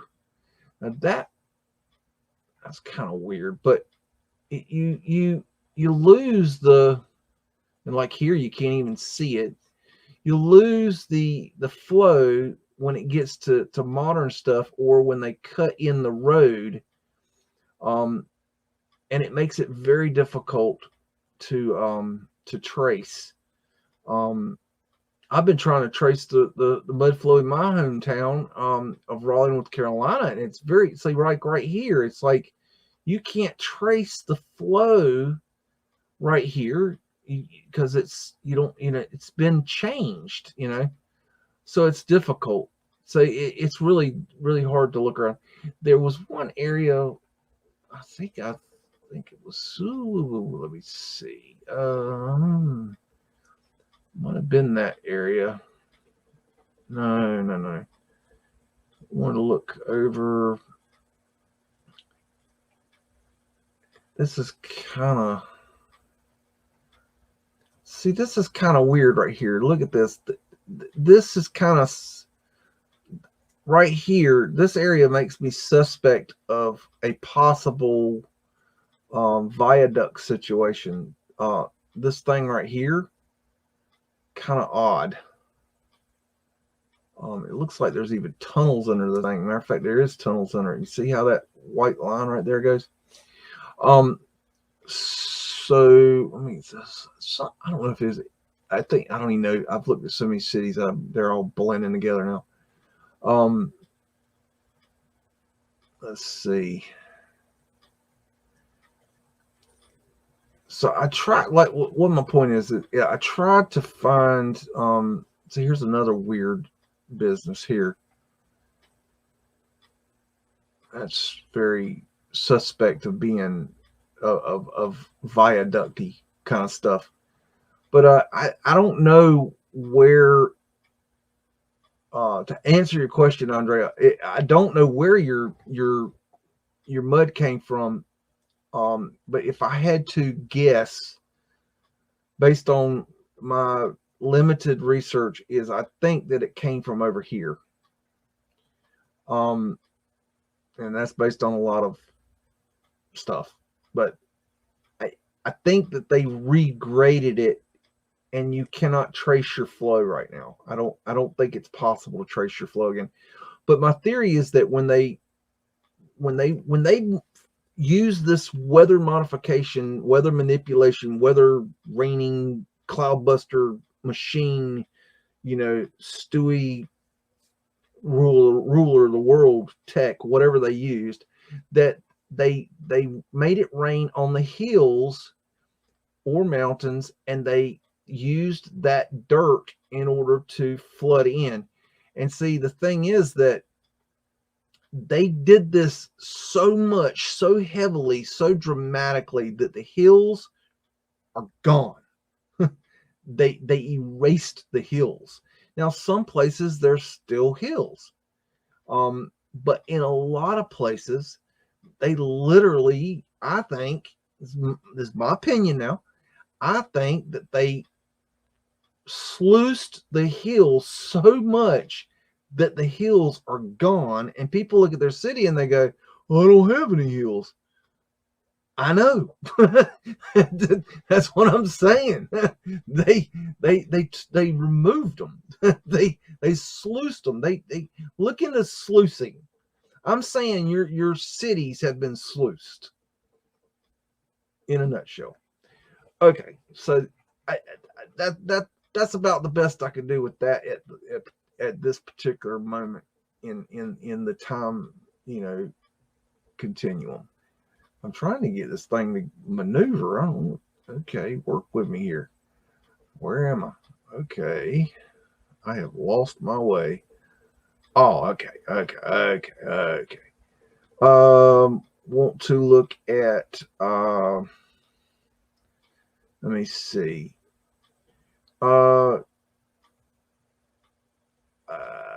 Ozbeast, can you give me that Kim Ray's location that she was asking for in Alberta, Calgary?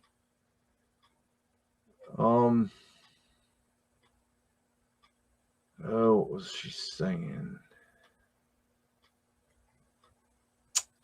Let's see. I don't know the names of these. Let me go and look at the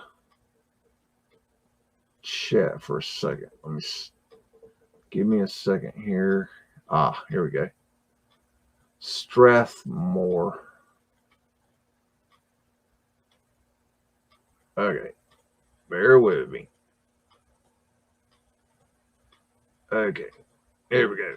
Let's see if it brings it up. Is that one city? Alberta. Oh, let's try it. That ain't right. It can't be right. And that looks right. Strathmore. That's got to be it. And so, okay. So this is this right? I hope this is right. Now, I don't know if this is old. This looks very planned, very new.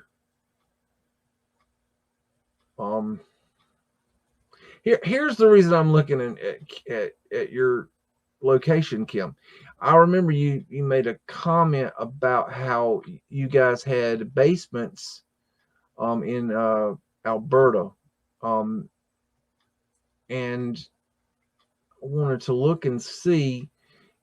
Yes, I mean, you guys up there don't have the same issues with basements we have here. I mean, we have basements here, but they always suck. This is a planned community. There's nothing. I don't believe there's anything old world about this here. Let me get out of there. Where's Calgary? Okay, I know Calgary's probably old. Got some old stuff.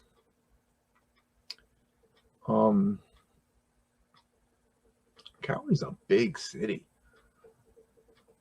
I don't know how old Calgary is. I don't know. I really don't know a whole lot about Canadian history. Let's see. If I can find anything that looks old here. Everything looks so new.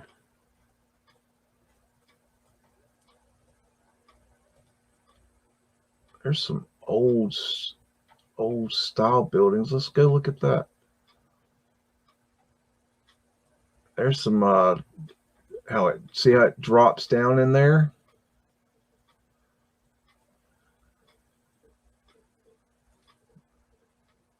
Got some stuff right here. So yeah, I mean it's I'm seeing they're starting to see the telltale signs of what would be considered the mud flood here.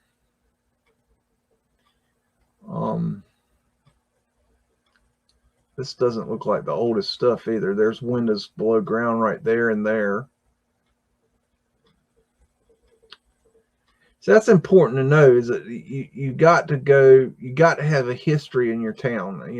If your town was built before 1945, then there's a good possibility you have mud flood stuff. If it was built before 1900, I mean, almost assuredly. Matter of fact, assuredly. But just because you have buildings doesn't mean that you're mud flooded. You got to have all the information here. Like that looks old world. There's an unscrubbed cartouche. Streets of Tartaria was telling me the other day I should make a unscrubbed cartouche video. I haven't collected the Hudson Bay Company. I haven't collected images of that, so I don't know. That'd be it. I'd have to start from scratch there. I just kind of point them out when I see them. I had never. I mean, there's so many of them. I mean, I don't know. I just hadn't ever thought about that. Man, this thing don't want to walk today.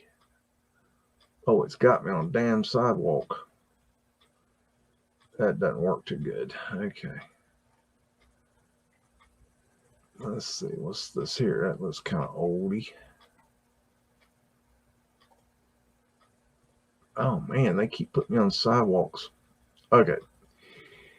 Anyways, I'm gonna go look at something more interesting here. This is kind of annoying me. Okay. Oz, you were asking about viaducts in Chicago.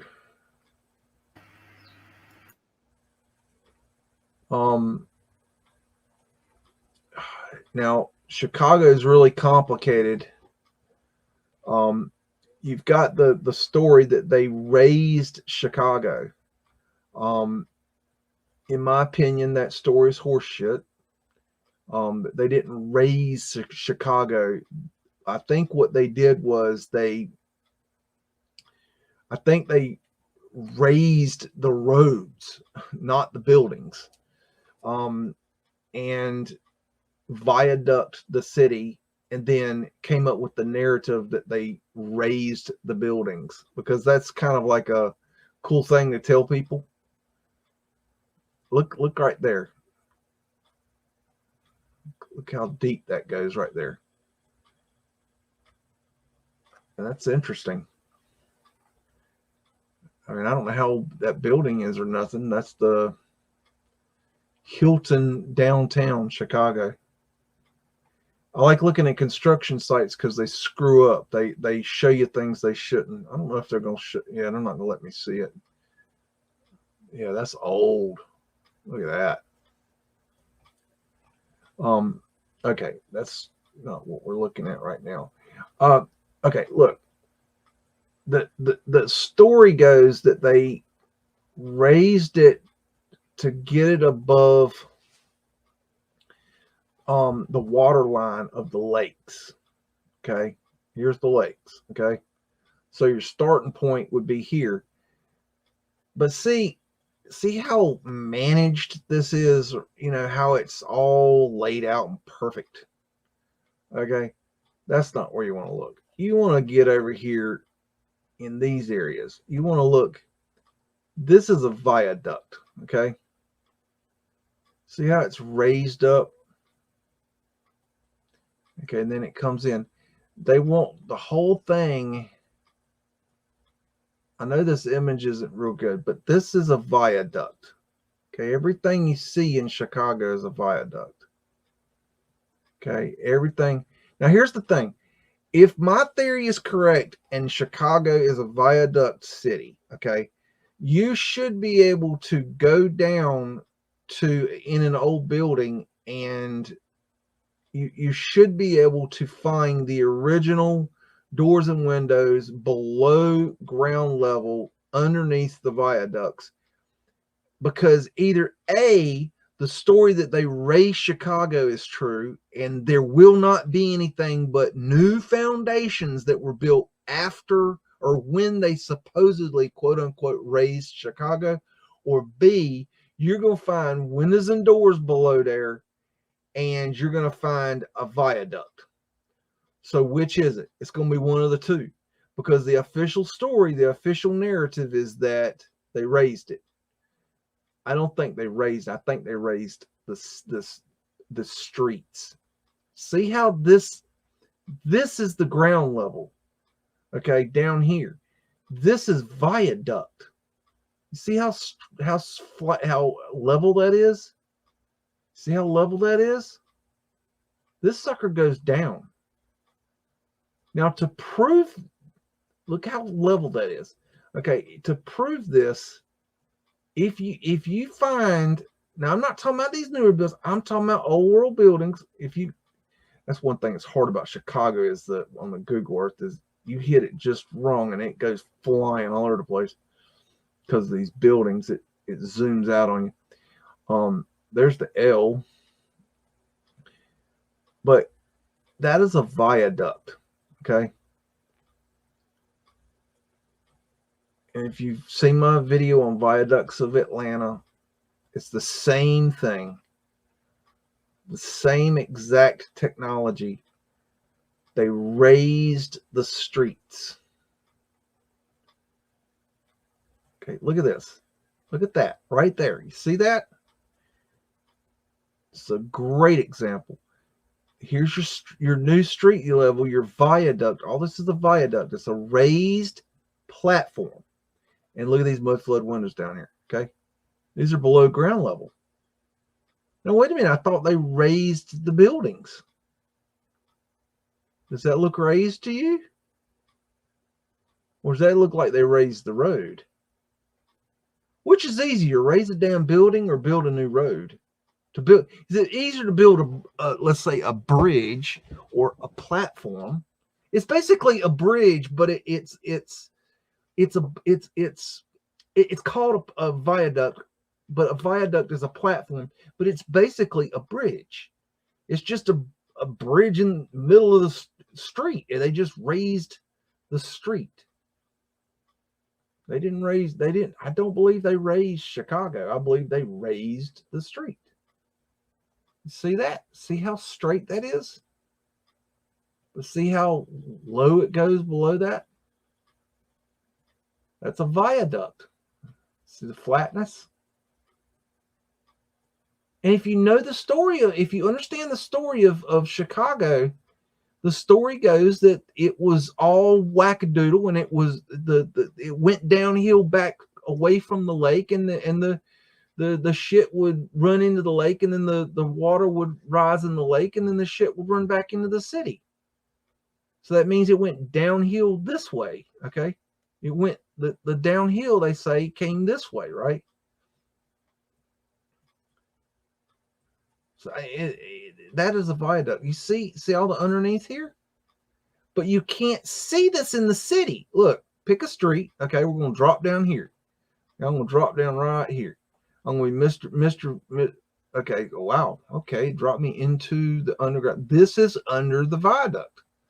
Okay, this is what it would look like under a viaduct. And that's another thing about these viaducts. They did the same thing in Atlanta with the subway and the new MARTA system, and the trains. They ran them under the viaducts.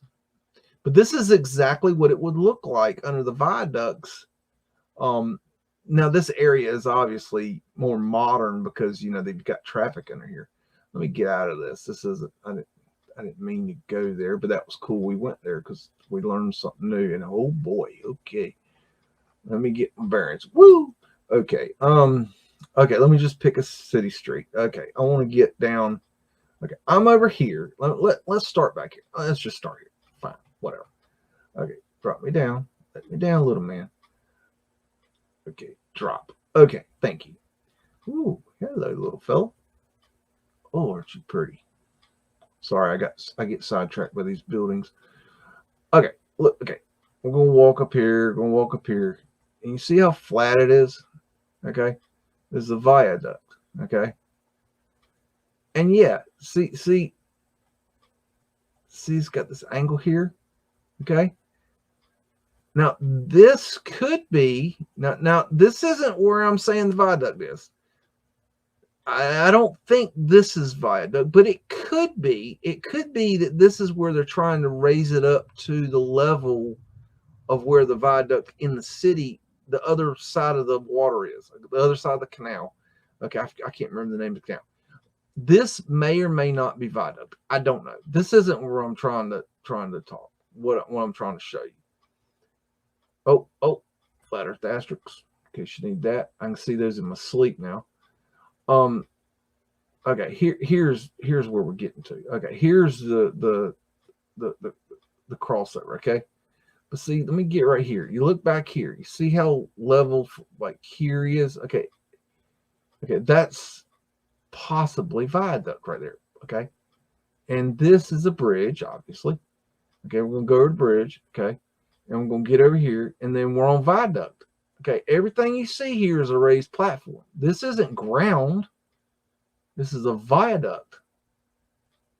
This is a raised, let me get back. Let me look down here. This is a raised road. All of it. Okay? Everything you see is a raised road. It's not ground. What I'm saying is, if you got down in these, I'm not talking about these new buildings because they do put the new buildings deep in the ground. Okay, so flat Earth asterisks. Told you I could see him on sleep. What I'm saying is, I'm not saying that in these new buildings. Okay, look, there's a building. Go in that building right there. Okay, the Wintrust Financial Corporation, and knock on the door and say, "Look, I want to see your motherfucking basement. I want to see it now. I'm here with the Mudflood police. Hands in the air. This is a holdup. We're gonna stick you up till you show us the evidence." Okay, this is what you got to do. I'm just saying. Phoenician shell, Taurus wave. There is what I'm saying. If you get in the basement and you look up into this lady's skirt right here, you know what you're gonna find? You gonna find windows and doors down there. That's what you're gonna find. That's what I think. Now you may not find actual windows and doors on a lot of these, because I think that my personal thinking is that they took the windows and doors out and used them. I think that was good stuff. I think they got them out of there. Number one, I don't think they wanted to use them. They wanted to raise them up to the higher level, but I also think they wanted to get them out of there so that people didn't find them later. And I think that's one reason they've gotten away with it as long as they have, is because so many of these windows and doors got taken out that people didn't realize. They saw these weird arches and these like, openings, but they didn't see the doors and the windows. And I think if you got, I don't know why I'm stuck. Am I in the idiot lane here? I don't know. Hold on a second. I got something for you. I'll drop right down there. You ain't gonna do nothing about that. And I think that if you get see, there's some of these. Okay, we're getting up near the park, I think. But you see, all this is raised platform. Now, if you think, oh, they can't raise the whole city platforms, no, it can't be done. Okay, then I ask you, how did they raise the whole fucking city with screw jacks? Which is easier, to raise an entire city block as the official narrative says, or would it be easier to build a bridge up here, which is a raised platform? Which is easier? Good gracious. What is that? I need one of those. What makes more logical sense? Would it be easier to build a platform, which is, a lot? Can you imagine trying to raise an entire building? I mean, the official narrative, they say they literally, they have told us, go and look into this. They tell us they raised buildings and put them on barges and floated them away. Now, you tell me how they did that. Now, yes, I've seen them do that with houses. They're saying they did this with brick Tartarian structures. Kiss my ass. It didn't happen. I mean, whoever is in charge of the horseshit narrative in Chicago, I mean, they are on top. They are top level horseshit writers. Because, I mean, you got to give credit where credit's due. I mean, a place this big, I guess you had to come up with a really good horseshit narrative. I don't know. Anyways, that's my little rant to Chicago. Are there any questions in here? Let's see.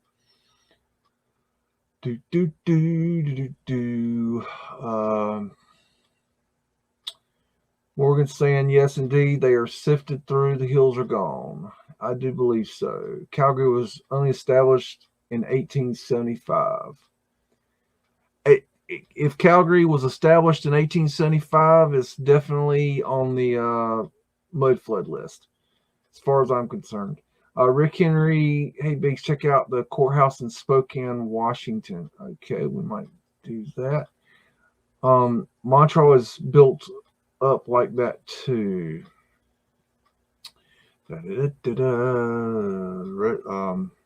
That's the recipe. Oh, I thought we were saying something else. It's, raising a building. Whoa, the chat moved. Hold on. Raising a building would require some serious tools. Yeah, they say they did it with jack screws and thousands of men. It's like, come on. I mean, have you ever watched them raise a house or move a house? It ain't no joke. They do it, but they're moving houses. It's very difficult. A lot can go wrong. Let's put it that way. It is an amazing thing to watch. But yeah. Okay, let's okay, let me share the screen, and we're going to go to Spokane, Washington. Why did it not do it? All right, okay. Was I supposed to look at something in particular in Spokane? I can't remember. Oh, wait a minute. Hold on. Bear with me. Let me go back. Courthouse. See, I knew what's happening. Courthouse. See if we can find it. If you see a river, that's a good place to start, because a lot of times the old world was built on the rivers. So just a little tip for tap.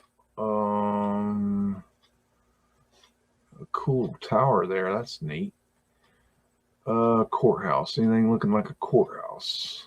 Anyone? Bueller. I'll cheat. Why not? Courthouse. Where is it? Anyone? Juvenile court. That's gotta be what you talk about right there.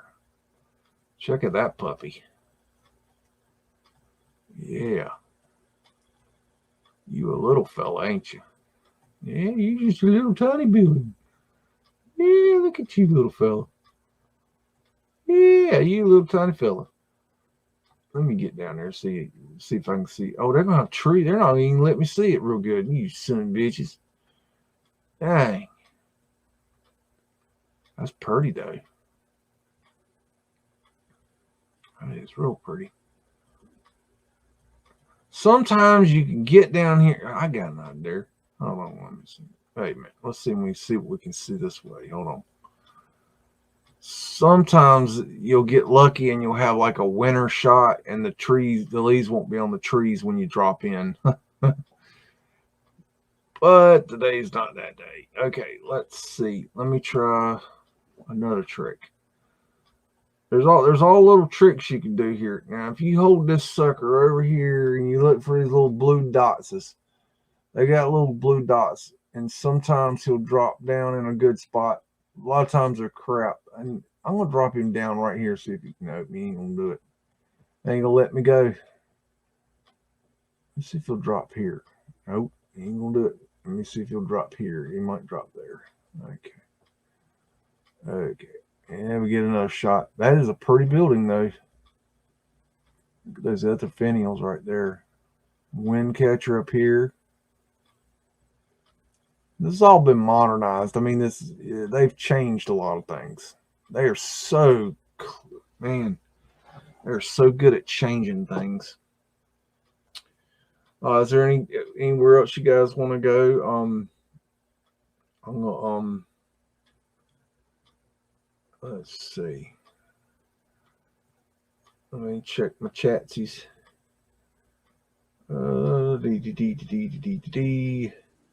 Minimize the building mover. Yep. Moving buildings that's a real trip. I remember watching a building move when I was real little. I wish I knew what that building was, because I remember seeing it going down the road, and I'm like, that thing is crazy looking, and I don't know where it went. It's like it just disappeared. So that's a weird thing there.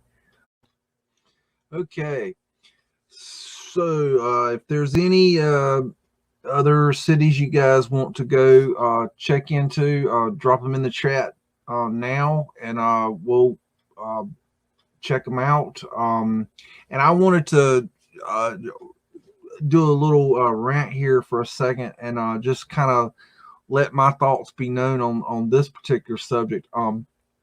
Some of you in the community are under the impression, or under your thoughts on how the mud flood took place are that it was a natural event. And I want to state very clearly that I do not believe that the mud flood was a natural event. I believe it was a man-made event. And I have a lot of reasons for that. But mainly it starts with that I don't believe that the creator is an asshole. And I don't believe that the creator wants to destroy our creations. I just, in my spiritual belief, don't believe that God is sitting, up in Godland and deciding that we are such fuck ups that God is going to destroy what we have built and what we have created. I believe we are here to create. That is the whole fucking point of our existence. So for God to destroy what we create goes against what I believe spiritually. That's first off. The second off is that in order to have a natural event, that means that nature would have to organize a event. And there's nothing organized about nature. Nature is chaos. Nature is chaotic. Nature doesn't use straight lines. Nature, it's curves. It's change. It's cyclical. It's yes, there are resets. There are things that happen in our universe that are cyclical. There are events. There are shifts that happen that are natural. Yes, but the mud flood event is different. It is an event that, when I trace mud, I see mud coming from different directions. I see it come from north. I see it come from south. I see it coming from east. I see it coming from west. Okay, that's not natural. Okay, a natural event would come from, it would be, look, a lot of people think that the firmament dropped the rain, okay, overhead. The thing is that what part of the firmament? Was it the entire firmament? Was it portions of the firmament? Who turned the water tap on the firmament and turned it off? How did the firmament target? Were there holes that opened up and dropped rain on the cities and towns in specific? Or, it just doesn't add up, because I get out to the countrysides and I'm not seeing the same type of damage. I'm not seeing the same strangeness in outlying areas that I see in the cities and towns. If you had, okay, if the water came from above, it would come straight down over the cities. It wouldn't. It's hard to explain, but it wouldn't be targeted, is what I'm saying. That theory just doesn't, to me, hold water.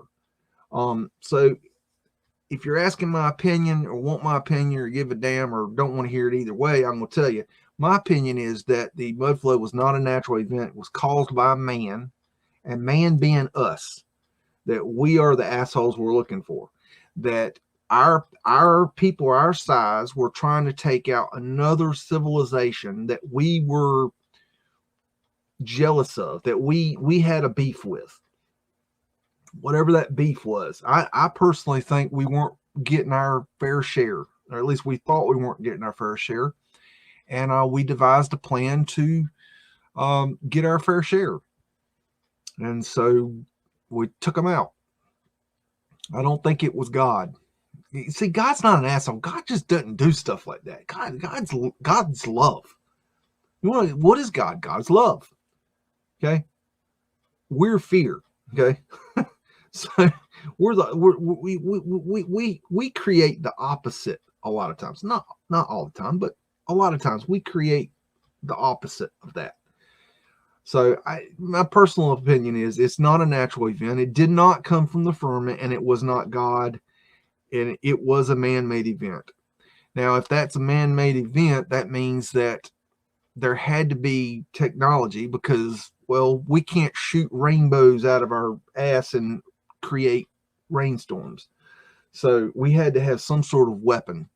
And I think, personally, my theory, in my mind, comes the closest that I've seen so far to hitting over the target. Is it correct? I don't know. That remains to be seen. But that's my opinion in a nutshell. That's my little rant on that. Alberta, Canada. Let's see. Alberta, Canada. Edmonton. Okay. Let's see if we can find Edmonton.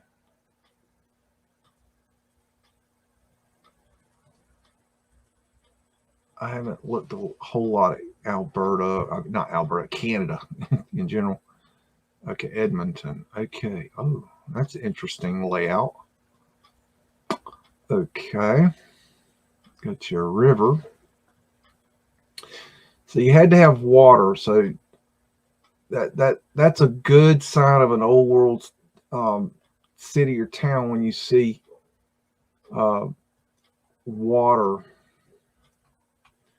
It looks kind of old worldy right there. Look at that. That's interesting. Huh. Okay, let's see what else we can find.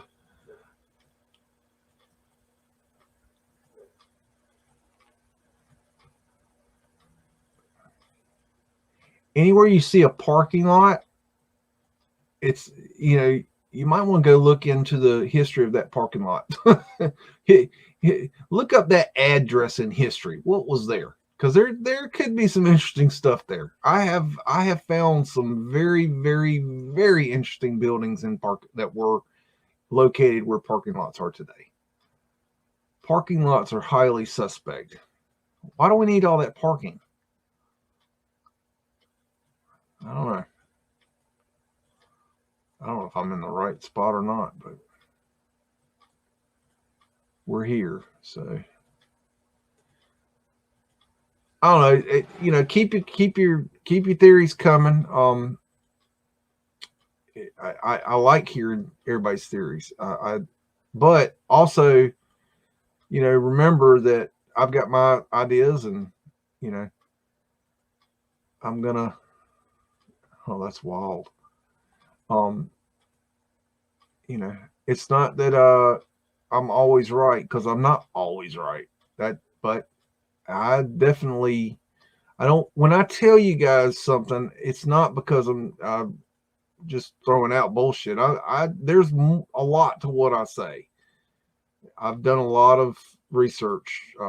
I've been spending not just on Mudflood. Matter of fact, I've only been studying Mudflood since 2019. So, I'm still relatively very new to Mudflood. I mean, Mudflood's very new. But, you know, I spent most of my time researching a lot of other topics. So I don't just base my research on, you know, my Mudflood research. I add in my spirituality. I add in my conspiracy research. I add in my, you know, quantum physics research. I add in all kinds of things to my salts. I don't know what I'm supposed to be looking at here. What is that? There's something. So, you know, I'm not just a Mudflood researcher. Just because I don't talk about conspiracies doesn't mean that I don't know a shit ton about them. Hello, little fella. You thought you were going to get away from us, didn't you? Wait a minute. Yeah, look at that little fella. What'd they call this one? The Capitol? What is this? Legislature building. Okay. See, if this was in Alabama, it'd be the Capitol. What the hell am I in? How the hell did I get here? The hell? Oh, hello. Come here, little fella. Hello. I see. Portholes. That's pretty cool. There's an unscrubbed cartouche right there. I don't think I don't think I'll do a video on unscrubbed cartouche. I think that'd be a pain in the ass. That sounds like a nightmare.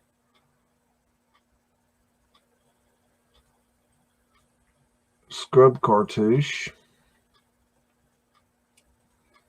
I mean, it'd be a cool video, but I mean, finding all that information, all leaf of control, finding all that information be just really difficult. Torus field. So they've changed this. This is an original, I don't think. That's something they've changed.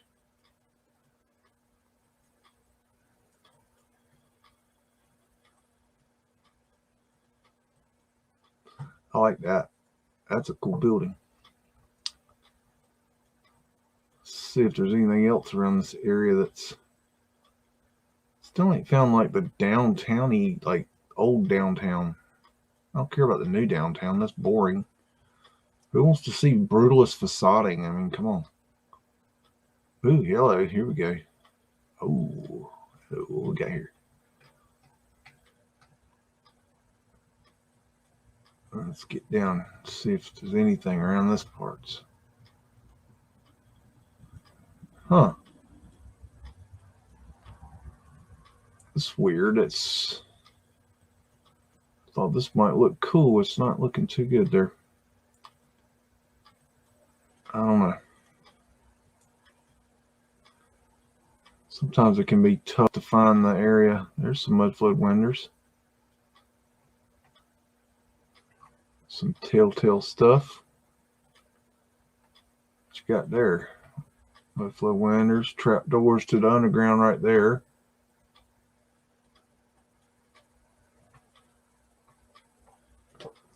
Okay, 1913. I think they, you know, this is my opinion now. This is just pure speculation, but I think that there's a very strong possibility that they manipulated time. And I'm not talking about removed time like the 1,000 years. I'm talking about manipulated time. Like they bent time. They changed it somehow in around 42. When was the Philadelphia experiment? I believe that it's what my research is pointing to, is that Michelle Gibson believes this too, is that during the Philadelphia experiment that they we actually came up with this independently, that she came up with it. I can't remember.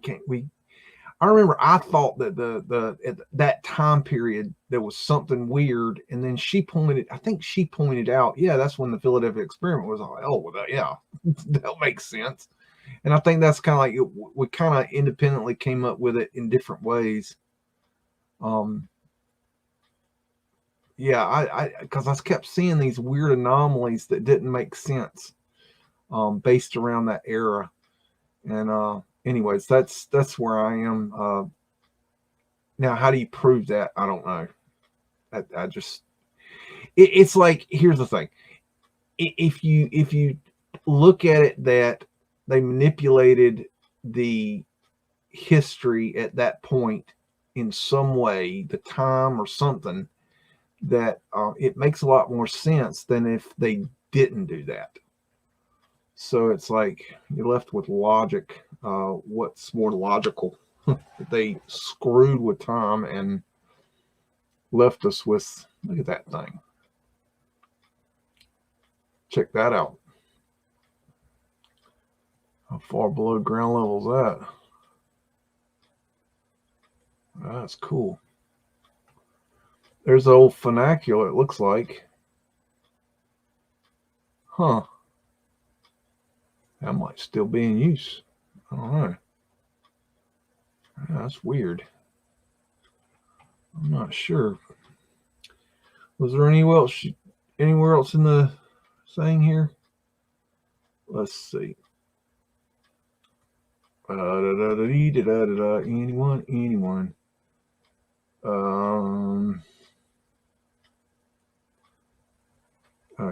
Aaron Corbett says there's a few good places here and across the Ohio River in Marietta where all the men.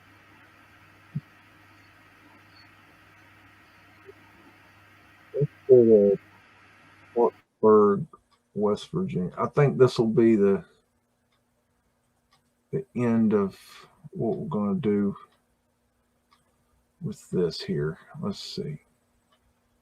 Going to take a look at this real quick, and then I think we'll call a night. I got to get to moving on to the rest of my tomorrow. Ah, did you see that? Look at that. They removed it. Oh, man. Okay, I got an idea. Hold on. I ain't beat yet. You ain't got me.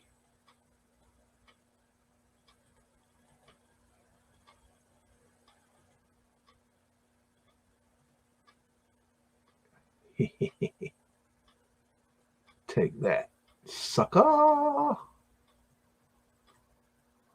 Look at that.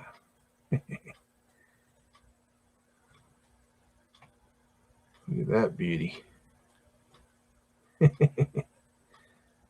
Okay. Wow. And then they killed it. You believe that?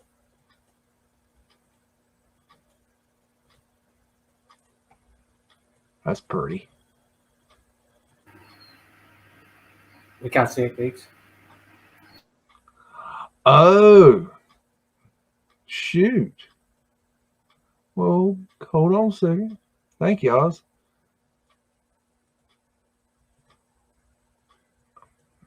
I'm pooped out, I think. Let's see. This one. Okay. All right. This is what I'm looking at. I saw this thing today. Heck, this might be the building that lady was talking about. Actually, I think it is. That's weird. This architectural lady, she's like, I know a lot about architectural terms, but she says, I have no idea what these are called. Like, I just thought that was a really interesting comment. This is on like an architectural website, and this lady's like, I'm an architect, and I study architecture, and I know all these different architectural terms, but this little nubbed thing right here, she had no idea what it was called. And she was asking the people on the internet, if you know what it is, let me know. Okay, what I was looking at, okay, I got this here, and there's big old parking lot. When I was talking about parking lots earlier, if you go to 2007, boom, you got a big old Tartarian building. Sorry about that. And go back to 2019. Okay. And go down here. Sorry about that, guys. Getting tired out. There's a lot of work on old BEAGS. Ain't no spring chicken, you know. There's your 3 doors.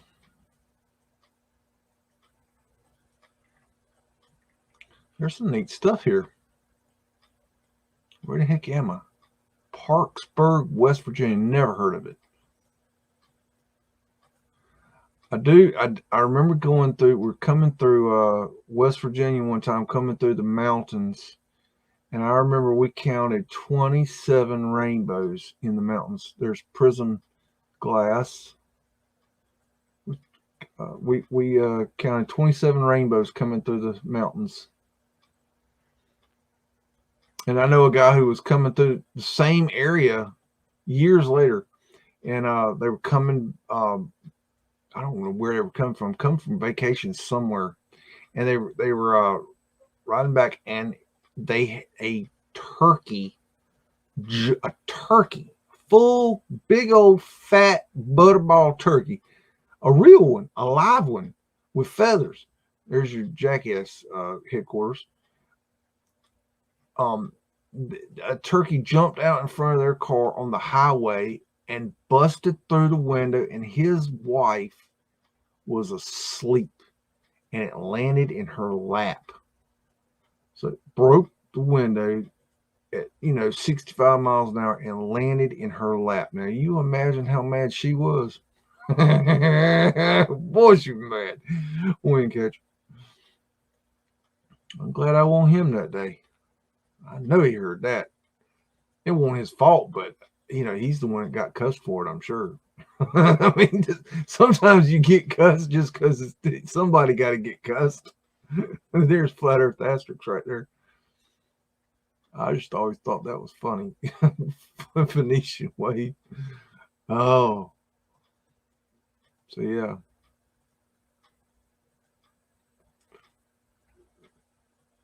Yeah, some pretty ones here. It's a nice little town. I like it. Check that out.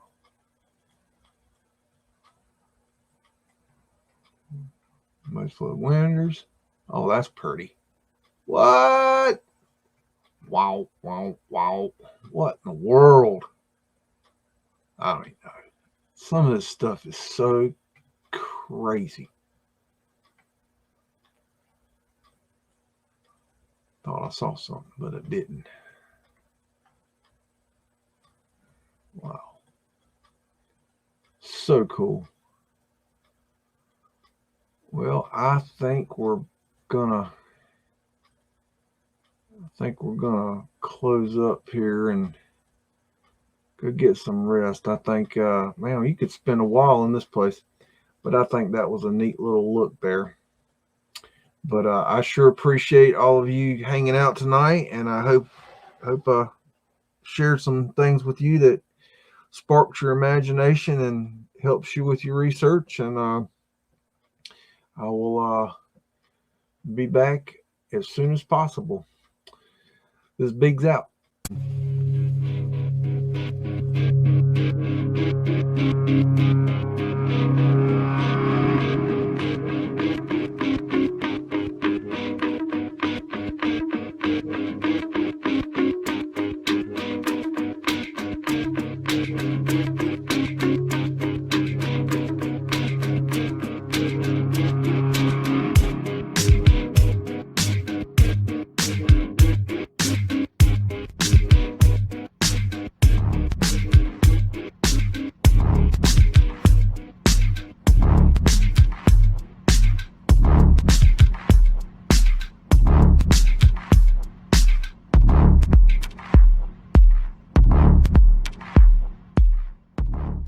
Say woof again! Say woof again! I've got one that can see. This is my kung fu, and it is strong. See you later.